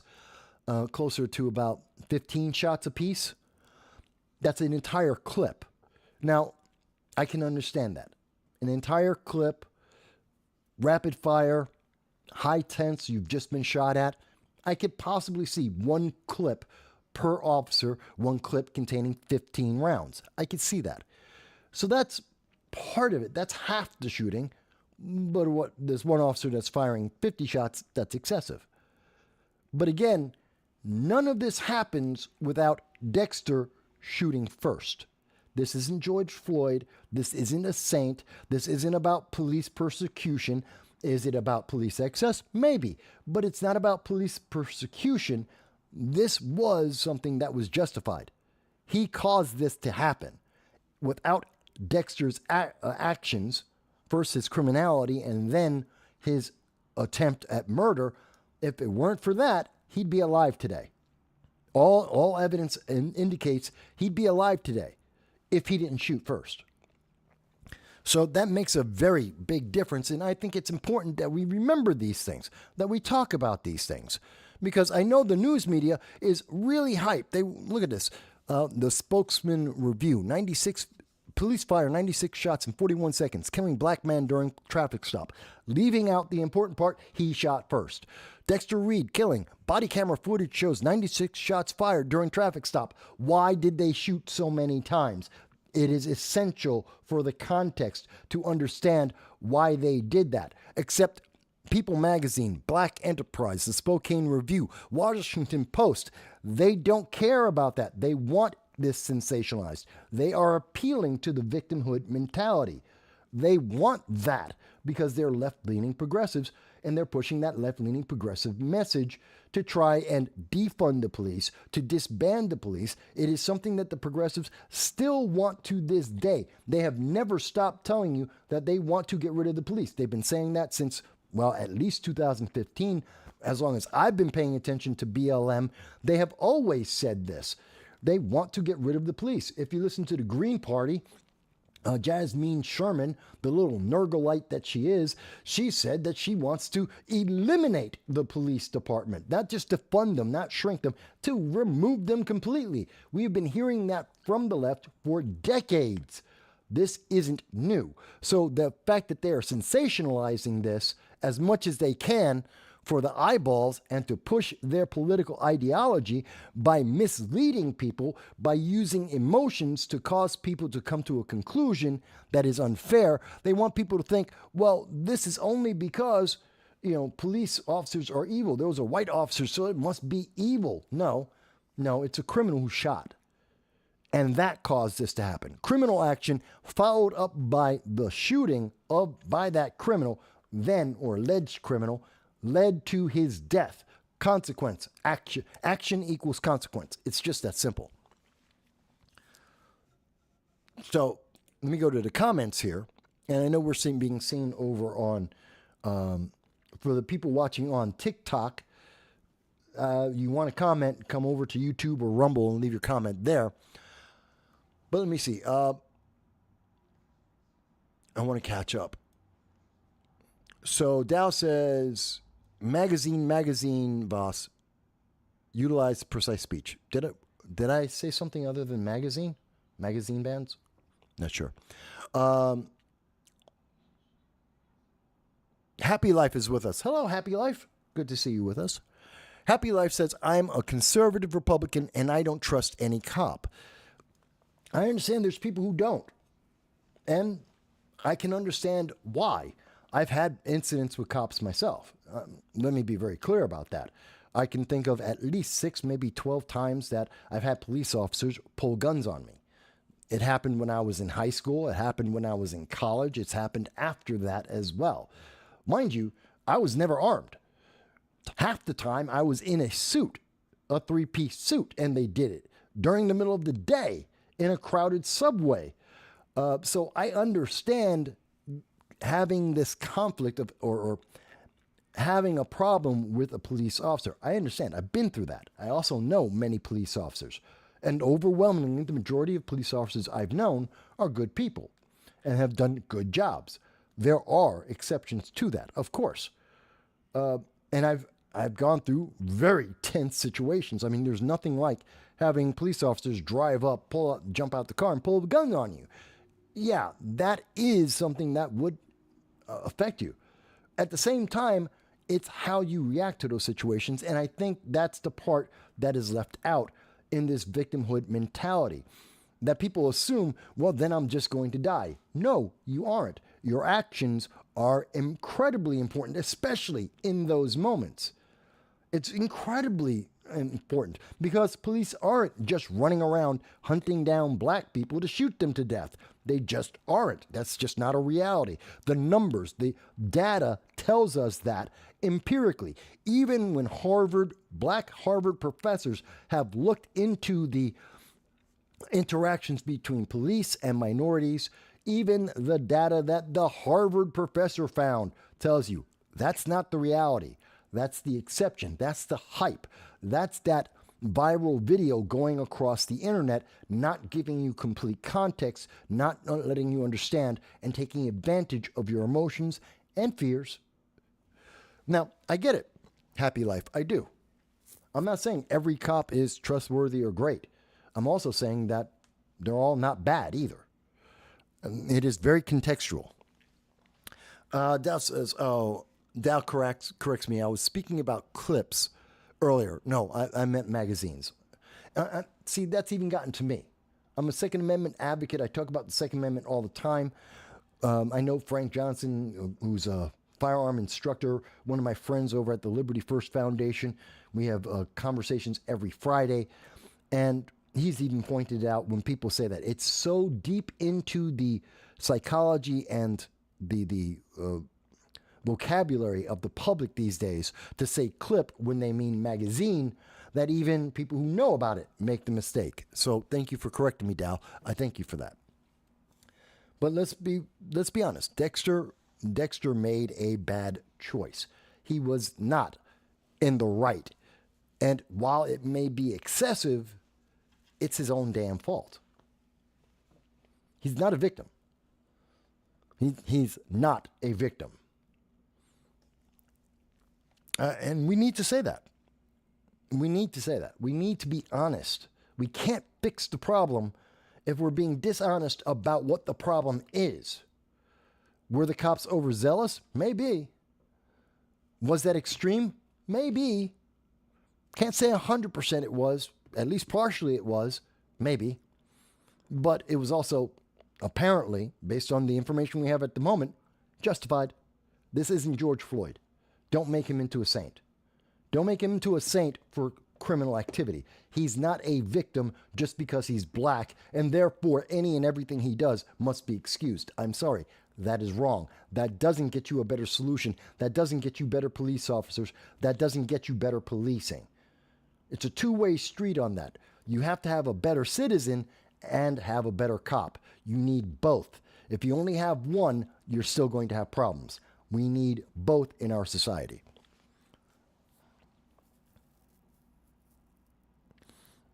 And yeah, Dal, you're correct. If you didn't correct me, Frank absolutely would have corrected me. So I thank you for that. But I wanted to bring that up because it kind of falls in line with OJ is dead, the problem with the way we portray black men in our society, what we expect out of them, the violence that has been attached to them incorrectly in many cases by the left-leaning news media so that they can push this message of victimhood, so that they can push their progressive ideology, promising that if it was only everyone was all progressive, if there were less police, this wouldn't happen. That is a lie. That is an absolute lie. And in fact, what we have seen is that there'll be more crime, and therefore they will turn around and say, oh, well, then we need more of our type of police officer, and they instill a different, more oppressive government and rulership over the people. It happens all around the world. It's very common. But not a lot of people are seeing anything but the headlines. They're only seeing the edited clips of the shooting. They're not getting the context. That's the important part. We have to keep this in context and understand it completely. And I think most people, the fact that this isn't more viral for Dexter is because more people are saying, but wait, how did that happen?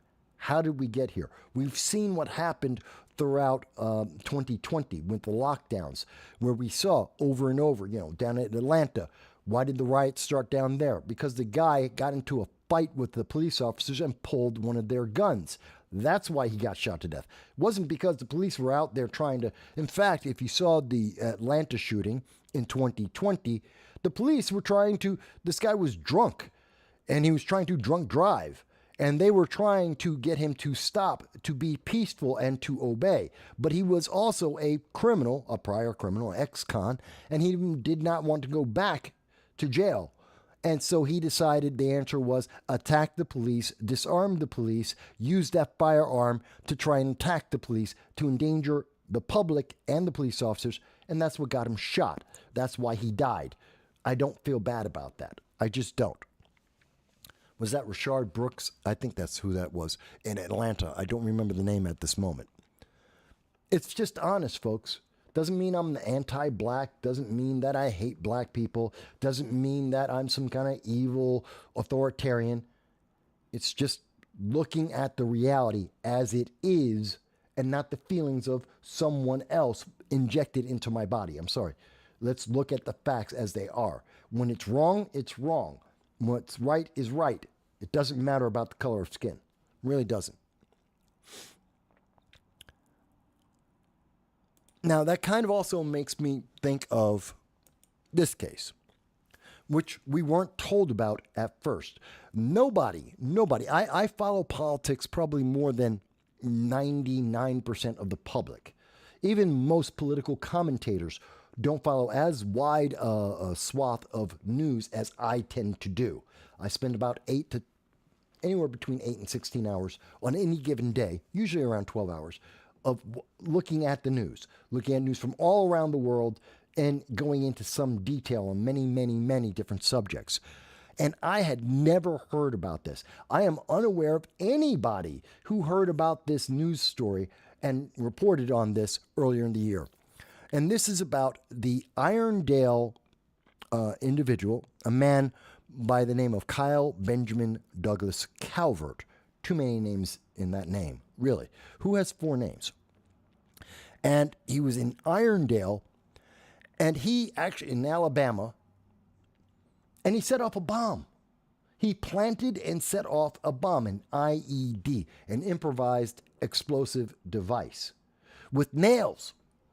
He put in nails and shrapnel to make sure that he could harm as many people as possible when he set off this bomb.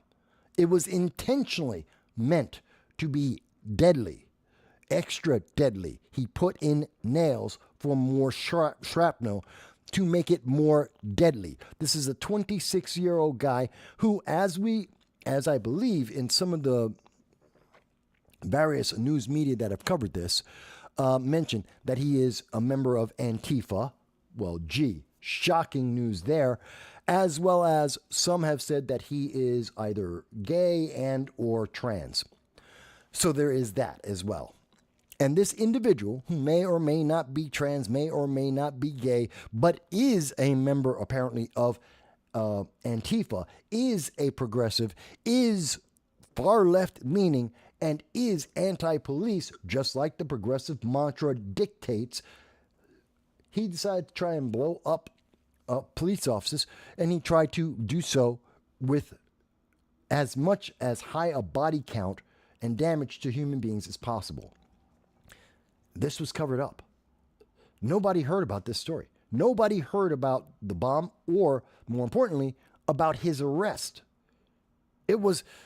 This was the least covered news, because the left-leaning news media, much like what we see with what happened to George Floyd, and much like what we see happening with Dexter, is that they have a political agenda in place. And that political agenda is not served by having a member of Antifa arrested, which verifies, yet again, Antifa does exist. It's kind of like when Representative Matt Nadler of New York said Antifa doesn't exist. A week later, a self-professed member of Antifa shot a man to death in Portland just because he happened to be in favor of President Trump. They exist. The left doesn't want to recognize them. And when they get arrested for doing things like planting IEDs in America to blow up police officers and to cause public harm, well, they don't want to admit that, because then people might look at Antifa like the violent terrorist organization that it is. And they want to hold that back because many progressives support Antifa, and they are playing to their base. They're pandering. And they don't want to target the trans community. They don't want to talk about the LGBT community. They don't want to connect when their radicals in that community go and do radical things. It's really sad, because this is a crime that should be talked about, and we should be saying, well, if this man is part of Antifa, and Antifa, which is known for its violent outbursts and attempts to commit arson across this country, to commit autonomous zones, which are by definition insurrectionist, shouldn't we be aware? Shouldn't we, the public, know about this so we can be aware of these people and try and, well, shun them in our communities for nothing else? I think it's very important, and I think we really need to more have coverage on this. But look at this, violent. I think he's more than violent. He's planting bombs. Violent is the least of the words. Irondale man with anti-government beliefs. He's a member of Antifa. He is literally a terrorist. Antifa is a terrorist organization. He's a member. That makes him a terrorist too. Charged in nail bomb detonated outside Alabama. Geez, do you see how they're trying to minimize the nature of this? Let's go to ABC News. Man charged. ABC News is even less likely to tell you the truth. Man charged for allegedly detonating device outside Alabama Attorney General's office. Well, let's see. They didn't mention that he's violent or what he was doing was violent. They didn't mention that he's a member of Antifa or that he's a member of or that he has anti-government beliefs. Those things are out. Why? Because ABC News is more popular than AL News, and therefore they don't want the greater audience to know that this guy might be trans, that he might be LGBTQ, that he is a member of Antifa, and that he has radical anti-government views that they want to blame on someone else. They only say that about Trump supporters. They say that about the right, but he's on the left. They want to minimize the connection between this individual and what he did and the left and the leftist ideas, the progressive ideas that are throughout all of America. You don't have to believe me. Talk to any leftist progressive out there. They will tell you that they want to get rid of the Constitution. They want to burn down America. They want to start over with their ideas, not the Constitution, but their own feelings. And that is important. This wasn't told. His thing, he's putting out stickers to show people. What is it? He puts next to the bomb stickers that say, "Eat the rich," "Feminist action," "Abolish ICE," "Support your local Antifa." Does that sound like some little milquetoast person running around? No, this is how radical they are, and this is the actions of these radicals. If you don't listen to them, they attack you in force with force. It's just that simple. We really need to identify these radicals, these violent radicals, and call them what they are. Terrorists, domestic terrorists, which they have been identified as, and they should be rooted out of every city, and they should have no safety. They should be charged with the criminal crimes that they make. Let me see. Okay, I just wanted to check if I'm up to date with all the comments. But I think that's an important story. And I know there are some people who are going to say, but Mike, we can't really talk about that, and you misunderstand, and, cops aren't perfect.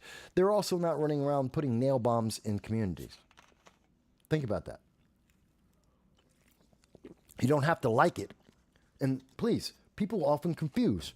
They're like, but I don't like that. I didn't ask you if you like it. We're not talking about your feeling of whether you like it or not, because that's immaterial. That doesn't change anything. Your feelings may change depending on the video that you see, depending on the argument someone may have, depending on the time of day and whether it's raining or not. Your feelings will change. I don't care about your feelings. The facts don't change. The facts are what they are, which, as we understand it, this individual was planting a nail bomb, was trying and was attributed to Antifa, and he's out there putting down nail bombs. And we have seen members of Antifa go out, like in Atlanta, where they have gone around, and defenders of the Atlanta forest, where they have committed acts of arson, trying to burn down police stations with people inside and attacking people in the Atlanta community. We know this. We've seen that in the autonomous zones in Seattle. We saw that in Portland with 120 days of rioting. We saw it in Philadelphia, New York, Atlanta, I mentioned Atlanta, Boulder, Colorado, Austin. This is the reality of the far left. If you don't obey, if you have a different point of view, they are willing to use force against you to coerce you to listen to them. And that's why they're terrorists. That's why they're bad, and why we need full context when they are involved in an incident. And we should be told about this regardless of the political beliefs of the news agency. They shouldn't be hiding this from the public, as they have done in this case in Alabama. And I think that's important. Maybe you think I'm wrong. It's okay. But I think part of the reason why we're not hearing about the Alabama or the Atlanta cases like we should is because they're trying to protect Joe Biden from the reality. As we can see here, this is from the Wall Street Journal. Biden loses support amongst black men. This is a Wall Street Journal poll. But we have been seeing this from several states. We've been seeing this consistently. This isn't the first poll saying that Joe Biden is losing part of the black vote. And so they're trying to pump that up. And that's part of the reason why you're seeing so much emphasis on the 96 shots for Dexter Reed, because they're trying to bring that fear of police into support of Joe Biden. That's what they want, because Democrats are against, the Democrats who are pandering towards progressives are against police departments. They want to defund them. They have defunded police departments across this nation, which led to higher crime. So they want to tie police and the shooting of Dexter to Republicans so that Democrats will get more votes to help Joe Biden. That's why you're seeing such an emphasis on Dexter Reed, who isn't a good person, but that's to try and offset, I believe, to try and offset the fact that Joe Biden's losing black men because his policies hurt minorities. They hurt black families. That's just a fact. You can see that. Look at the inflation. Look at who does inflation hurt the worst? The poor. And it hurts people who are undereducated, who have lower class jobs, working class jobs. Not that those jobs are bad, but they're the most impacted, and crime in our communities, who are the most affected by that. People who are in urban areas, which tend to be large portions of it are black or minority, they're reacting to the reality that's going on around us. They're just told not to, and they're looked down upon for that. And I think that's also part of the reason why we see that the White House decided that when OJ died, the White House came out and said, "Oh, our condolences to OJ Simpson." Why? There are lots and lots of entertainers that have died, that die every year. You don't hear the White House talking about all of them. You don't hear them giving condolences for each and every one of those various individuals that died. And OJ is intensely controversial. But he is usually and mostly seen positively in the black community, at least far more positively in the black community than in any other community. Joe Biden is not only, the media is not only trying to prop up Joe Biden by trying to instill a fear of police into the general public, but the White House itself is pandering to the black community in terms of their condolences for OJ, because they're trying to win back that black vote. Oh, see, we have concern. We have empathy. We are sorry that OJ is dead, not taking into context or into context the consequences of doing so, and all the rest of America that have a lot of problems with OJ, that have a lot of problems with what OJ did or is accused to have done. And this is all because they just want those votes. They don't care. They don't care about you. They don't care about OJ. They don't care about Dexter Reed. They care about the votes. And that's it. Let me see here. We got a comment from, hey, Agent Black over in the United Kingdom is with us. And Agent Black says,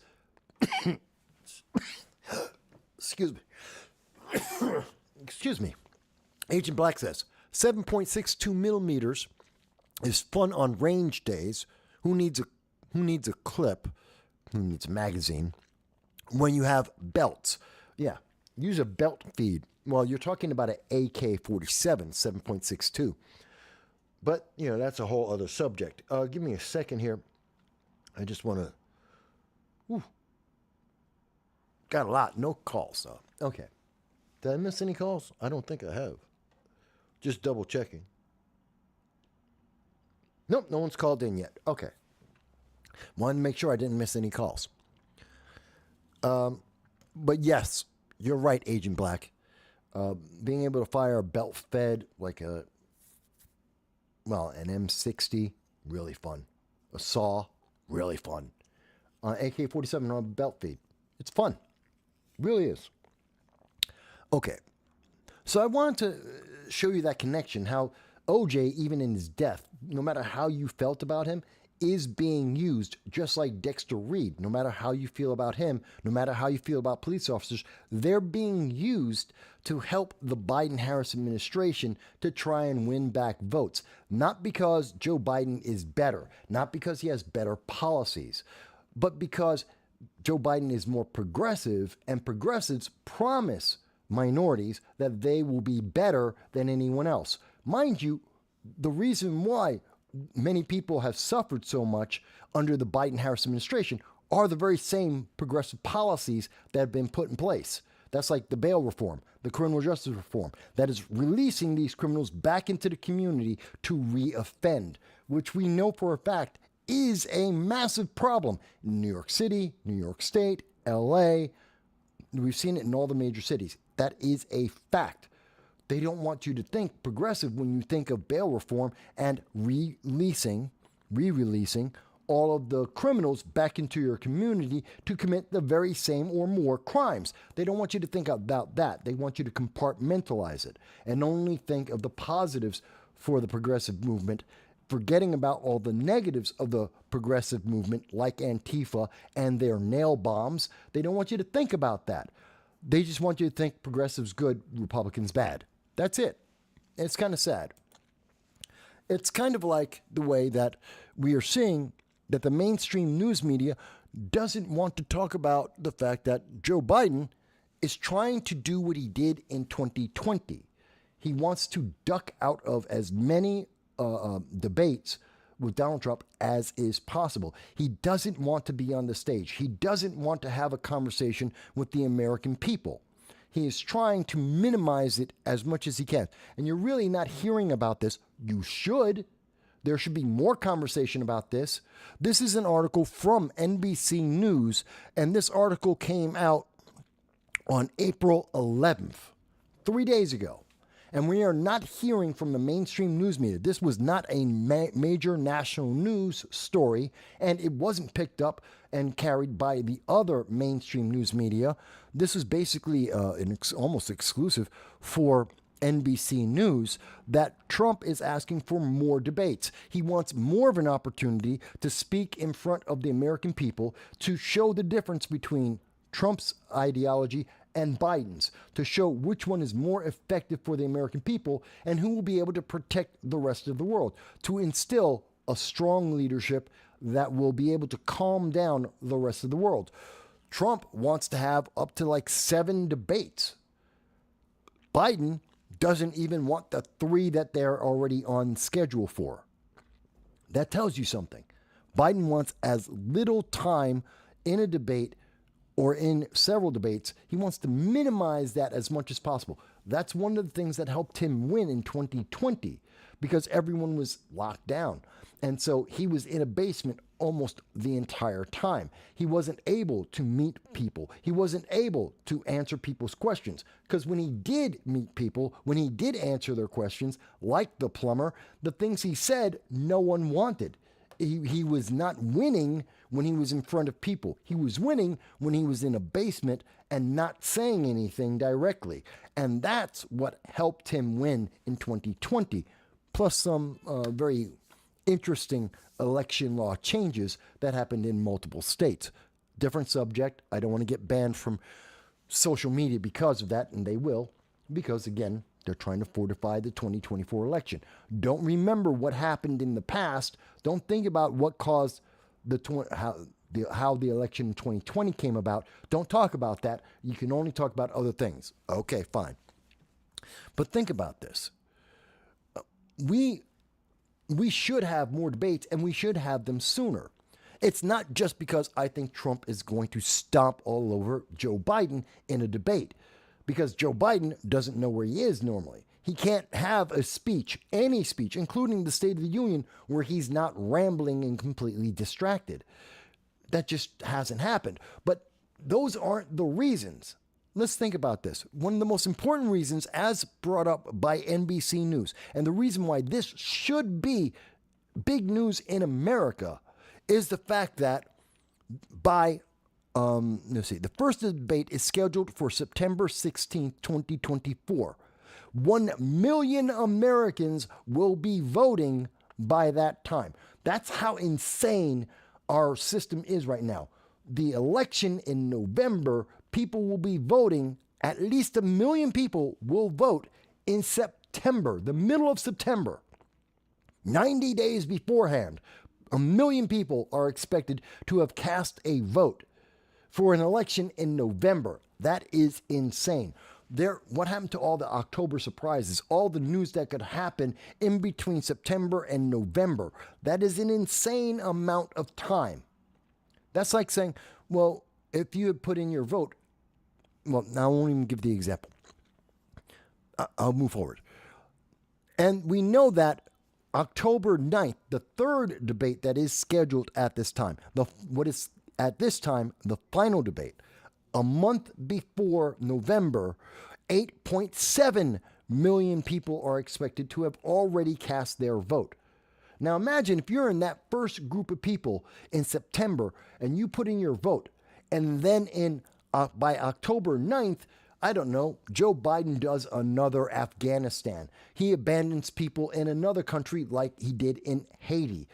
There's another Hamas or Hezbollah or the Houthis capture and take hostage more American citizens that they're torturing like they did on October 7th of 2023. What if that happens and you already made your vote? Not everyone will go back and vote again or try to fix that vote. No, they'll leave it. And now they're voting for someone they didn't necessarily want to have in office because they didn't have enough information. What if you find out on October 9th that Joe Biden abandoned 70,000 people around the world? What if that's the first time you hear about that? Because you didn't realize 5,000 people were left behind in Afghanistan, 10,000 in the Ukraine, 15,000 in the Sudan. You didn't see that news. You weren't paying attention for those 2 weeks between the last week of April and first week of May, and you missed it for whatever reason, and you haven't heard about any of this until someone shows you this video and you go, wait a minute, there was Americans abandoned in Sudan, in Africa? 15,000 of them? Did that happen? Yes. Look at the last week of April 2023, first week of May 2023. Yeah, it happened. They're still over there. No one has ever seen them. They haven't come back home. We don't know what happened to them. They're just lost in a war zone.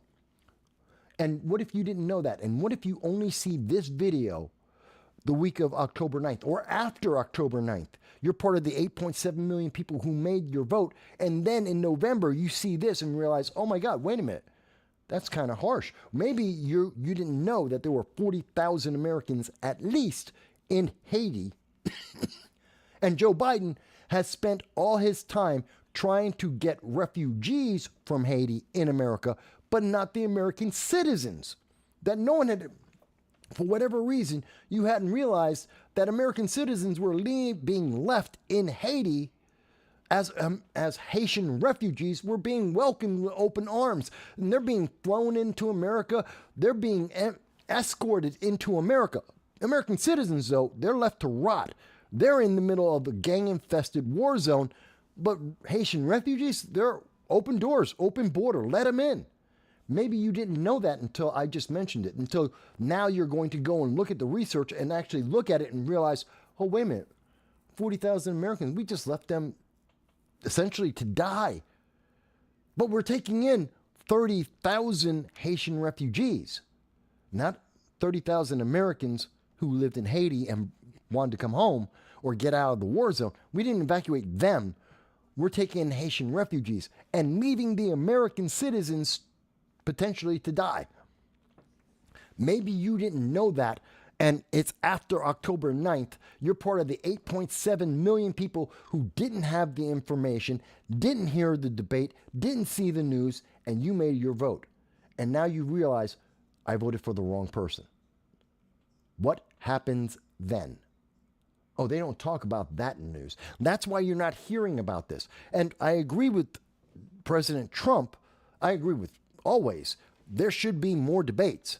We should have at least one, if not two debates, especially in 2024, about our global policies, our foreign policy in the United States. It is essential for whoever wins in 2024 that they're going to have to deal with Russia, China, Iran, all on a rampage, that these countries are building up. They're militarizing. They are taking on regional wars as we speak. We need someone who can effectively respond to that. It doesn't matter if we like them or not. I don't care if they're best friends with Chairman Xi or with Putin. I need them to stop these guys before they keep going forward. We need someone that they either fear or respect or both. That's what we need. It doesn't matter if they're nice or not. It doesn't matter if they speak nicely or not. It needs to be effective. And I think we need to have politicians who we have confidence can do that effectively, that they can be a strong leader that will instill the fear and or respect as necessary to stop what we are seeing happening in the world before we have fully 3 regional simultaneous wars across the globe, which is worse than World War III. So even if you don't think that Trump is the best choice, we should have on that debate stage RFK Jr., Joe Biden, Donald Trump, and the Libertarian candidate, whoever it may be. All 4 of them should be on that stage at least 7 times, starting at the beginning of the summer, so that the public can ask the important questions and get the important answers back to get a better understanding. And we already know what Trump is on. He has a track record. So does Biden. We now have a track record for both of them. We can judge them. We need to have an evaluation, and it needs to be a serious one and not simply pandering for votes because Joe Biden recognizes that he's losing black voters. So to make up for it, he says, I have empathy. I'm sad that OJ died. I don't care. That's not the answer. More debates are the answer. And I think that's important. I think that's very important. Let me go back and check on comments here. Again, anyone, all comments are welcome, whether it's from YouTube, Facebook, Twitter, DLive, YouTube, wherever you are, or on Rumble. Absolutely. And Rumble is the only one that at the moment allows you to have super chats, so I look forward to that. If you agree or disagree, doesn't matter. I'm always happy to hear your voices, no matter what your opinion is, based on the facts. Let me go to these comments here. And I'm almost up to date. Oh, Agent Black is talking about, I attributed Agent Black, who's in the United Kingdom, and was talking about the 7.62 millimeter firearm. I assumed that he was talking about a belt-fed AK-47, which fires a 7.62 millimeter fire bullet, a round. I'm wrong. He was talking about a GPMG, a GPMG machine gun. Okay, so got the wrong one. That's fine. Graham says, Michael, some on the left are calling for Joe Biden to be replaced at this summer's Democratic convention. In your view, what is the likelihood of this? Not going to happen. Quote me on this. Clip this, save it for later, or put it out in public. I don't mind. My prediction is, no, Joe Biden's going to make it all the way through. Unless Joe Biden drops dead, I mean literally drops dead, has a stroke, and is laid out. In fact, we've already seen Democrats will support a candidate that has a stroke. I mean, John Fetterman won. He had a stroke. They let him in. So literally, it would have to be Joe Biden has to be dead for him to be replaced. Because even if he's ill, Democrats are still going to vote for him. Or rather, he's still going to win the nomination.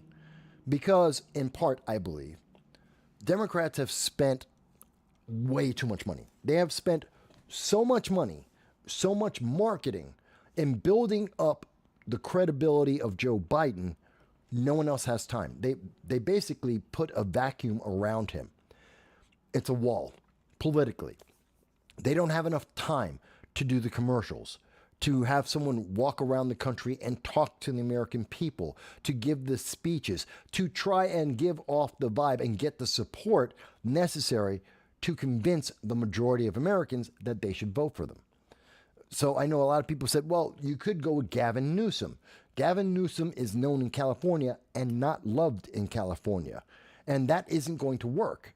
I mean, Ronald Reagan was loved in California, and that's why he won. But Gavin Newsom is no Ronald Reagan.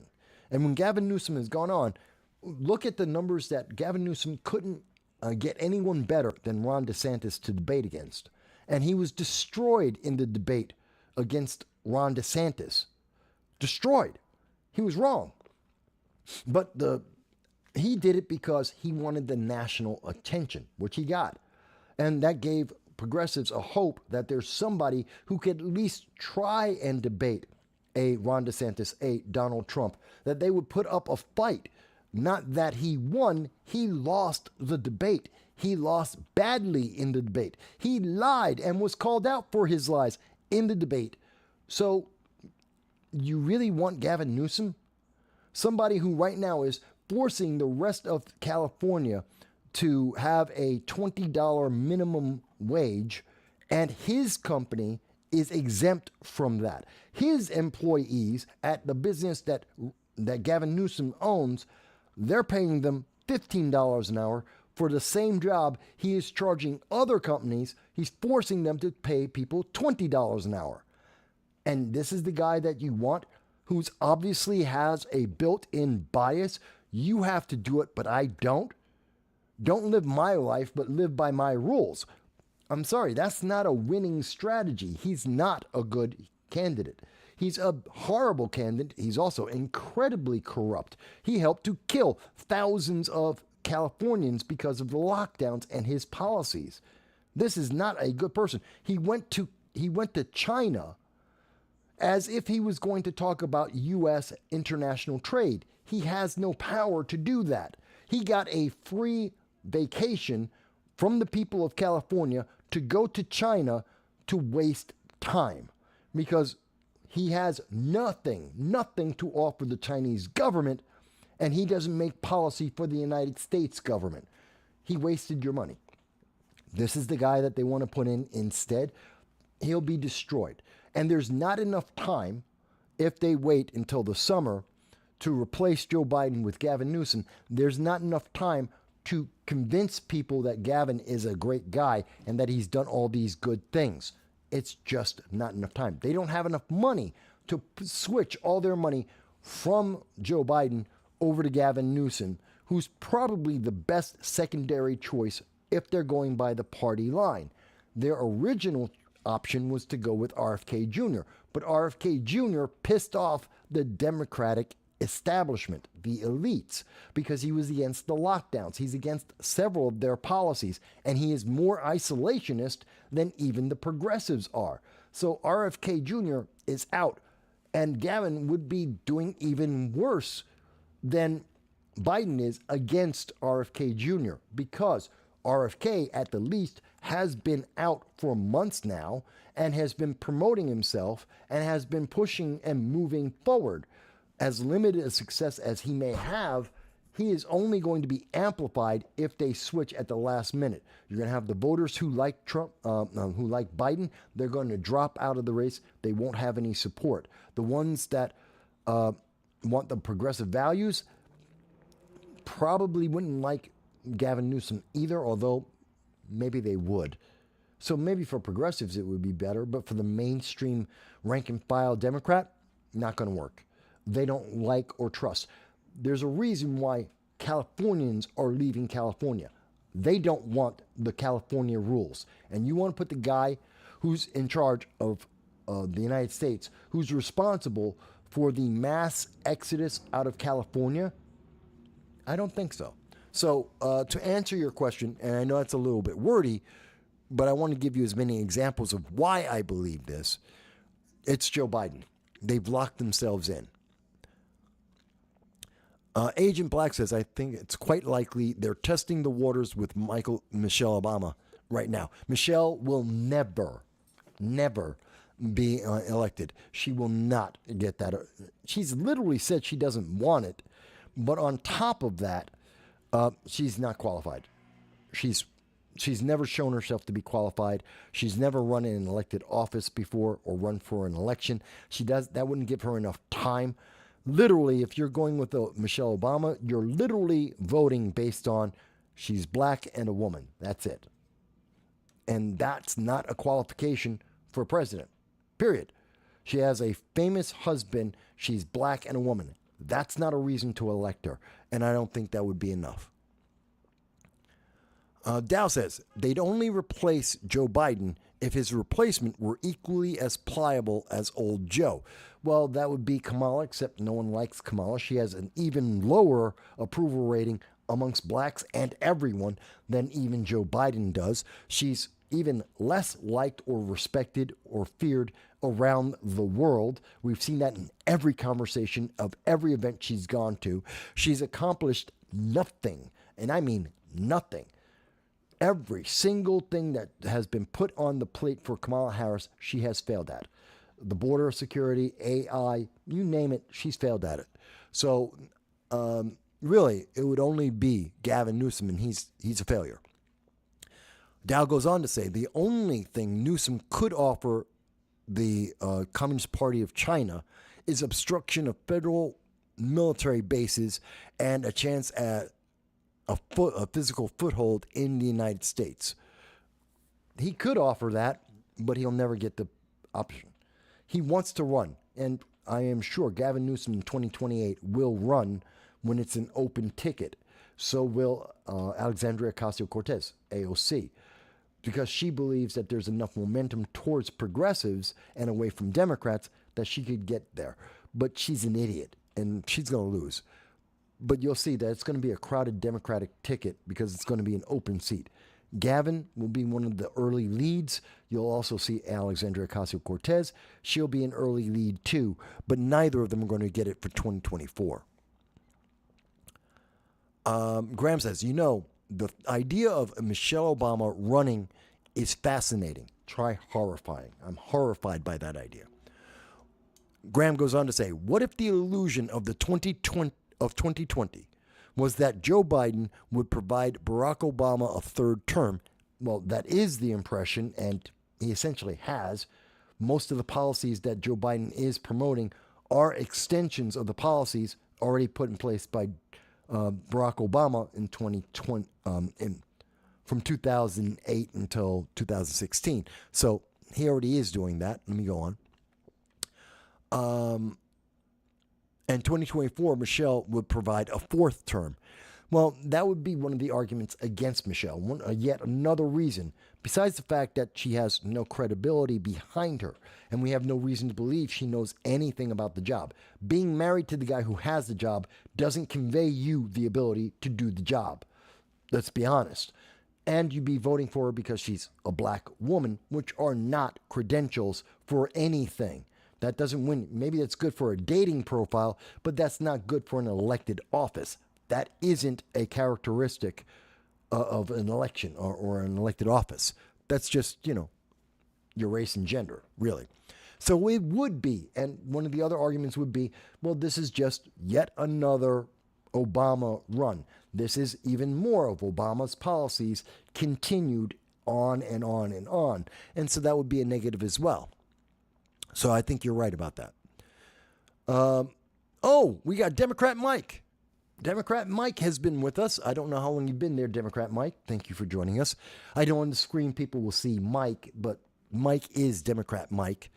We get a lot of Michaels who leave comments, so we try to identify each of them either by last name or something else. And since there is no last name, Mike is Democrat Mike. And Democrat Mike says Josh Shapiro will be the Democratic nominee in 2028. I doubt that, but interesting. He is too young to run and overtake Biden right now. He is a future president for sure, though. I don't believe that's correct. And I think he's going to have a hell of a time dealing with AOC, who's vying for the same thing. And she's just as young. She's just as stupid. And more importantly, she's got a better known name. Everybody knows who AOC is. Everyone knows about the crazy policy ideas she has. And there are a lot of people who are like, well, she's black, she's Hispanic and a woman, and she's got all this energy, so she'd be great. I hear that from people all the time. Democrats tell me all the time, she'd be great. Look at all her energy. Look at her. She's a woman and she's Hispanic and she's got energy. Mind you, these aren't criteria why she should be elected to anything. They're meaningless points, but these are the things that are most often said about her. Not that she's efficient, not that she's effective, not that she has good ideas or that the ideas she has can be implemented, just that she has a lot of energy and she's really young and she's a woman and Hispanic, and so you should vote for her. Absolutely no reason. And Josh Shapiro can't say the same thing. So I don't think he would win. I could be wrong. Democrat Mike might be correct on that. Let's see here. Agent Black's talking to Graham. Agent Black says he agrees with. What do you mean? So Agent Black, I think Agent Black out of the UK is agreeing with Democrat Mike about Josh Shapiro. Okay. Democrat Mike responds, Josh Shapiro is not stupid. I didn't say he was stupid. I said Alexandria Ocasio-Cortez is stupid. I didn't say Josh Shapiro is. So I want to be clear. AOC is an idiot.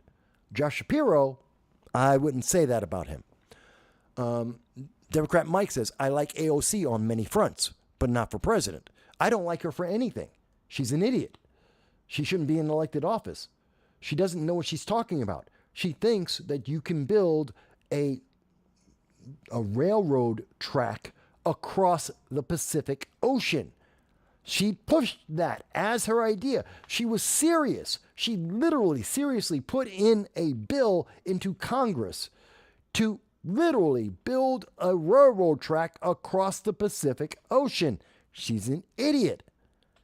She thinks that you can capture cow farts and that would help the environment. She's an idiot. She doesn't know how to do math. She believes in modern monetary theory, which says that we can print money forever and no one will ever ask for any of that money and it will never have an inflationary impact and that it would never negatively impact the poor, which is empirically wrong.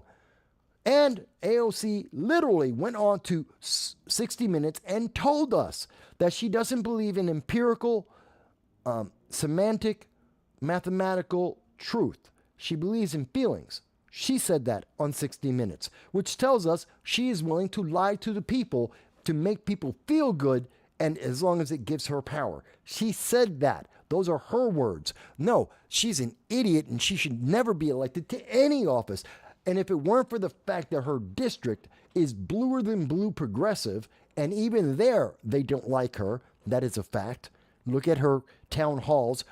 She's got a huge contingent of her own constituents who don't like her, and they are bluer than blue progressive. She couldn't win anywhere else. Nancy Pelosi was absolutely correct that in the New York 14th, which is the congressional district for AOC, a glass of water, if it was a Democrat, a glass of water would win. They vote straight down the line. What do they call it? Straight line voting. They just vote straight down the line, all Democrat every time. They don't even look. They don't vote anything else. It's just straight down the line, Democrat. That's all they vote for. And this is what they get, AOC. Let me go on.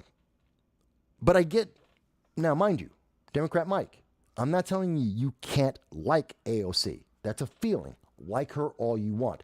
I'm giving you empirical facts why she's an ineffective, inefficient, horrendous candidate, which has nothing to do with feelings. You may like her.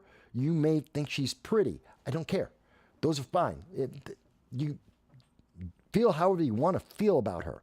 Empirically,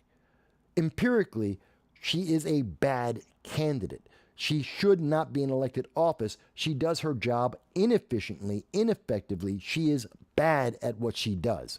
So she shouldn't be in any elected office. But you, if you feel like you like her, fantastic. Knock yourself out. Feel anything you want. Let me see here. Let me go on.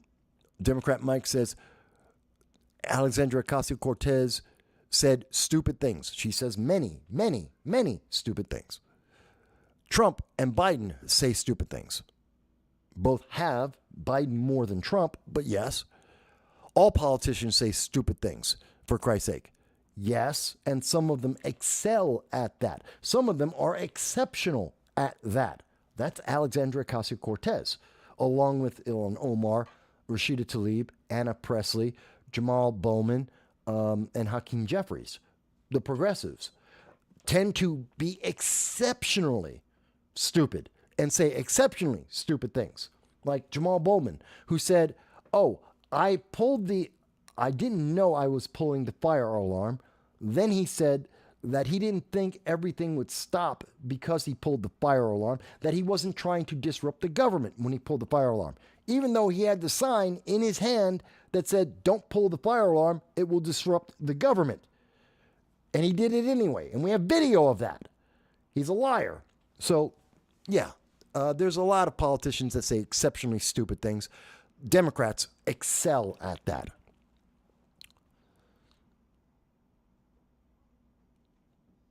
Okay, I'm trying to catch up to the comments here. Agent Black says AOC is kind of pretty if you gag her. Well, you're funny. You're funny. But no, AOC is just your typical Puerto Rican girl. There's a lot of Hispanic women. I live in New York City. I live in the Bronx. I've been here on and off for most of my life. AOC is just another. She's kind of like, what's her name? The actress that everyone goes crazy about because of her butt. Jennifer or something like that. I forget her name. They're just another Puerto Rican girl. There are plenty of them. You go walk around in Manhattan, walk around in the Bronx. You'll see lots of girls that look just as pretty. And most of them will probably be smarter than AOC. Again, her looks, not a reason to elect her. Democrat Mike says, doesn't get much dumber than Trump if we're being honest. Well, then you're not being honest because Trump is actually very intelligent. You may not like what he says. And notice, I didn't say whether you like what AOC says or not. I'm saying what she says empirically is stupid.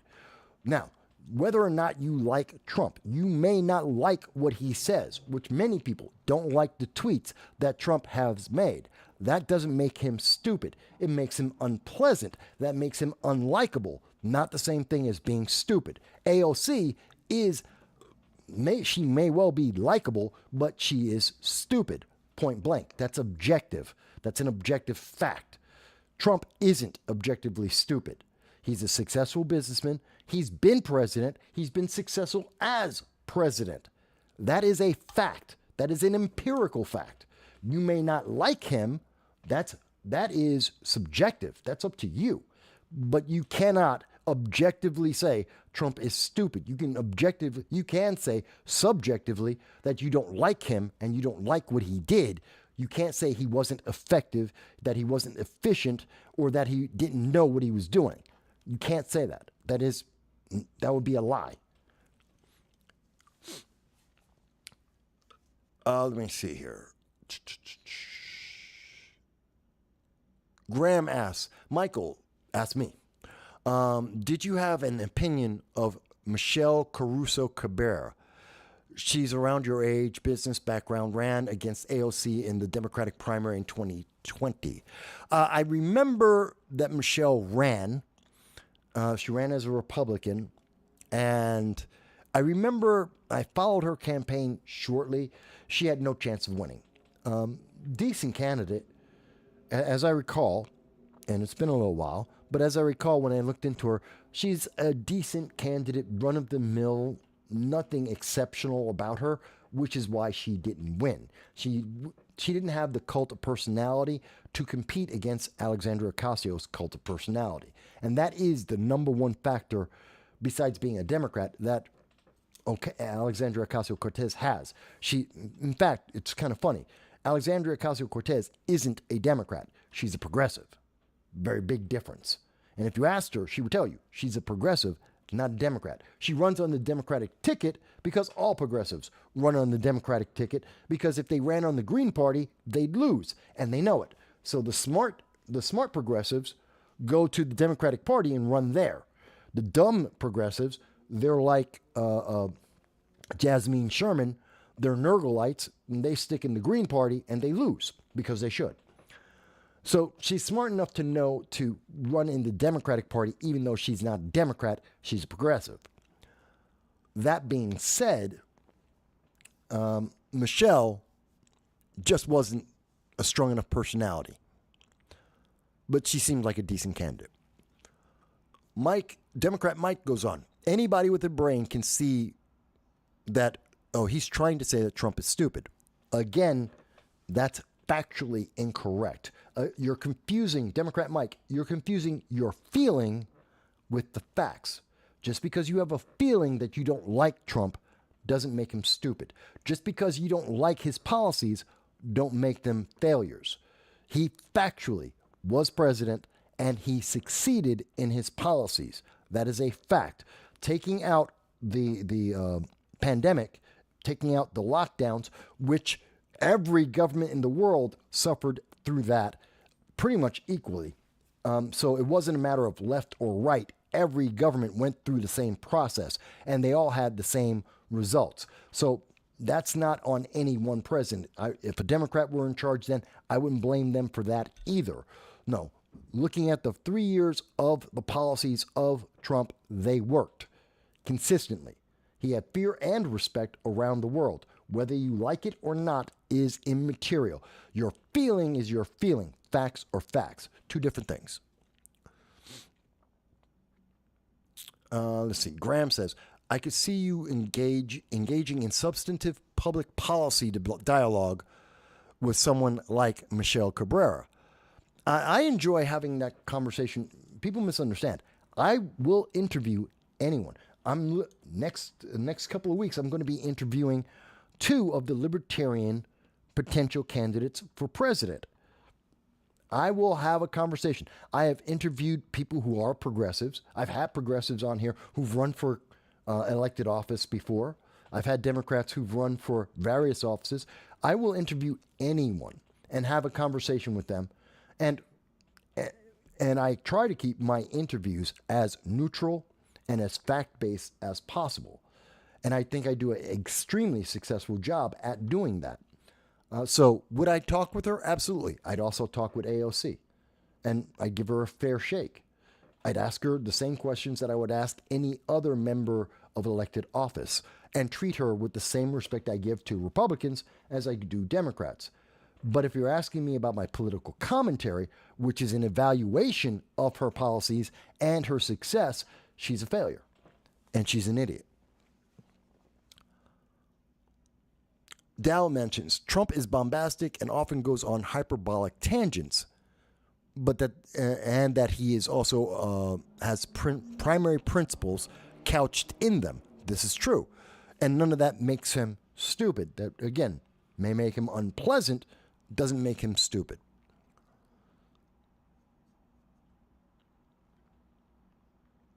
Let me see.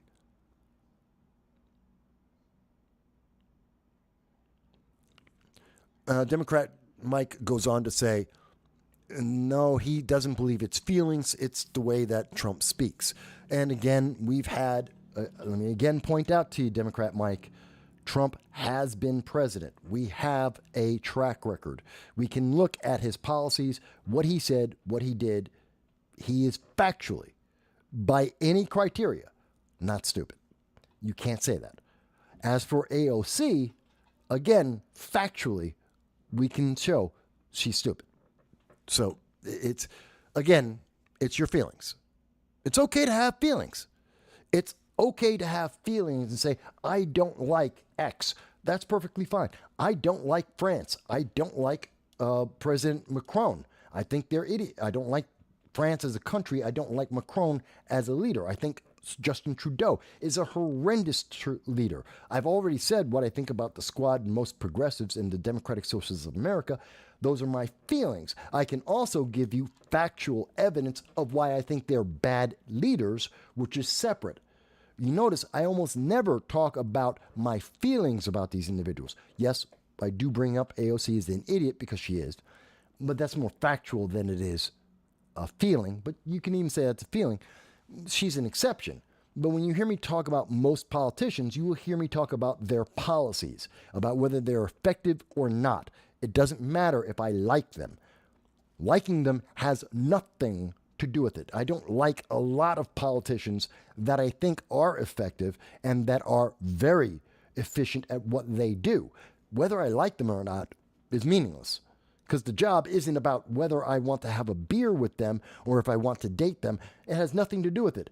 All it matters is, are they effective at the job? That's the only thing. And we have been convinced by mainstream news media that somehow we're supposed to like these people, that we're supposed to want to date them, that we're supposed to want to be friends with them. No, you're not. And if you're judging your elected person by whether or not they look cute, then you have failed as a voter. And that's true left, right, center, I don't care, libertarian, don't care what party you're in. It has nothing to do with that. The reason why I think Jasmine Sherman, as an example, who I often call a Nergalite, and that's not racial, that's personal, quite honestly. If you know what Warhammer 40K is, then you'll know what a Nergalite is. And I call her that not because of her looks, not because of her shape, although yeah, they kind of inspired it, but it's because of her policies and her lack of knowledge. That's why I say that about her. There is a difference. Not everyone will notice the difference, but there is a difference. Let me see. I'm trying to catch up to the comments here. Bear with me, folks. Democrat Mike says, no, that's your slanted opinions. It's not opinions. I'm pointing to facts. I'm talking about track records. I'm giving you examples of policies and policy discussions. In terms of Trump, he was able to he helped to create the Abraham Accords. You cannot do that and be stupid. He was nominated for 2 Nobel Peace Prizes, not because they hoped that someday he might be a better person. No, because he did, in fact, help to increase the net peace in the world. That is a fact. He did, in fact, have a conversation with leaders around the world, both Putin and Kim Jong-un, and tried to get them, if not to slow down, if not to change their policies, to slow them down. And he was relatively effective at that. He's had economic policy discussions with China and other leaders around the world. Whether or not he liked them, his policies were effective. Again, there is a massive difference between effective and feeling. I don't care about your feelings. I care about what's effective. So, Mike, when you say I'm wrong, you're saying it's an opinion. Oh, you're biased because you're Republican. No, I'm talking about what's effective. I'm talking about policies. I'm talking about track records. I can't make that more clear. And again, you don't like him. That's okay. You don't have to like him. But you're wrong about the facts. Mike says Trump wasn't effective. That's why he was a one-term president. That's not why he was a one-term president.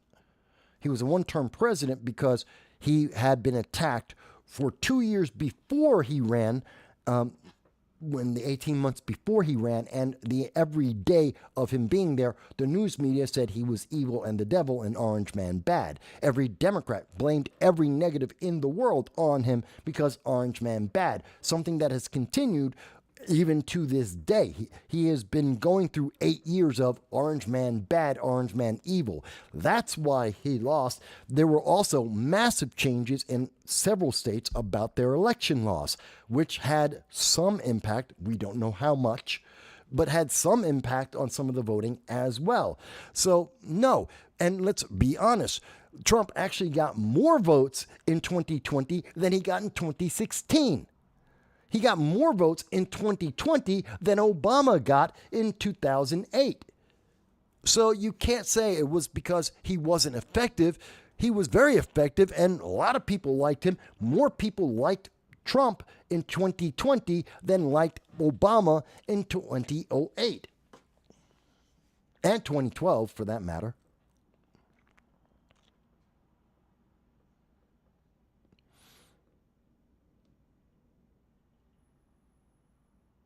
Let's see. Mike goes on to say, no, I'm not wrong. The numbers say you are. The facts say you are. It's okay. It's okay. It's okay. You have a feeling. You have a feeling that doesn't reflect any factual data. It's just overridden. You are motivated by your feelings. It's okay. That's why you're a Democrat, Mike. That's why you're a progressive. Because you have feelings. And you think that's more important. You're right there with AOC when she was speaking to 60 Minutes. It doesn't matter about the empirical, mathematical, or semantic truth. You're there for feelings. I get it. It's okay. You're still a part of my audience. I'm still happy to have you as part of my audience. I'm just pointing out the truth.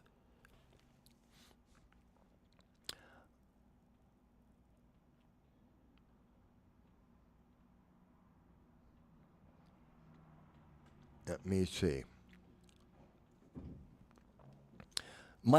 Democrat Mike goes on to, and I'm going to stop this back and forth with him in this moment. Again, Democrat Mike, as I have said to you multiple times when you write into this channel, you can call in to 929-715-8569. You can always call in and try and provide your evidence and have this debate. Instead, you type, which is fine, and I don't have a problem with that. But I don't want people to think you have never been blocked on this channel. You have never been denied the opportunity to call in. So, again, you can call in with your defense here. But he says, and I want to be correct, he says, the facts show that Trump is a one-time president. No one disputed that. No one has disputed that he's a one-time president. Get over it. There's nothing to get over. No one disputed that. That's not the argument. That has nothing to do with the argument. That is an invalid argument because nothing has been disputed about that. He's a one-time president. So what? What is that supposed to mean? Nothing. You're living in fantasy land. I don't know how, considering I use nothing but facts, and I give you the facts to give you my conclusions. And I support them with, all my conclusions are supported by facts, and I don't introduce my feelings. Okay. Democrat Mike says, if Trump was a better president, he would have won in 2020. That's not what makes people win elections. That has nothing to do with elections.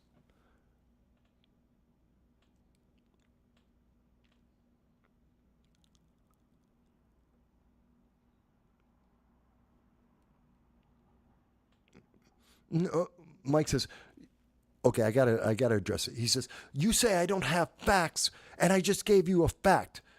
The fact that Trump was a one-time president has nothing to do with whether or not he was effective, has nothing to do with whether or not he's intelligent. That has nothing to do with it. That's not the answer. So yeah, it is a fact he's a one-time president. That doesn't mean anything.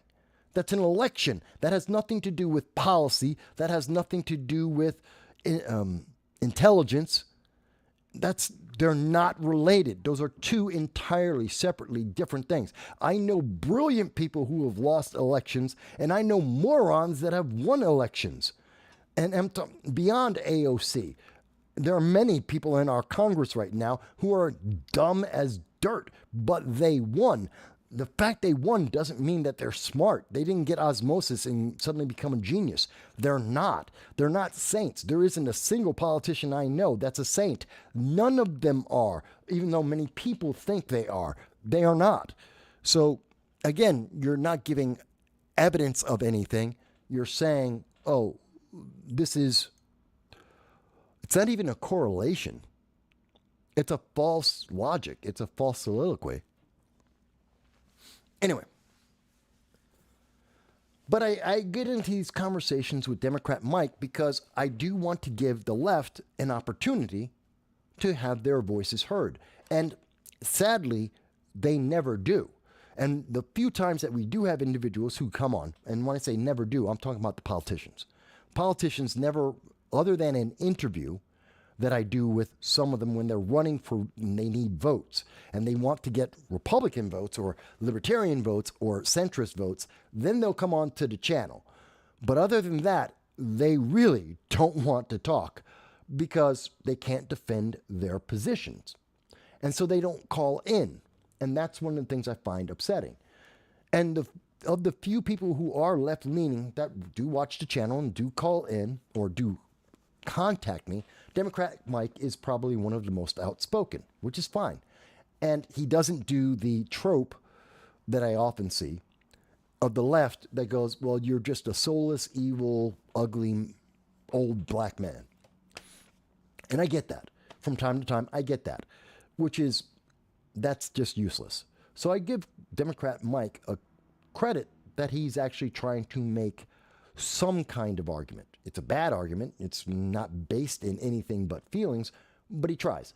And I want you to see, this is the left-leaning argument. Look at all the things we've been talking about. All the things I've been talking about for hours today, going from the international policies and the impact of a weak leadership from Joe Biden all the way to what we're talking about in terms of OJ and Dexter and the shootings. We've covered a huge swath of what's happening in America and how America is affecting the rest of the world because of weak leadership from Joe Biden and Kamala Harris. And the best answer that can come, the steel man argument that comes from, and when people say steel man or straw man being the weakest argument possible, steel man being the best argument that could be possibly made, and giving Democrat Mike the steel man approach, the best thing he can say is Trump lost an election. And lots of people lose or win elections. That is not indicative of anything. But that's the best argument, and you're seeing it in real time. This is a real time. This is Democrats coming onto our program trying to convince you, no, you just, Mike, I do not understand that somehow all my conclusions are wrong because feelings. That's what they're presenting. And he's doing it there live. I'm not stopping him. It's perfectly fine. I'm happy that he wants to kick in and contribute. I'm perfectly fine that he has a feeling that is different than mine. I'm fine with that. I'm fine with a different opinion. And I do this because I want you to see there's the steel man argument. That's the best argument that can be made. You need to know more. When you become informed, you may have a different opinion, but please, this isn't the reason. This isn't a reason to vote for anyone. What's being offered as the reason to vote for Biden isn't a reason. All right.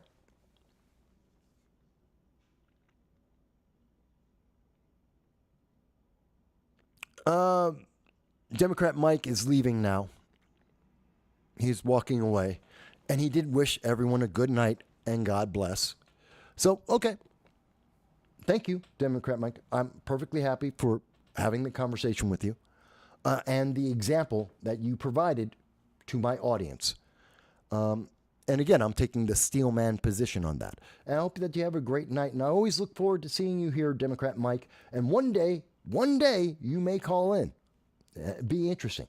I'd love to hear what your voice sounds like. I really do. Grace has joined us, and she says, most intelligent people won't run for the President of the United States, sometimes called POTUS. That's what POTUS stands for, P-O-T-U-S, President of the United States. Because of trolls and tabloid journalists and an ignorant public who feed off the aforementioned. It is true. That's also a reason why most people don't run from any elected office, because you're going to get beat up in social media, in the news media, by your political opponents. You're going to have ads written against you. It's horrible. I know. I've gone through it. I've had the progressive leaders of tomorrow go out into the black community and tell everyone, literally, I have the picture of their little advertisement saying, Michael Voss is skin folk, Yeah, skinfolk, not kinfolk. Basically, it was attack on my race, saying, oh, yeah, he's black, but he's not really black. He's white. He's really white.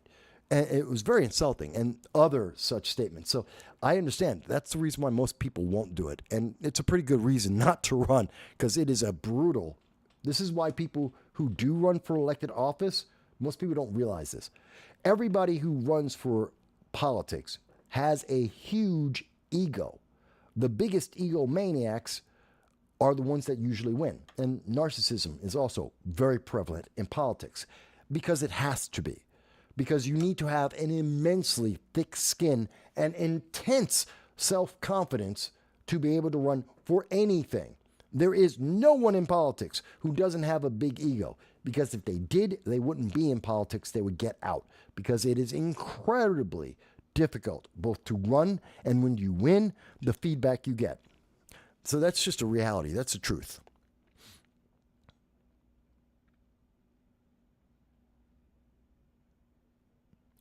I see a few people in the comments that are saying that Democrat Mike is a troll. Kind of. He kind of is, but he knows he is. And he's literally trying his very best to support Democrats and to try and give them some feedback on the channel. And again, I don't turn away individuals. I highlight the difference. I highlight the points so that you can see it. Because I know there's a lot of people who hear these arguments and they don't know how to respond. And the answer isn't, let me shut you down or throw you off or block you. No, the answer is, let me deal with you. Let me provide you the truth. Let me give you facts against your feelings. And let me call out the fact that your feelings are meaningless to me. That you're not going to win the argument just because you have a feeling. I don't care. I have my own feeling. I don't need yours. And I say that to everyone all the time. So that's why I don't mind when Democrat Mike gets on. Grace mentions that Zogby polls showed that Trump would have won had the mainstream media not covered up the truth about the Hunter Biden laptop. Well, yes, we've seen many reports about that. That was one of the key things that helped Biden win.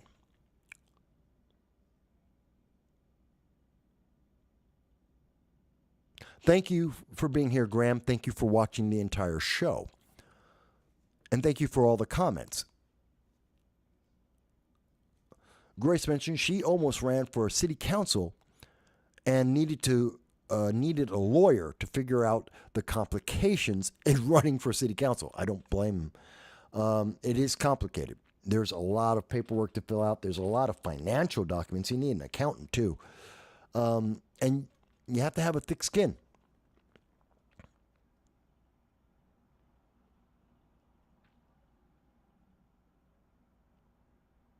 So, this is what we try to do here. And again, I'm not picking on anyone. I don't pick on anyone. If you notice, Democrat Mike wasn't saying, oh, Mike, I feel picked on, or you're beating up on me, because I don't. I'm dealing with the issues that he brings up. Same thing about people, anyone. You can do the same thing to me. Mike, well, no, you're being this, that, you contradict yourself. Please point that out if you think that's the case. Let's have this conversation. If you think that Hamas is anything but a terrorist organization, show me your evidence. Let's have the conversation. Let's go through that. If you think that the Biden administration has had any success at anything that they have done, I am more than happy. Show me your evidence. Let's have that conversation.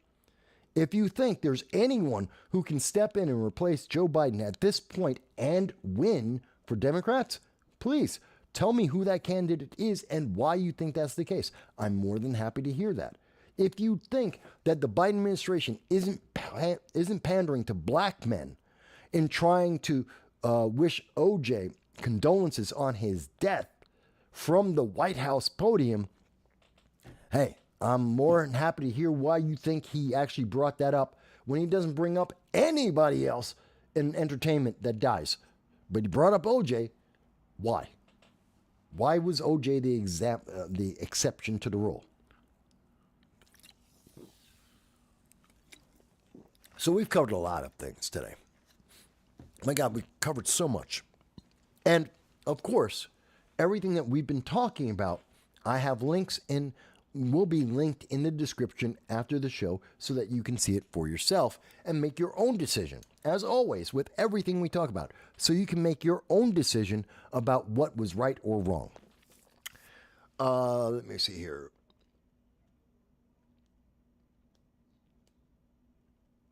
So everybody's talking about Biden right now. The comments are going along at a fast clip there. That's fine.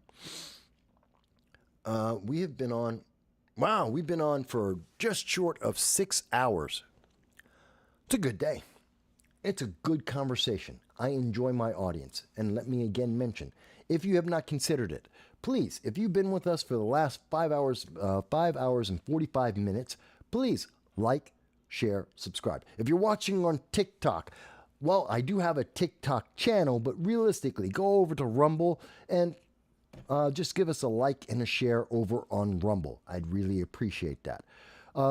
Wherever you're watching this, whether it's Twitter, YouTube, Facebook, whatever, give us a like and a share. We appreciate it. Helps us immensely in getting to reach more and more people and to get more and more candidates on, to get more people like Lars Mapstead and Chase Oliver, to get individuals like Claudia Teddy. These are some of the people we've gotten on before. We'll get more members of Congress on, potentially even at AOC, and have her directly refute everything that I've said. I'd be happy for her to tell me how I am absolutely wrong in an interview. But that means I need you. If they see that I have 5,000, 50,000 subscribers, when I ask AOC to come on and tell me why I'm wrong, she would consider it. Now, not so much. So we can get there. It just like, share, and subscribe. That's all it takes. And if you wind up in month after month, if you wind up with an extra $1.50 in your month, maybe you didn't buy extra cream in your coffee one time when you went to Starbucks once a month, then you have an extra $1.50. Hey, consider going to my Patreon and give me that. You could go to Disney and pay them $15 a month so that you can watch Echo. Oh, what a joy that will be. You know, or you could go over and watch, you can go to a movie theater, you could watch the Marvels. Oh, what a joy that would be. Or you could spend not even 1/10 of that, $1.50 a month. And it helps me immensely. We would appreciate that. I'm going to finish up with something real simple. I watched the Fallout series this weekend. I did a binge on Saturday, and I stayed up from Friday night all the way through Saturday, and I watched the Fallout series. It's a little different than what normally I talk a lot about politics, but there's a political aspect to the Fallout series, and I just want to go over that real quick. So I've read the lore about the Fallout series, and there's a lot to it. There's a lot in the storyline over the years that have been fleshed out. And I am familiar with a good part of that. So I like the series. I like the Fallout series.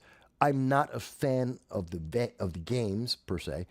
Not really my style. I played it a little bit, but nothing serious.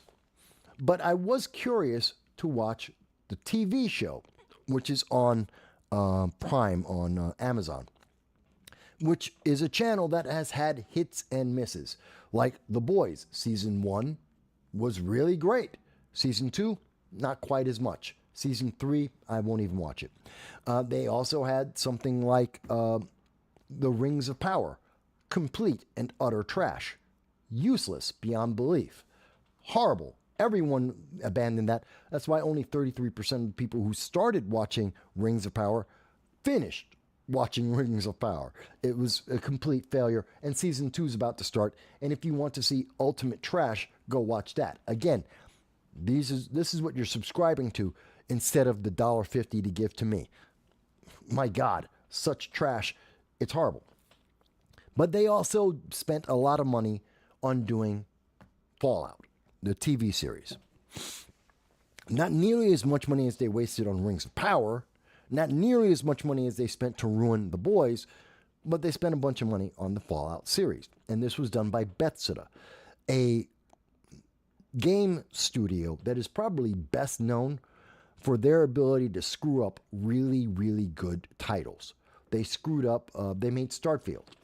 And they screwed that up because it was boring, it was badly put together, and they injected modern day politics into it. And Bethesda loves to inject modern day politics, which is otherwise known as progressive politics, into their games. And so we expected that in their TV series. I gave the first episode a shot. Now, they put out the entire series all in one day, which means they have very little confidence in their series. They think that it won't do well.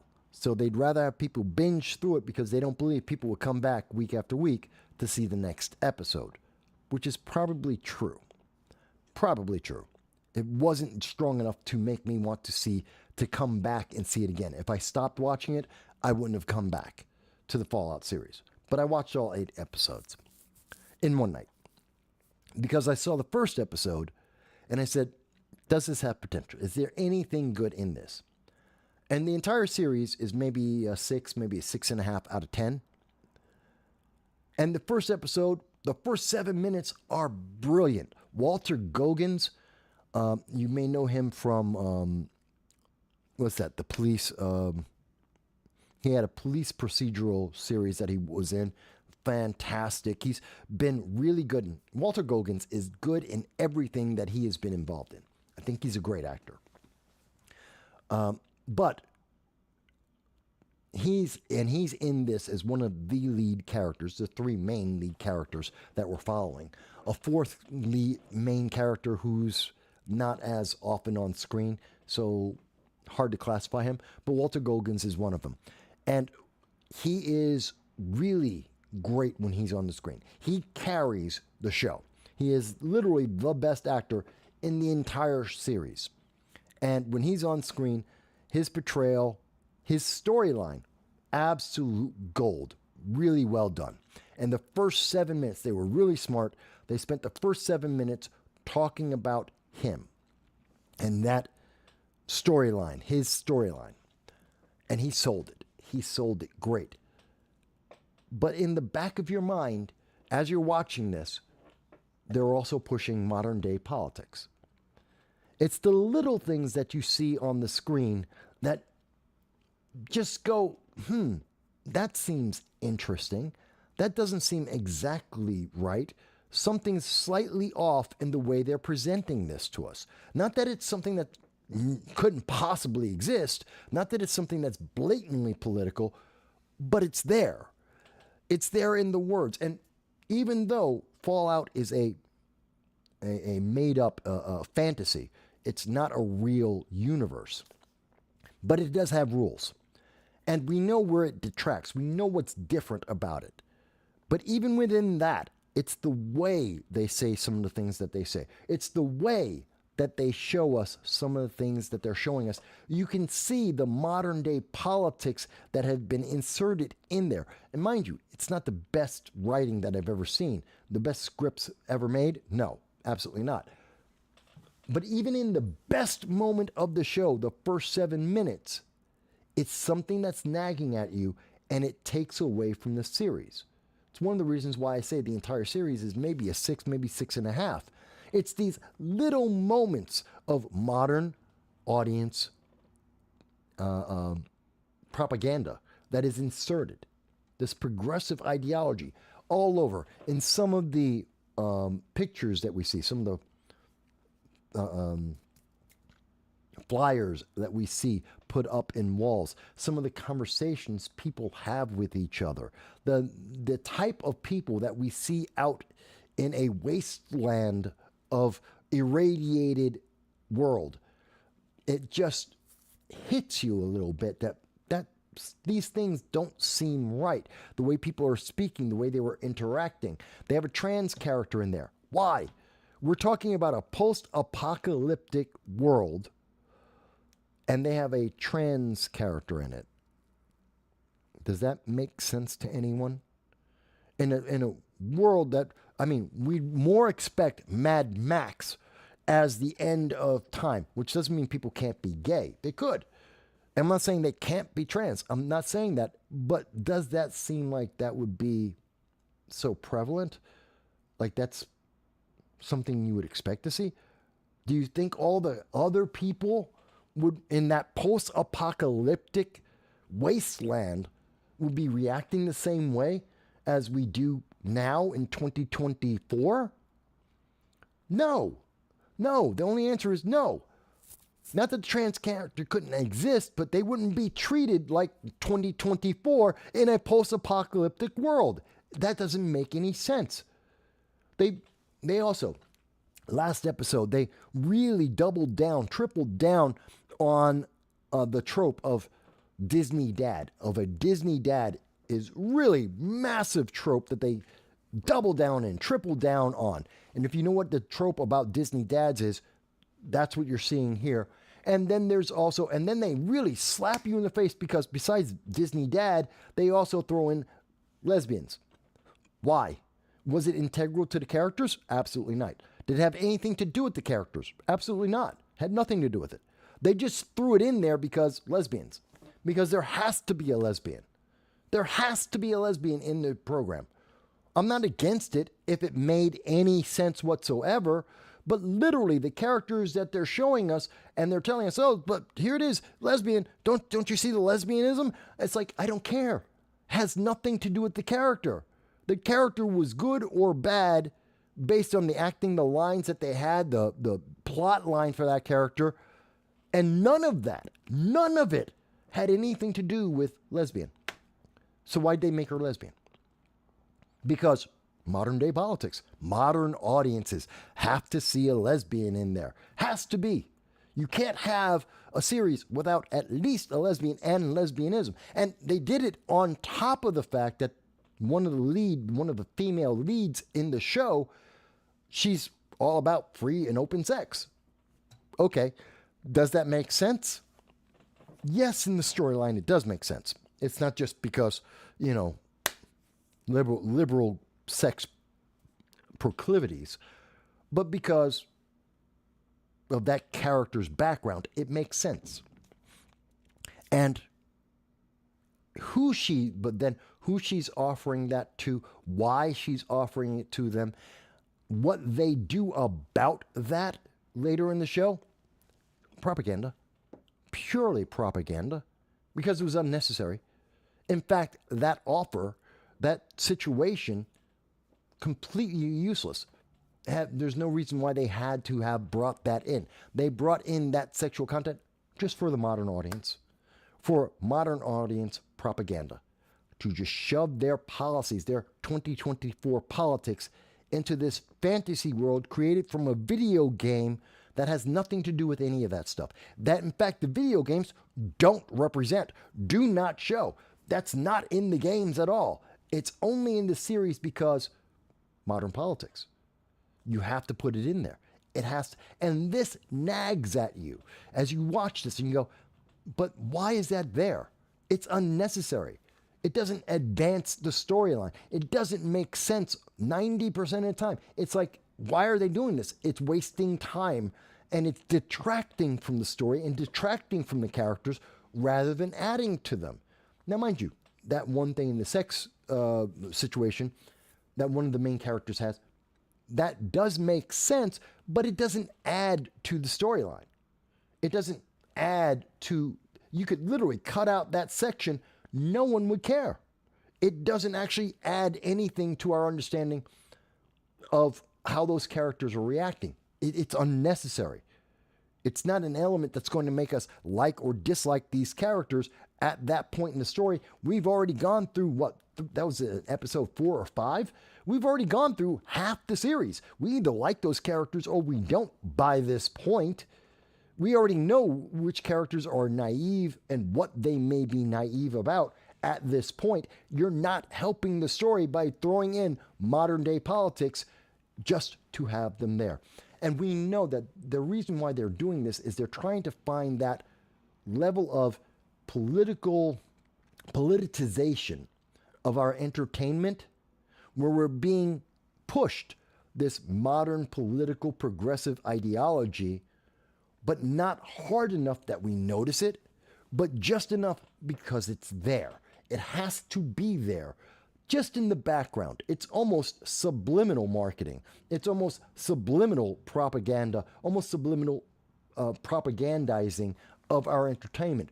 It's there, and this is the experiment. They tried it with Rings of Power. They're doing it here as well, where they're just trying to have just enough politics in there that you really didn't notice it, but it is absolutely there.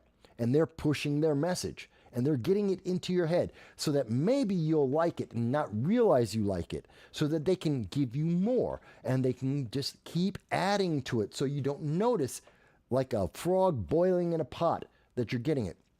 Mind you, I have friends who've watched the series. I have friends who've watched some of the things I watch, and they go, Mike, I don't see the politics there. Well, they don't deal with politics. They're also the people who go, I don't pay attention to politics. I know nothing about politics. They can tell me everything about 90 Day Fiancé. They can tell me everything about the housewives of wherever the hell. They can tell me everything about LeBron James on a basketball court, but they know nothing about politics.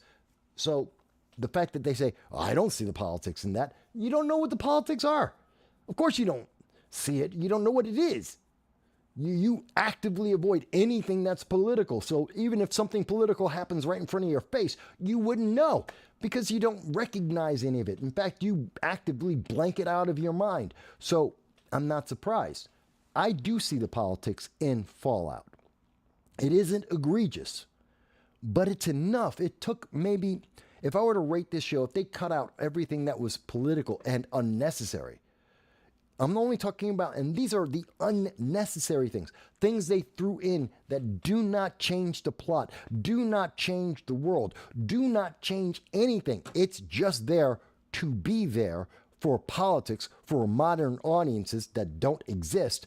It's just in there. If you were to take all that stuff out, you'd probably save enough time to have one more episode. And I would probably like the series a little bit more. I maybe would have rated it a 7.5. But as is, I rated it a 6, maybe 6.5. And I think that's important. And I say all of that today when I go over so much in politics and so much that's happening in the world, because this is happening in the world too. And I'm not an entertainment channel, but yet entertainment is an aspect of what's affecting our lives, especially now as we still have not fully recovered from the lockdowns, where we have more and more people who are locked in their homes, locked into a pattern that keeps them from experiencing the world and life and going out and being around other people. We have so many people who've grown up with nothing but being locked in their homes, kind of like Fallout, being locked in their shelters. They've never been out, they've never been exposed, and they are afraid. In fact, one of the best lines in the series was one character, Norm, is speaking to another character, Chet. And Chet says to Norm, "You're a coward." And the answer from Norm is not what you would expect. He didn't get upset. He didn't get violent. He didn't cry or break down. He just very calmly and very earnestly looked at Chet and said, "We all are." I thought that was brilliant, because that has such a parallel to what we are seeing right now. That we are in this new norm that we have been promised, with all these promises of safety, if we just comply, if we give up just a little bit more freedom, if we just do as we are told without questions, to be smart enough to run the machines, but not smart enough to ask the questions. As long as we do that, they promise to take care of us. And we are all cowards because we keep voting for them. We keep perpetuating these lies, this mistruth, this problem that's affecting us all and affecting the world. Most of the politicians in America today have been in office for 20 years or more. The overwhelming majority of politicians in America today have been in office for 20 years or more. We need to fire them. We need to get rid of these people. We need to re-elect everyone. Get them out, get a whole new crew in. Start over.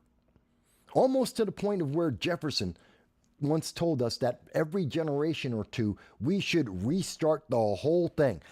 I don't agree with that.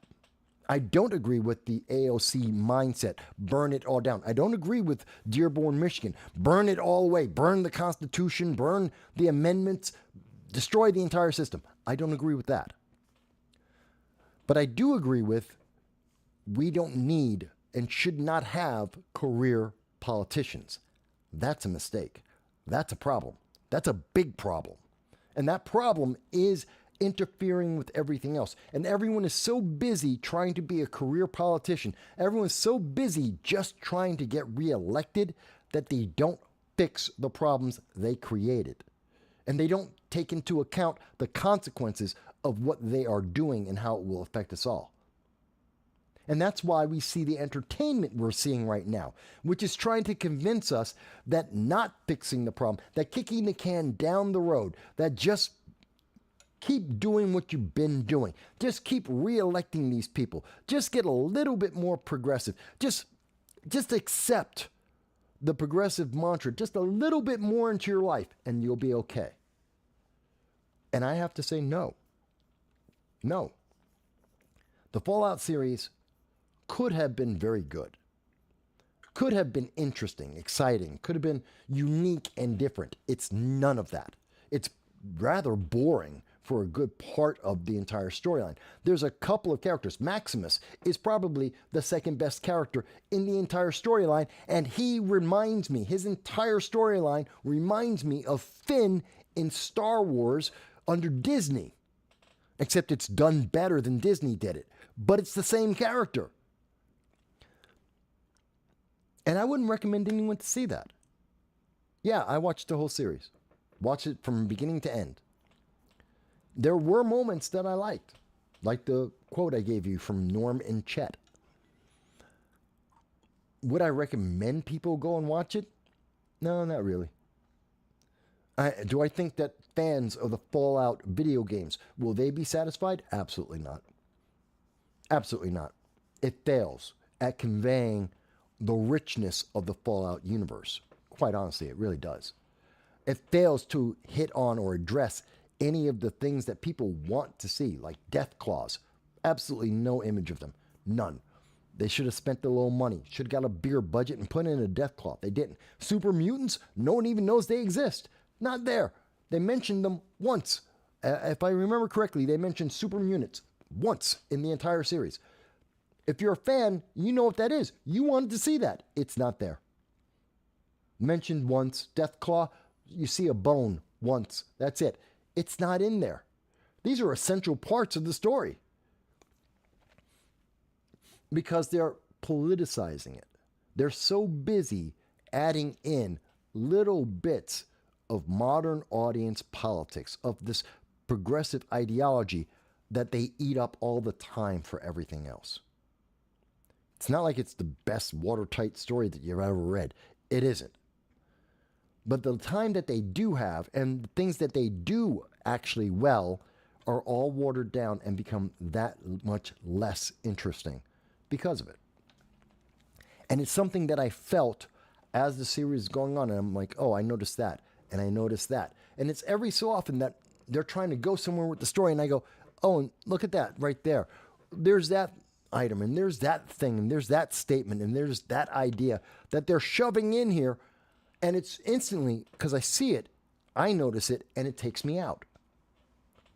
Now, maybe I'm more sensitive to these things, because look, I do political commentary 18 years, and I notice these things more often. I know those buzzwords at a drop of a hat. I see the symbology. I'm used to seeing it over and over again as it's used in campaigns and at protests on a regular basis. So I'll notice that more than most people will because I'm more familiar with it. Okay, maybe that's it. Maybe other people wouldn't notice it as much. And that's worse because they know that they did it to be deceptive. Not to be entertaining, to be deceptive. And I disagree with that. I don't know. But I wanted to add my thoughts about the Fallout series. And just to give you that understanding of it and what I think about it. Maybe you will love it. I doubt it, but you might. And I'm sure some people will. And that's fine. I'm not questioning your entertainment. If you love it, fantastic, you love it. If you think it's everything that Fallout could be, fantastic. You may know more about Fallout than I do. Very possible. Fantastic. I'm glad you think it's got it all in there. The things I know about Fallout aren't in there. And the things they're added into Fallout shouldn't have been put in there. And that harmed the show. Even though they had 2 good actors and they had 1.5 good storylines that they could have done so much with. And they just wasted it. Dow mentions that there's lots of references that I'm mentioning for the fan base. Yeah, they're not really in the story. The references I'm making are probably more of the references that are actually in the show. Although there are some. I give them that. Let me see here. So I'm going to be finishing up. Dow says that my theme song, I've got it. Marty Robbins, Ain't I Right? I don't know that one. Marty Robbins, Ain't I Right? Okay, after the show, I'm going to actually look that up. I don't know what that is. But thank you, Dow. I'm going to check that out. I'll tell you, remind me to talk about this theme song, Ain't I Right, by Marty Robbins. Ask me about it next week. But folks, we've been on together for, oh my God, it's been 6 hours. Time flies because you're great people and I enjoy talking to you. I really do. I really enjoy my time being able to spend it with you on all these subjects, all these issues every week. I hope that you did give me a like, a share. If you think I did something wrong, put it in the comments. After the show, I always read the comments, every comment on all the stuff that we do in every one of the platforms. If you think we got something wrong, put it in the comments. If you think I did something right, put it in the comments. If you think there's something that we can improve on, put it in the comments. We increased the volume. I think I fixed the volume. I think I fixed the volume issue that people had when they were listening to not the live show, but the recorded show. Please tell me, is the volume there? Do I need to tweak it more? Just let me know. I will try and do everything I can. Folks, I love you. I thank you. I think it's I'm always so happy to have you here. If you're watching on TikTok, thank you for having taken some time out of your day to watch the repost. Thank you, Tony, for reposting this on live on TikTok. And I advise you, come on over to Rumble, sign up, and give me a like. I'd really appreciate that. Subscribe. Other than that, folks, I want you all to enjoy, be well, be safe, and I will see you throughout the week and, of course, next weekend too. Take care. Take care.